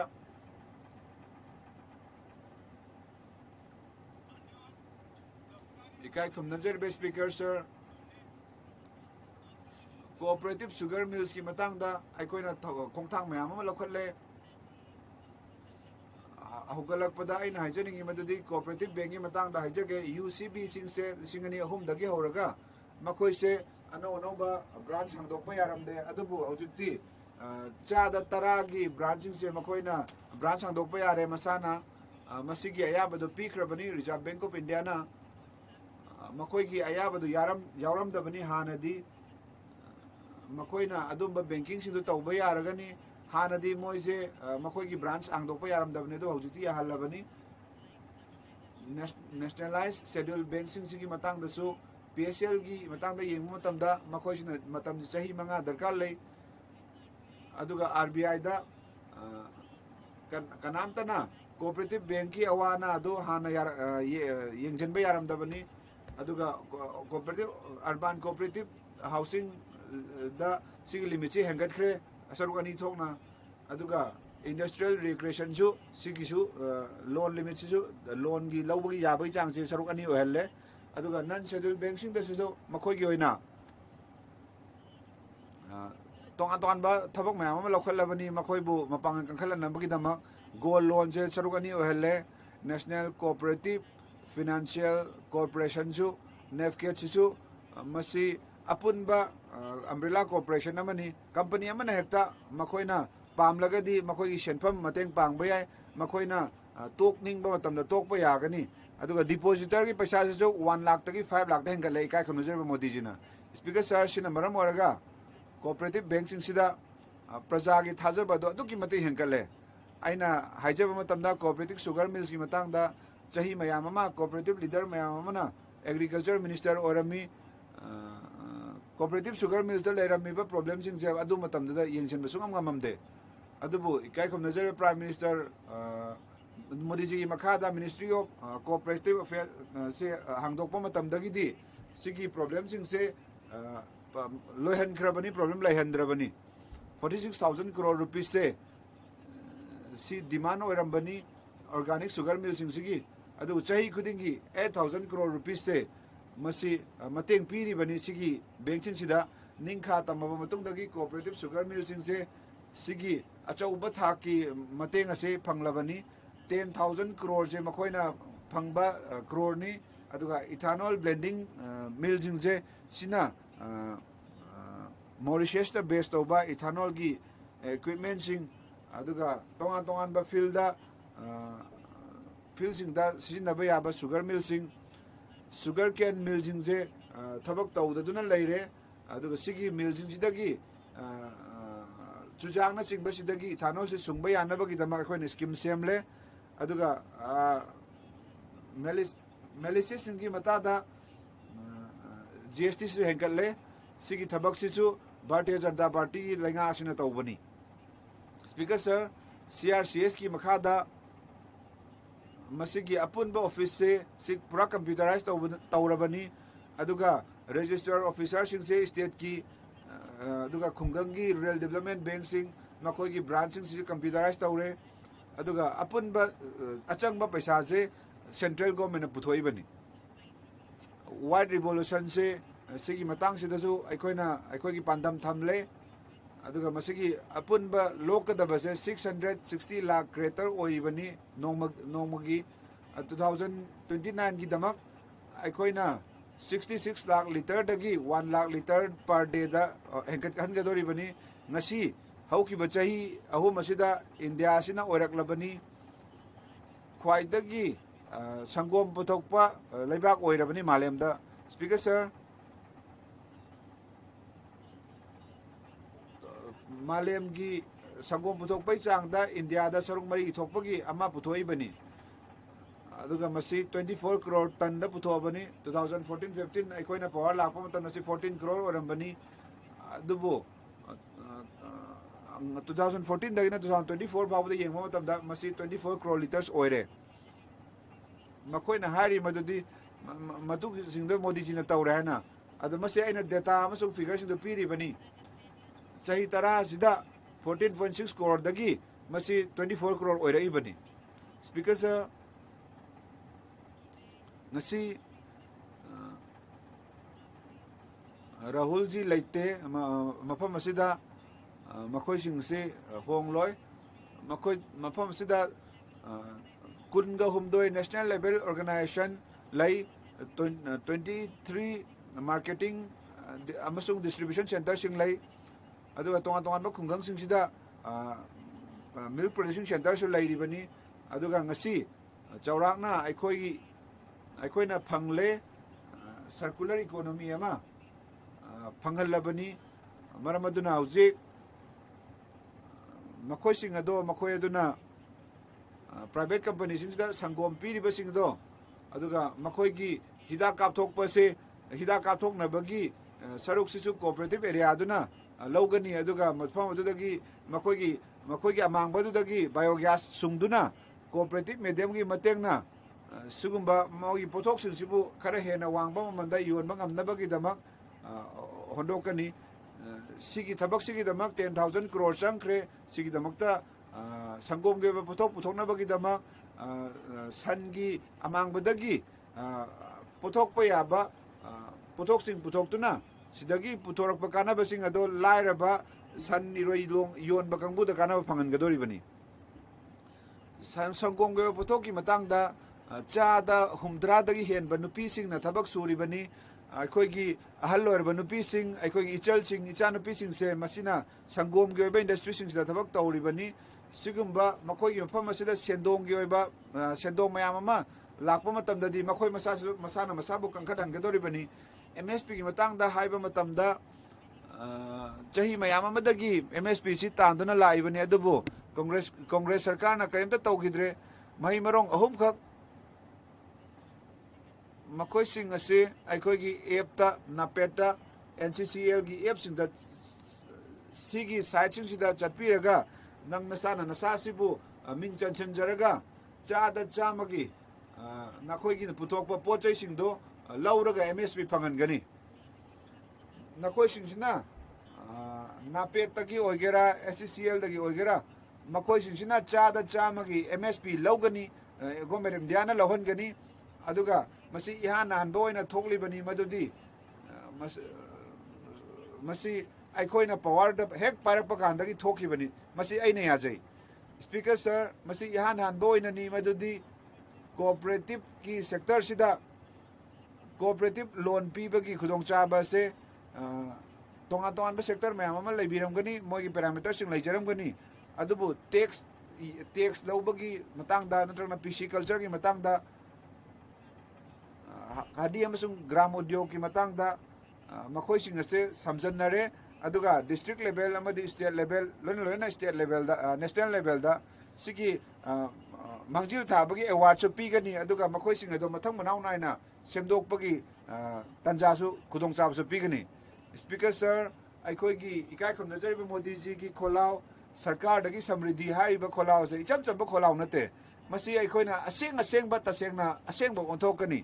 सिगी कोऑपरेशन की मिनिस्ट्री से सिना याम वाना होनरई बनी अदुगा यामना थुबा मतमदा अखोइना अखोगी कोऑपरेटिव टैक्सी लेरगनी कोऑपरेटिव टैक्सी सिना चकानी पानबा टैक्सी थमदुना रिक्शा सिंग लेगनी अदगी गाड़ी चका मरी पानबा गाड़ी सिंग थमगनी अदुगा अखोगी प्रजा सिंग सिना पैसा पाइबा पैसा चौबा मीगी मनाक्ता चलुद्रगसु कोऑपरेटिव टैक्सी सि सिजिनरगा मखोई सिबु भरादा वाइदुना कोऑपरेटिव इंश्योरेंस कंपनी सिंग सेमदुना मखोई प्रजा सिंग सिदा कानबा मयाम पीरगनी अदुगा अखोगी लौबुक सिंग सिदा लेबाग सिगी लौबुक सिंग सिदा कानबा मयाम सि फंगंदुना सिगी कंपनी सिना आइना याम थाजबा थमजरी मदुदी ख्वाइदगी चावबा प्राइवेट इंश्योरेंस कंपनी ओइना ओइखल सकलम लौरगनी स्पीकर सर आइना आइगी बाउखुमदा पंजनिंगम अदुबु मखोइना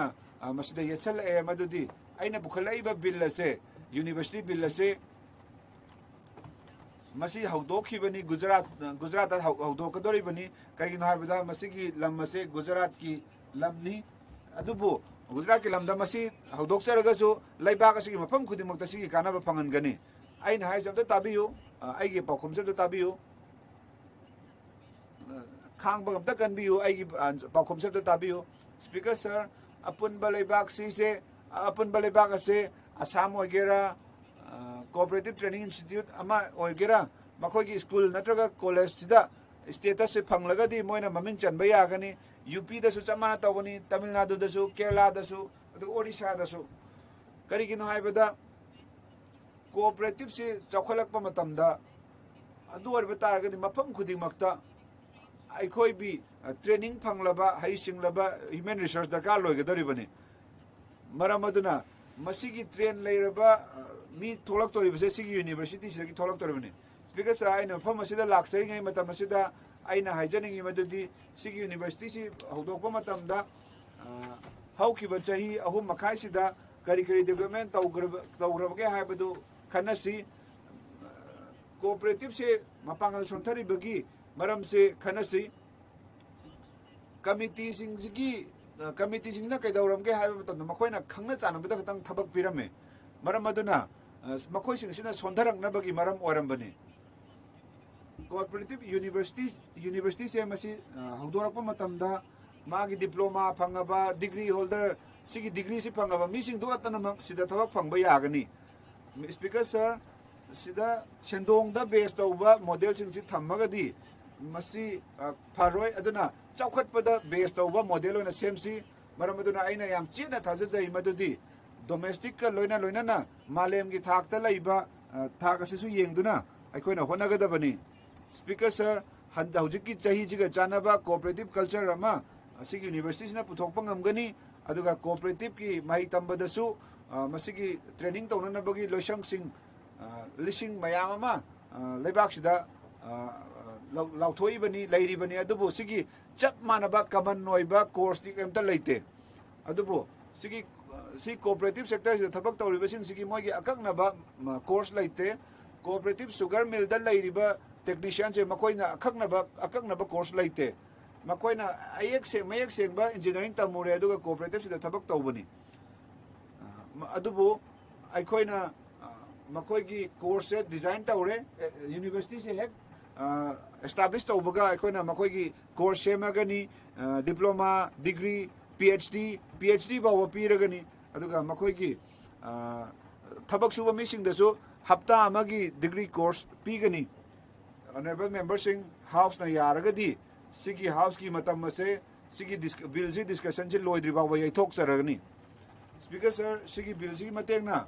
कोऑपरेटिव प्रिंसिपल खुदिमक से चाउथोगनी अदुगा कोऑपरेटिव एक्टिविटीज से चौखलंदुना अनौब टेक्नोलॉजी पाखत्तुना सिगी कानबा सि सिजनदुना रिसर्च अमदी अनौब टेक्नोलॉजी पुथोकपदा मतेक पांगलगनी तरीके से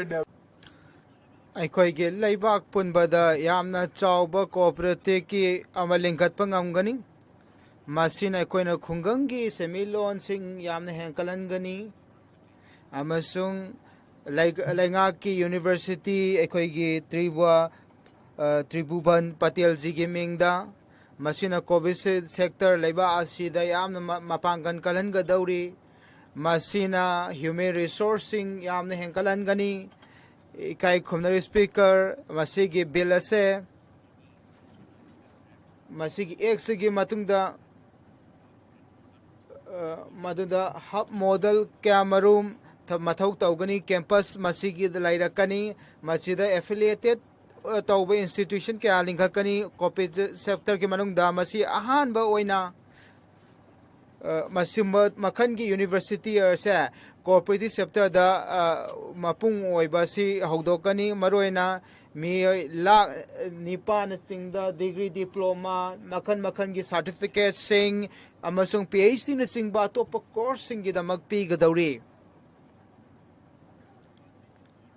मसीगी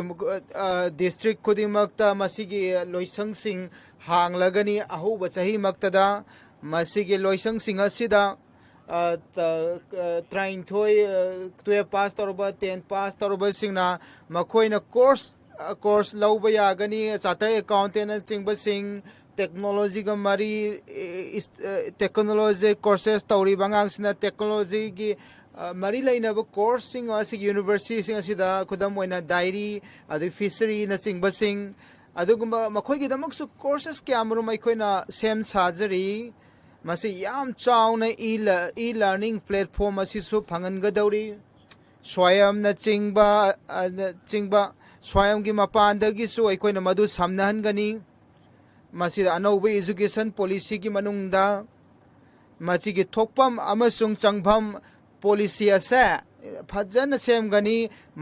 सिलेबस फंगनगनी मसीना अखोइंगोंदा यामना फजबा याम निंगथीजबा लाइरिक तंबदु फंगनगनी मसीना तोंगा तोंगा डिप्लोमा डिग्री सिंग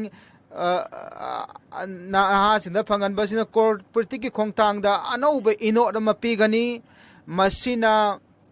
यामना याम चाउना कोऑपरेटिव की याम मलमदा अचौबा होंगबम पोरकनी इकाई खुमनरीबा स्पीकर सर अहांगना मसीगी बिल असिदा अगस्त हाउस असिदा वांगांग जब मतमदा इकाई खुमनरब मेंबर सिंगना खंगलमदबा याय आई सही 19 दगी कोऑपरेटिव की खोंगथांग सिदगी चुनदुना लाकपनिंग आइना थेंगनरजरपगी मतुंग कोऑपरेटिव की लम खुदिमक्ता मरम अदुना अहांगना मदुदा आइगे कोऑपरेटिव की मता असिदा आइंगोंदा पेंथोकपा नुंगाइथोकपा लैजै मसीना अनौबा अखोइगी लेबा असिदा चौखट थौरांगी लंबी मा पीगदौरी अखोइगी लेबा की चौखटनबगदा यामना चाउना कानब ओइहनगनी आइना इकाई खुमनरिबा मेंबरसिंग ऑपोजिशन दा लैबिरिबसिंग अखोइना बिल से अखोइ अमत ओइना करिबंगा कान खोइ पास तौब तंगाइ फदबा लै मसीना अखोइ खुंगंग सिंग अखोइगी लौमी सिंग की दमक याइ फगदौरी बनी थागतचरी स्पीकर सर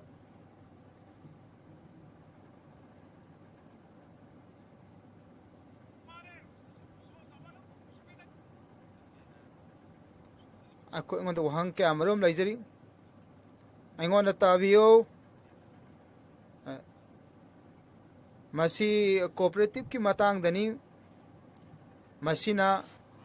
अखोइंगा खुंगंग की सेमिलोन सिंग यामना चौखलनगनी मसी की बिल से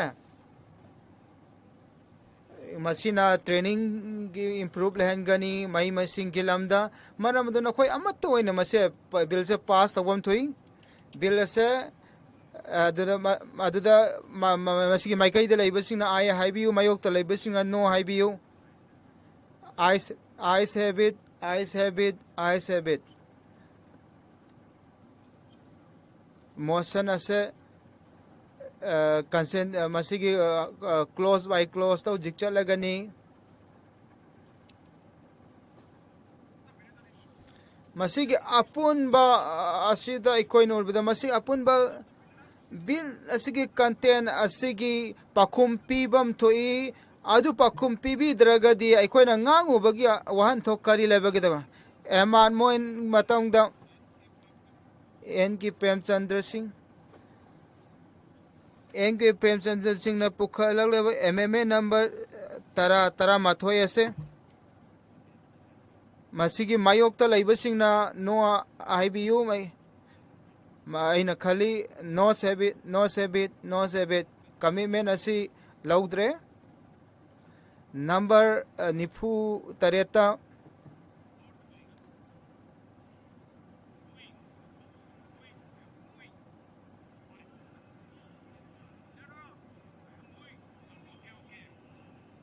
yagani hang nangni baw hang ding MMN bud ame nifu taret BSA accept tawba kangbuna ai haibiu masi accept tawda basingna no haibiu no sebit MMN asi loksan tre hang nangni baw hang close to basi bill asi masigi maikai de lebena I have you my yok to leben no I say bit close to part of the bill amendment number trying to Radha Krishna Singh question number nifu taret hangnung ni bo hang di Radha Mut Krishna Radha Krishna nifu taret Radha Krishna pukhalpa nifu tareta wahang adudi close ahum bill asigi manungda masigi maikai da laibasingna I have mayok ta laibana no have you I say bit close 3B bill asigi manungda amendment number ama amasung ani sir आईगी एमएमए number अमदा त्रिभुवन सरकारी university असी national cooperative university आने ममिंग ओंथोकपियु त्रिभुवन पटेन असीदा सुमनतगी मिसा cooperative पोरखिबा से मा खक्तन तेलेबा असीदा home minister नसु पनबिरमद्रे doctor कोरियस की ममिंग Phagu पनबिरमद्रे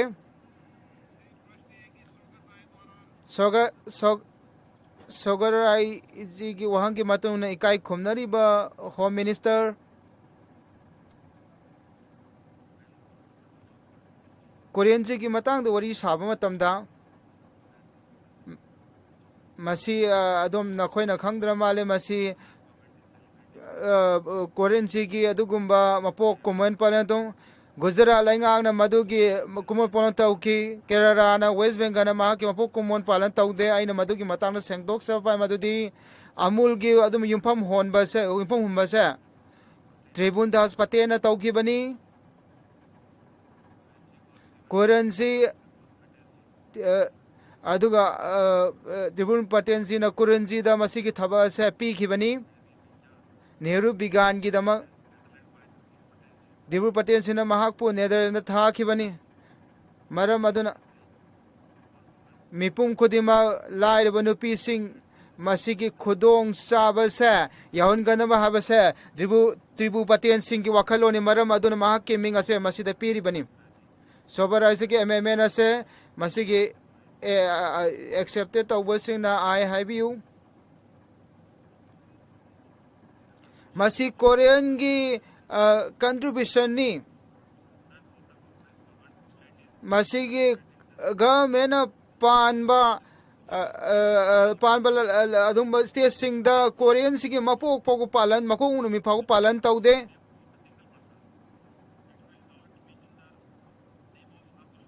masi aikhoi gi group ki ming da nate aikhoi gi minga se aikhoi gi isa gi luching ba singi ming da pi ba na te तिरुबुबन असे कांग्रेस की leader ओइरमी हांगनिंगली बोहांगदी amendment 1 2 असे accept तौगदरा महाग असे Nehru family की इमुंग की मी नते अदुनने मखोइना मसीगी objection थांगकलागलिबसे MMA number अमा अनि से मदुगी माइकई द लेबसिंग आई हाइबियु मायोक द लेबसिंग नो हाइबियु आइना खाली नो सेबिट नो सेबिट नो सेबिट एमएमएस असे एक्सेप्ट तौद्रे एमएमए नंबर 13 आइना हाइजनिंग बदी सर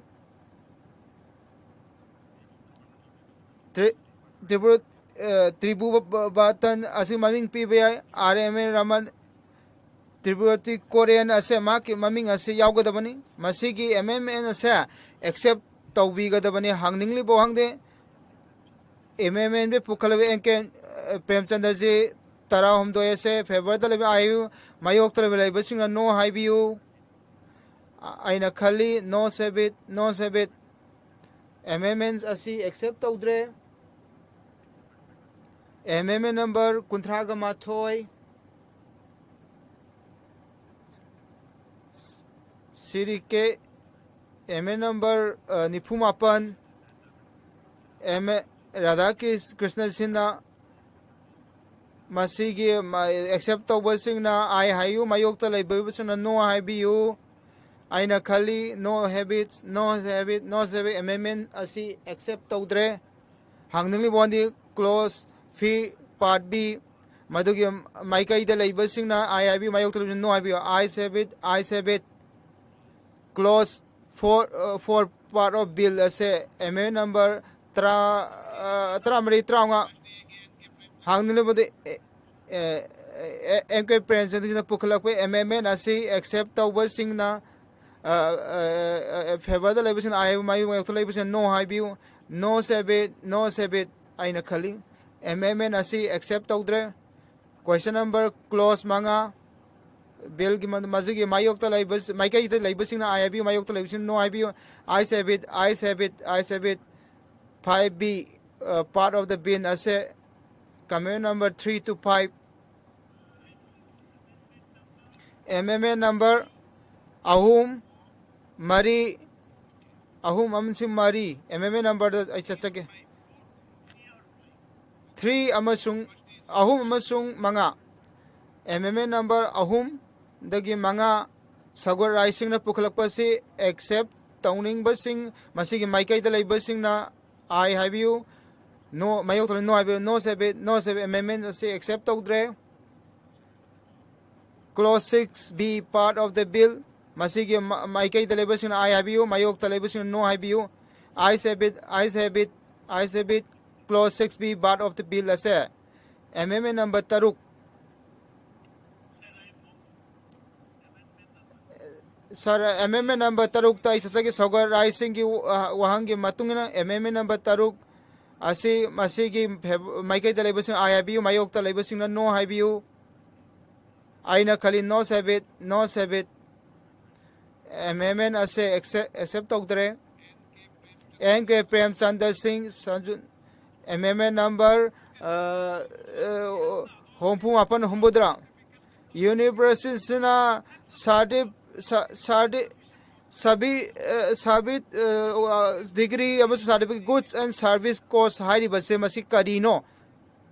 एंके प्रेमचंद्र पुखलरिबा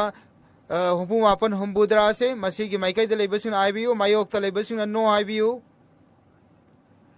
आइना खाली नो सेबिट एमएमएन असी एक्सेप्ट तौद्रे अबे कुमार सिंह सिंचाना एमएमए नंबर 94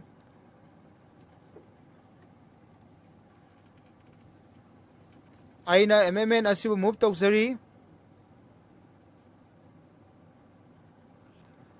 क्वेश्चन हंगने बसे एमएसमेन मसीबो माइकई द लेबसिंग आई हाइबियु मायोक द लेबसिंग नो हाइबियु आइना खाली नो सेबिट एमएमएन असी एक्सेप्ट तौद्रे clause 700 part of the B मसीगी माइकई द लेबसिंग आईबियु मायोक द लेबसिंग नो हाइबियु आई सेबिट clause 7 B amendment number Taranipan kun Masigi University ki sanap MK processing na hangning libo hang asigi amendment number Taranipan kun ase masigi maikai de laibasing na I habiu mayok talaibasing na no habiu I have it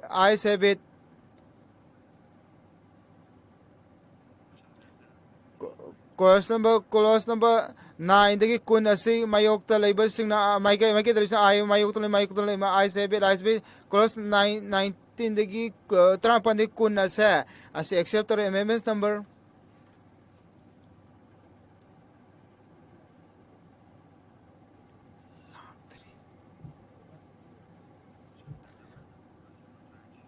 Soviet rising na pukalak pa amendment asigi maikai talaibasing na I habiu mayok talaibasang na no habiu ay nakali no sebit amendments ase except tawdre amendment number nipumari ay amendment ase sar move tawzari hangdang libo hangde amendment number